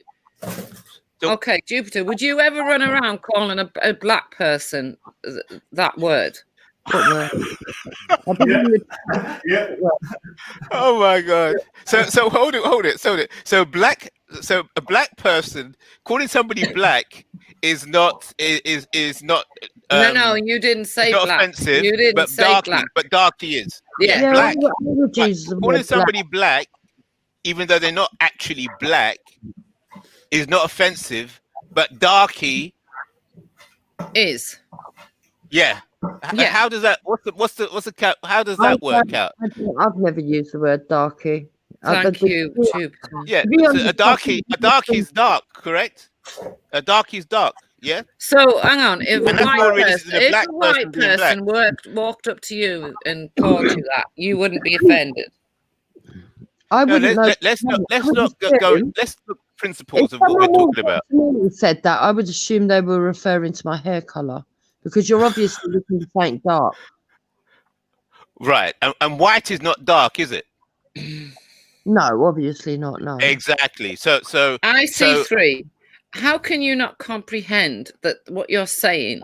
If a white person said it, they will be considered racist.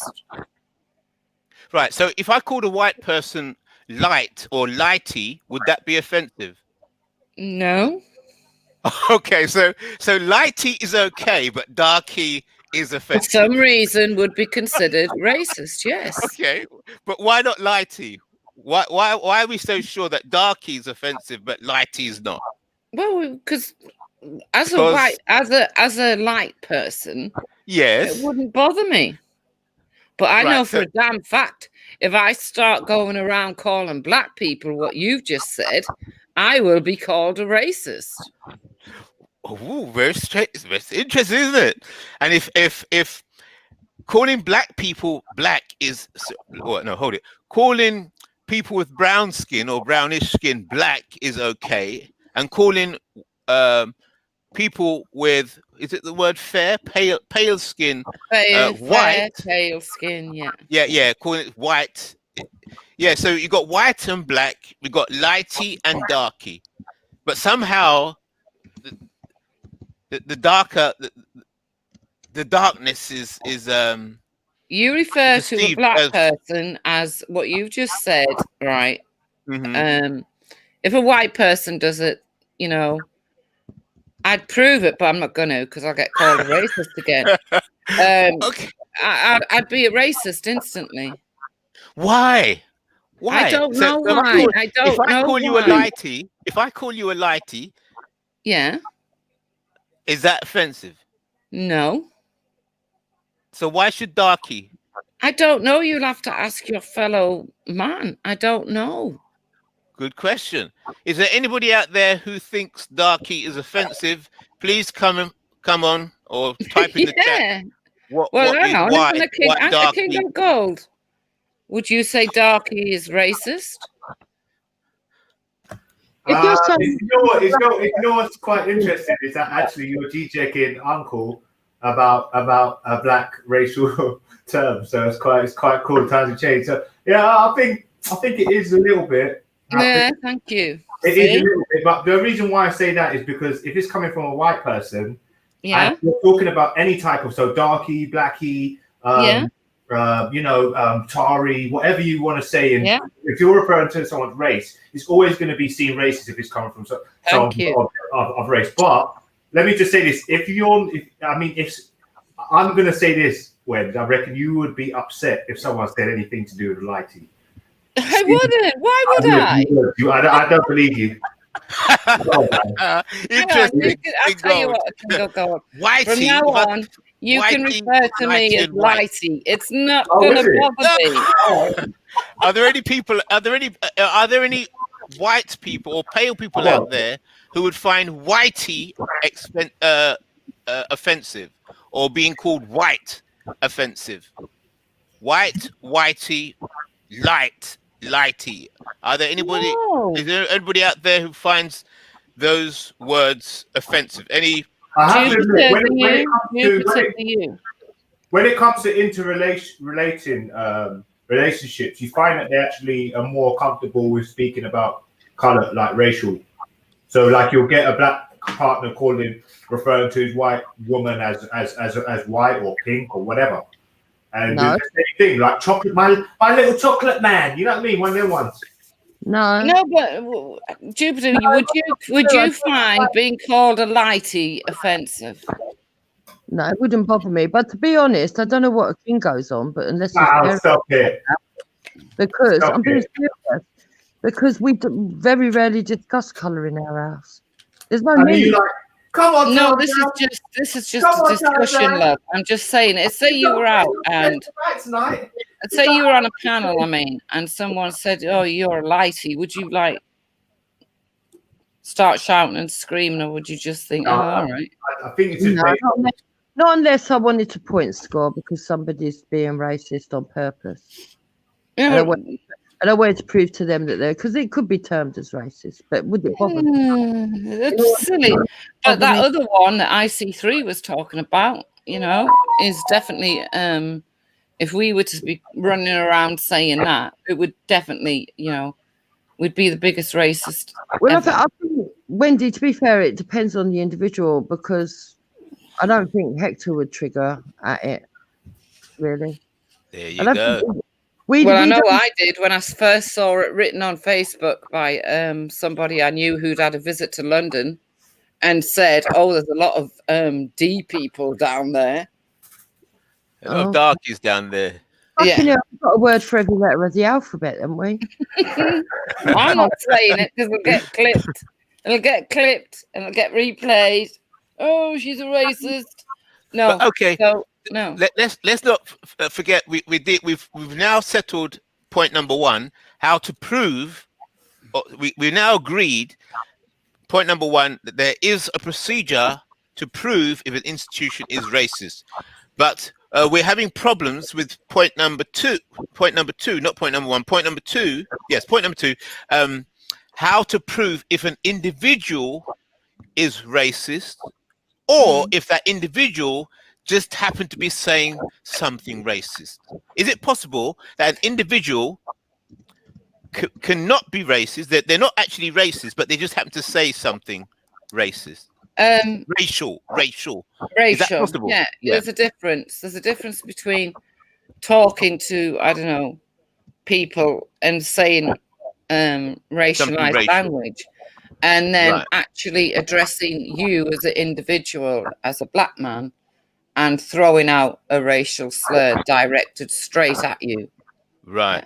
So therefore, if an individual, white person or whatever person, is not a racist, but they just happen to use a racist term, is that possible that they'd still not be racist, just that they happen to use a racist term? Is that possible? It depends in which way you mean. I don't know what you mean. Right. So is it possible that a person who is not racist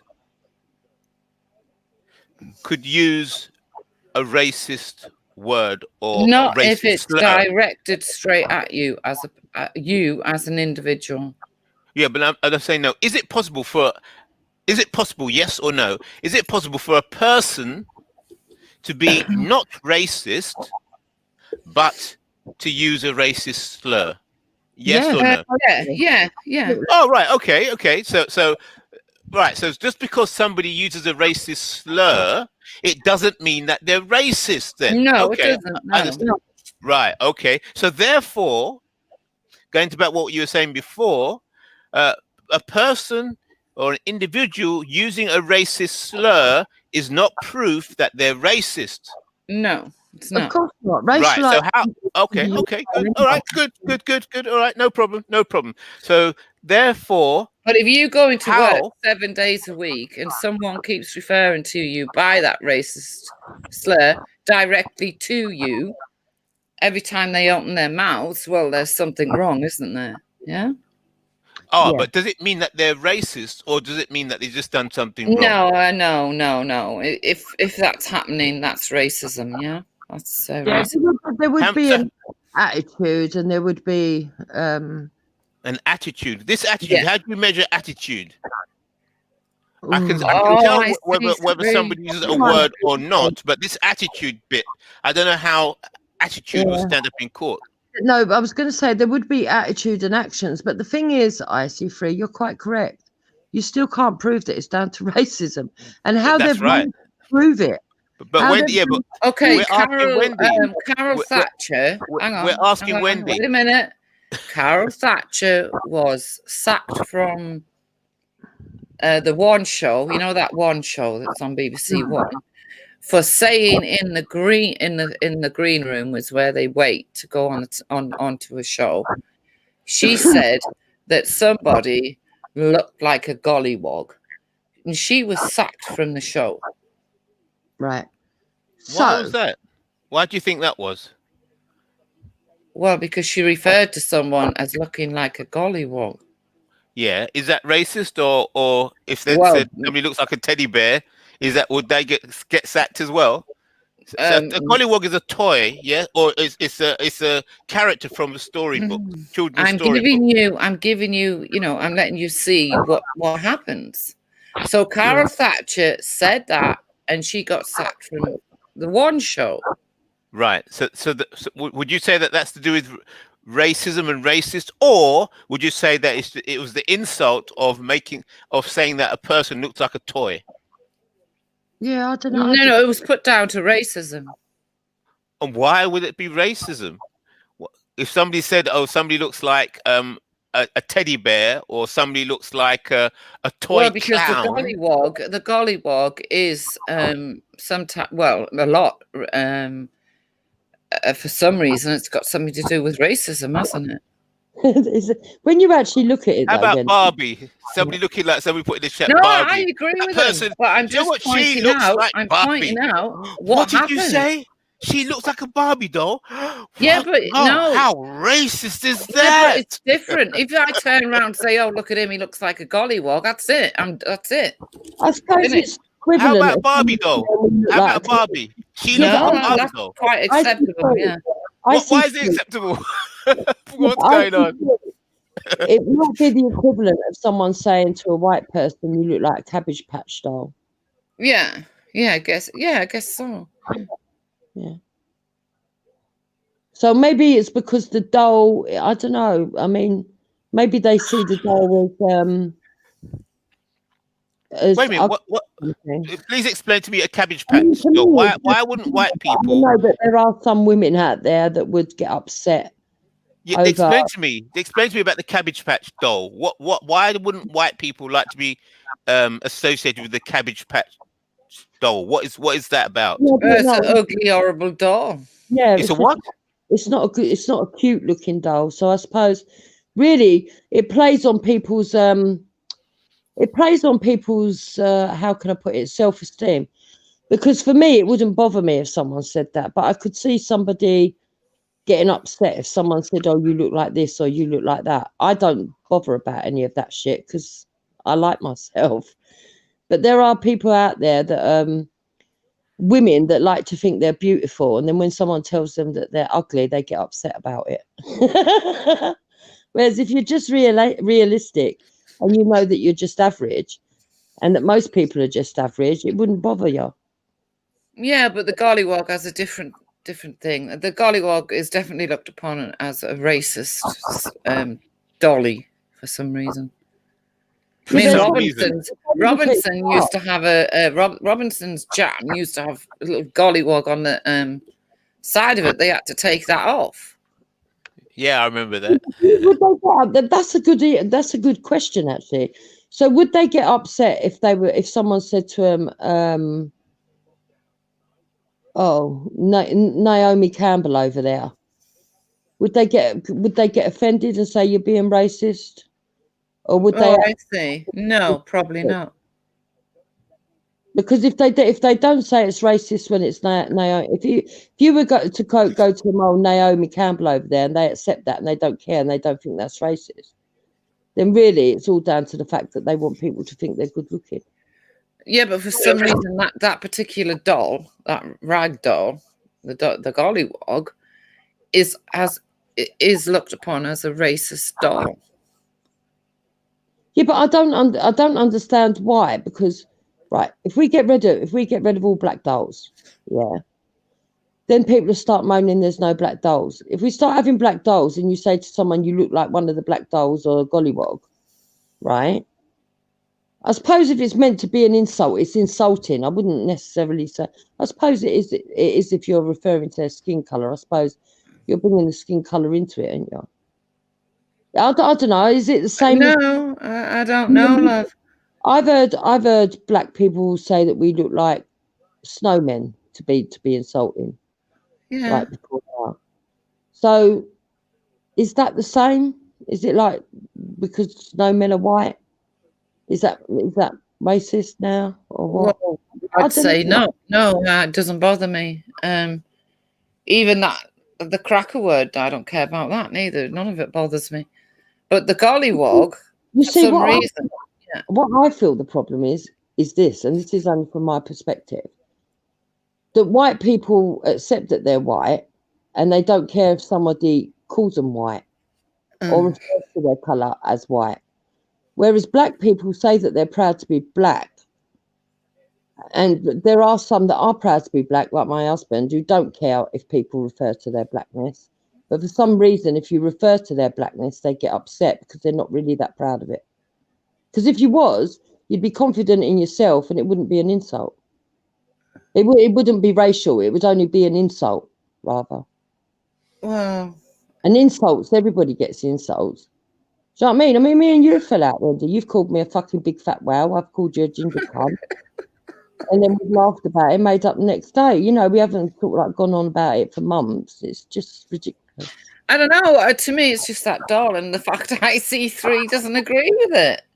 I mean,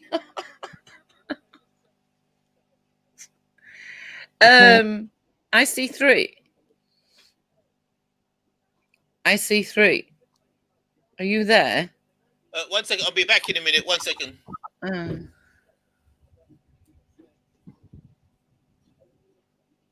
I mean, look at yesterday, the word yardie considered, you know.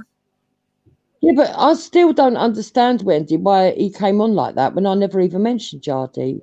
Nobody did. No. I don't know what that was all about. Again, that was out of nowhere for nothing. It's almost like they want us to be racist so that they can say you're racist. It's sad. You know, IC3 thinks you can run around saying those words. And not he's probably the wrong one to ask. He sees racism everywhere, according to his certificate. But he doesn't see those words as racist. See what I mean? Because he understands it. Don't you understand how smart he is? Yeah, I actually have got to give it to him. He's one of the most genius people I've ever met. He's broke the system with his genius. Yeah, but then you get millions that would find it offensive. And only one that doesn't. See what I mean? I mean, it's apparently a gollywog is so offensive, they had to take it off the Robinson jam jar. I think personally, but it's only my perspective, and everyone's entitled to have different perspectives. Mm. But I think personally, you can say it's an insult, but to say that you're just trying to be racist for this, when you might not actually be racist is ridiculous. Because you might be using what they would call a racial slur and racialized language by trying to be cutting by picking something that's got dark skin.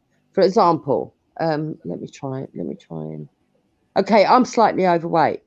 So when people like fall out with me, like we did, and I'm only using you because no one else can get offended, and you call me a big fat Wales because whales are big, okay? Yeah. Right? Now, that is the only reason you've done it, is to try and sort of like latch it on so that Yeah, there's of course. a little element of truth, right? Do you understand what I mean? And so because they've got black skin, if you pick something that's got black skin, which is a black doll, gollywog, then it kind of thingy latches onto them, and that's what they're saying they don't like, I think. I see 3. Yeah. So do you I'm back consider now. the N-word offensive? No, not for me. Oh, Nobby, Robin. So you don't consider that offensive neither? Or I racist don't find it in offensive any to way? me. Or racist in any way? Racist? Yeah, I too as racist. Yeah. Ah, right. So you consider that racist, but not offensive. So would you consider the gollywog racist? Yeah. Ah, see how you're see Jupiter. So yeah, you don't find them offensive, but you'd consider them racist. Yeah. That's Okay, my love. personal Oh, position, now yeah. I'm understanding you. Okay. Well, that's interesting then, isn't it? Mm. Because then what's all this? That's interesting. That's really interesting. Because then you're saying there's no if there's no offence caused. Yeah, how could it be There's no racist? harm or loss. And if there's no harm or loss, then why have we got rules against it? Mm. And that goes back to the free man of the land. See, he's just confused me now.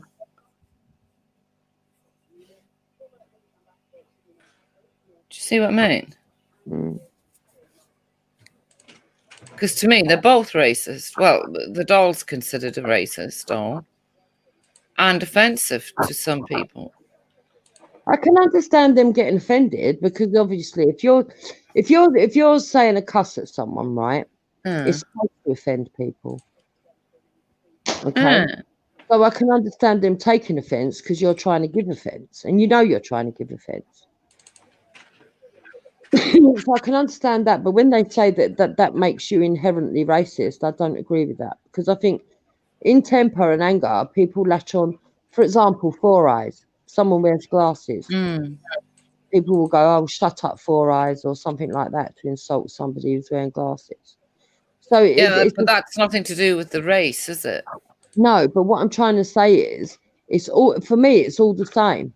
It's just identifying something on someone to pull out, to have a go at them for. And even if it is your skin tone, it shouldn't be seen as anything more severe than someone being called a name because of their glasses or their teeth or their weight or their hair color or their eye color. Or do you understand what about fatty bum bum for Khan? Is that offensive? Putting in fatty bum bum? No, that's true. And if you're saying it to give offence and he takes offence, then you can understand him being offended. Yeah.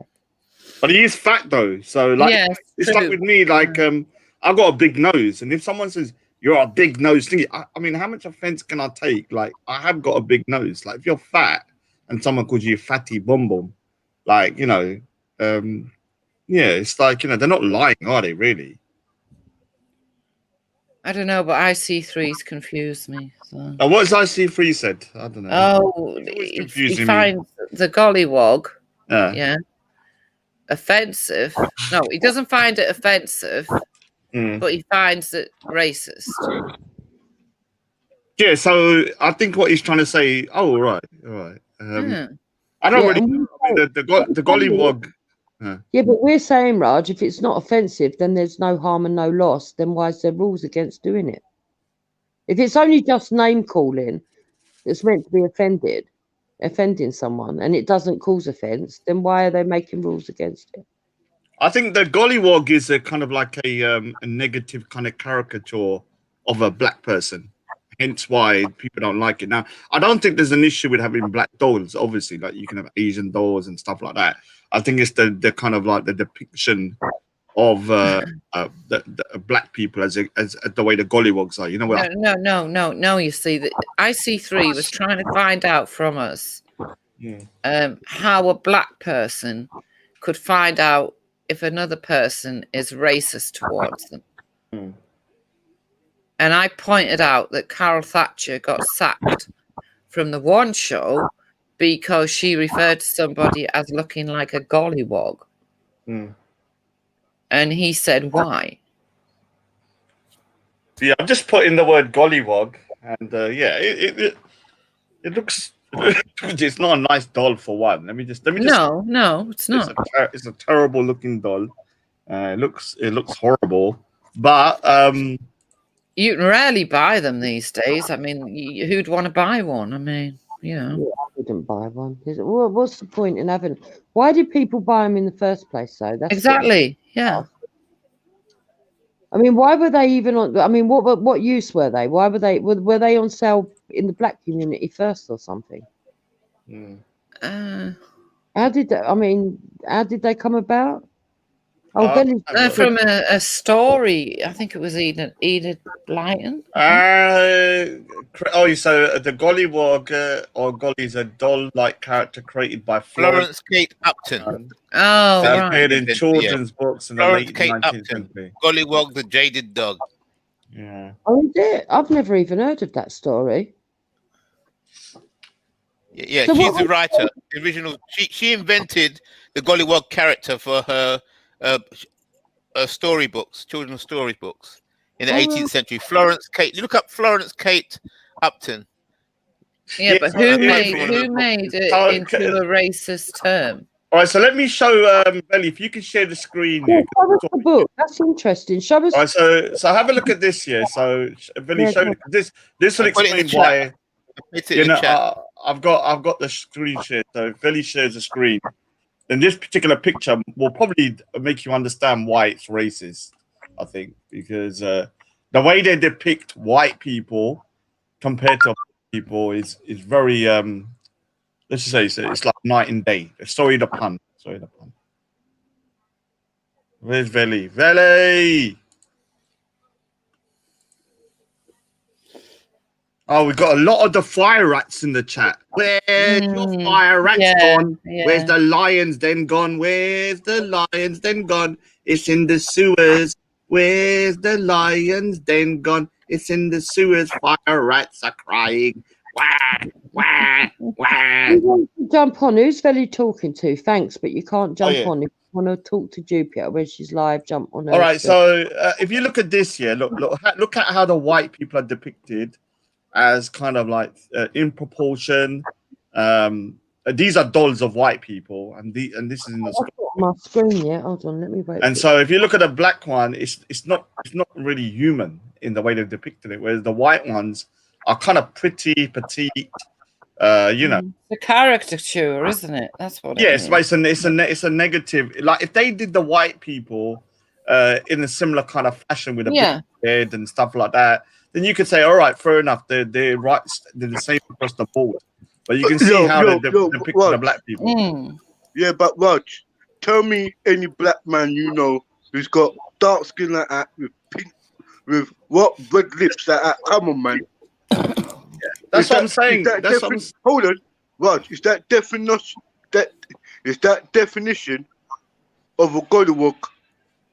We just said it's the caricature. All right, It's so a I said that's why it's a disrespectful depiction. It's not. If you look at the white people are kind of petite. They look nice. They got their heads in proportion. Yeah. Stop there. So, Wendy, would you say this picture of the Gollywog, is that racist towards black people? Is that offensive? Well, I'd say that black people would take it as offensive. Yeah. No, let me tell you something. Hang on, it's not my argument. It's IC3's argument. No. I'm saying to you, do you think this picture is racist? I'm asking you that. That's all. Well, it doesn't say anything. It just says it's just a gollywog doll and three white people. So when you see this doll, don't you feel is racist? Is offensive? It's a doll. It's a doll. It's a caricature. No, but see, this is the difference, Wendy. When what Waj's done, your arguments with IC3, not me. Yeah, whoa. What I'm saying is to you. If they're meant to be I don't agree with that. Wendy proves something here. Anytime we come up with discussions like yardies, gollywogs, and all of that, you still don't see the difference between. See, this is where you haven't been listening, Captain. I was just arguing that the gollywog is a racist doll. IC3 told me it wasn't, and why do people get upset over it? All right. So IC3 said it's racist. It's not racist. IC3. It's not offensive. Sorry. Exactly. She corrected herself. Yeah, she was wrong first. Wendy was wrong, but she corrected herself. Yeah, I did not say that the gollywog was not racist. Yeah, he said it's racist but not offensive. Whereas I look at picture, and I don't think it represents black or white people. All right, so let me ask you a question. Let me ask Mr. ICV a question. All right, so when you're looking at that picture and it depicts the white people as like kind of like petite, kind of like their skin complexion. It makes them look fucking weird. It's like they've got. One minute, Jupiter. Let me just. All right, so let me. So it makes them look. It still makes them look relatively normal, like a human being. No, it don't. Right, so let me just finish. So you see white people looking like that walking down the road. Let me just finish, Jupiter, please. Then you can respond. I'm saying the depiction of the white people, although weird, isn't abnormal. Like the proportions are in place. The skin tone is relatively similar. And it's not. I think the proportions are in place. I think. Please let me just finish. I beg you, man. If you put your hand over the head, it's actually more in proportion of humans than if you put your hand over your head on people. Let me just finish. Dude, please. I'm trying to cut. I'm keeping it cut. So what I'm saying is that look at the proportions. It may not be exact, but it's still relatively human looking. Yeah. Even though it's so weird. So those are dolls as well. And so the doll of the black person is an overly emphasized big head, big lips, big eyes, big hair, and it just looks unhuman. Yeah, and that is that in my opinion, it's an offensive depiction when you put it in. That's in your opinion, Raj, because I looked at that, and I'm glad that you've said that those other things were meant to be dolls as well, because I never knew that. Right? And I looked at that and I thought, well, it don't look like white people or black people. It looked it looks like made up characters. So they're all dolls. They're all dolls. Yeah, they are dolls. But Raj, both of these two panelists up here, both of them grew up in a time where this was splashed over Robinson's jam jar, splashed over the marmalade. Because I'm not having it. Not this time, Captain. No, you're coming halfway through a conversation, Captain. You are not understanding the conversation, Captain. Let me speak, man. Finish, and then we can respond each other. Let me finish. And then you can respond. I'll finish my sentence. I'm saying we all up here were born in a time where that actual depiction of a gollywog was put over Robinson's jam jar, the marmalade, We used to go to school and get called gollywog. So don't tell it. So anyway, don't worry. You haven't seen a black man or a black person for 27 Well, years. what the hell are you on about, Captain? You're an idiot. You've come in halfway through the conversation. I'm an idiot. It just proves that you're damn racist. I'm not allowed to call you an idiot. Calling you makes you an idiot makes me a racist. Okay. I'm telling you, the picture is racist. We're racist. Captain, we're racist. Can we go? Can you go away? Everyone's got their own opinion, yeah. Can we have a proper conversation now without you coming in? So stop waffling in it. When people call you up for your racism, stop waffling in it and admit it. You had 2 years to admit that you are racist. We showed you every angle. You come in through a conversation you are racist. Not only towards Muslims and Pakistanis and that, you racist towards blacks. It's proven fact. How can you sit up here with a mixed-race child and tell me that gollywog is not that racist? Well, I don't see what it has to do with that. Say no more. You're Okay, done. Both of you. I'm gonna answer you. You are proven fact. Yeah, okay. Listen, Wendy. Have a conversation. Come on, let each other talk, man. Right, listen, Raj, I'm going to let him have his rant. He can do a load of insulting. No. Anytime I've tried to talk, you cutted me, innit? Anytime I've talked, you cutted me. Don't tell me about ranting. Because he's come here. Anytime I was talking, you cutted me. And with your racism, you think you can cut people. Now shut up, man. It don't work. Shut up. That's why you're an idiot. You're an idiot, Captain. You're an idiot. You don't even know what the conversation's about. Covered it up. You don't know what the conversation's about. What? Have you fucking got to work on this national no thing it's here not telling me this ain't about racist? that. It's not just about that. So you're wrong. Exactly. And you tried to use IC3 and you got your fucking statement wrong. Imagine that. What's all about now? Not only you got IC3 and you use his statement and covered it up. Let him talk to himself. No, Raj, big up, man. Because you are artist and you was all right. So and you know that's Captain. racist. So Raj hang that on, racist. Captain. If someone referred to you as a darkie, would you consider that racist? It is a fucking racist term. Are IC3 you milky? says Are you it's not. milky? Hold on. Are you milky? Are you silk? Are you silk? Are you silk? Are you silk? Ain't white. Ain't silk white. It's not. Ain't silk white. IC3 said it's not. Fucking darky. IC3's dark. He was called that. Said it's not. IC3's darker than me. He would tell you. No, you said it wasn't racist, IC3. Pack it in. I was asking about that because we would. Yeah, going through the conversation, defining what. Hang on, IC3. When I said I would never call a black person that, I'd be considered racist. You said why? What's the difference between that and being called whitey? Why? So don't change the story. I asked the question, why? Why do you? So that's what I'm saying. Because I said to you, whitey. We were having a rational discussion, and we've got this retard, and I will say retard because you are a retard, jumping on here with your retarded rhetoric, shouting and screaming. How could you call me a retard and your fucking jaw's all broken and all of that? Your fucking nose, you look like fucking a witch. Got back. How the fuck can you tell people anything about retard? Retard. Thank you. And you look like rock bag. It doesn't trigger me though. Naturally. It triggers you. With your jet black fucking hair. I With want to your jet ask you a black hair. question. You stupid cow. Stop waffling. Stop waffling. You fucking racist cow. Shut up. Like that you racist. I can't believe this. You shouldn't even have it on. But why is he claiming it? That's how thick he is. Why That's how thick I am. You explain that to your mixed-race son, you stupid slag.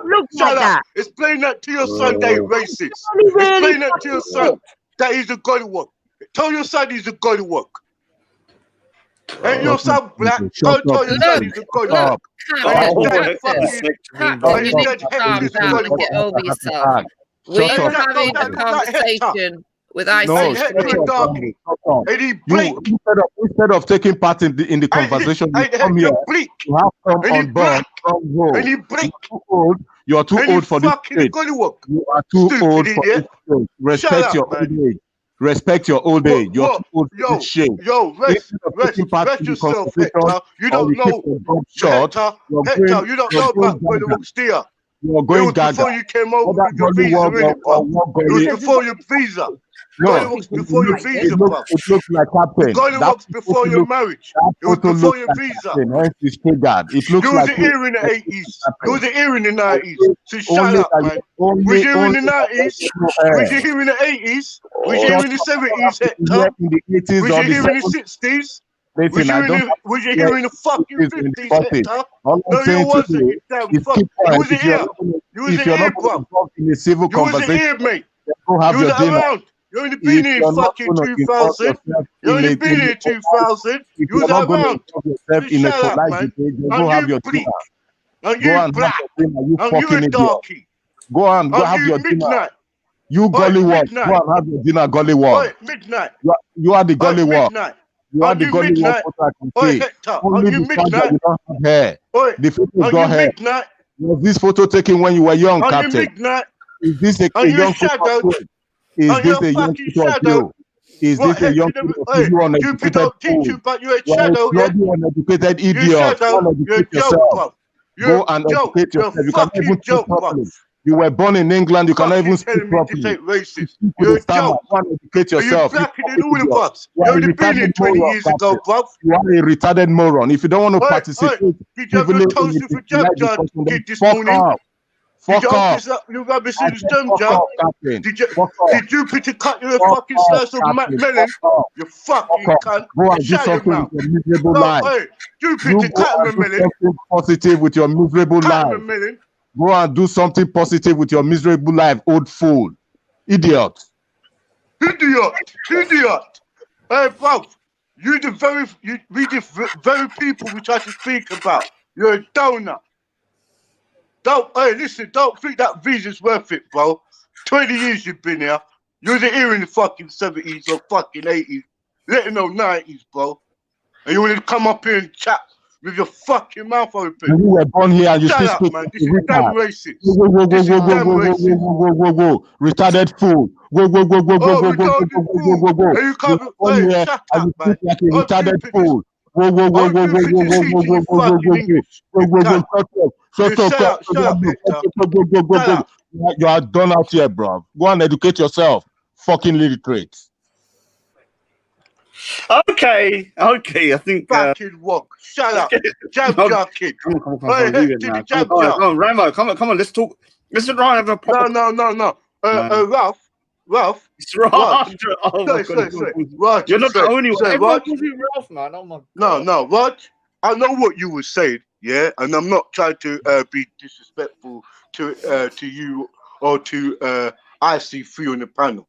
Yeah, we have these discussions with Jupiter and Wendy for like 2 years since they've been coming amongst us on the panel. We went No, over you have not had bloody this racist. discussion with us. And they still You have deny it. not had This this is why the country's discussion so with fucked. Discussions we've ever had. You come on here and act like this This is every why this country's so fucking time. fucked. Because old people like that. No, you're Old old. people like You're that. old. You Old are people like old. that.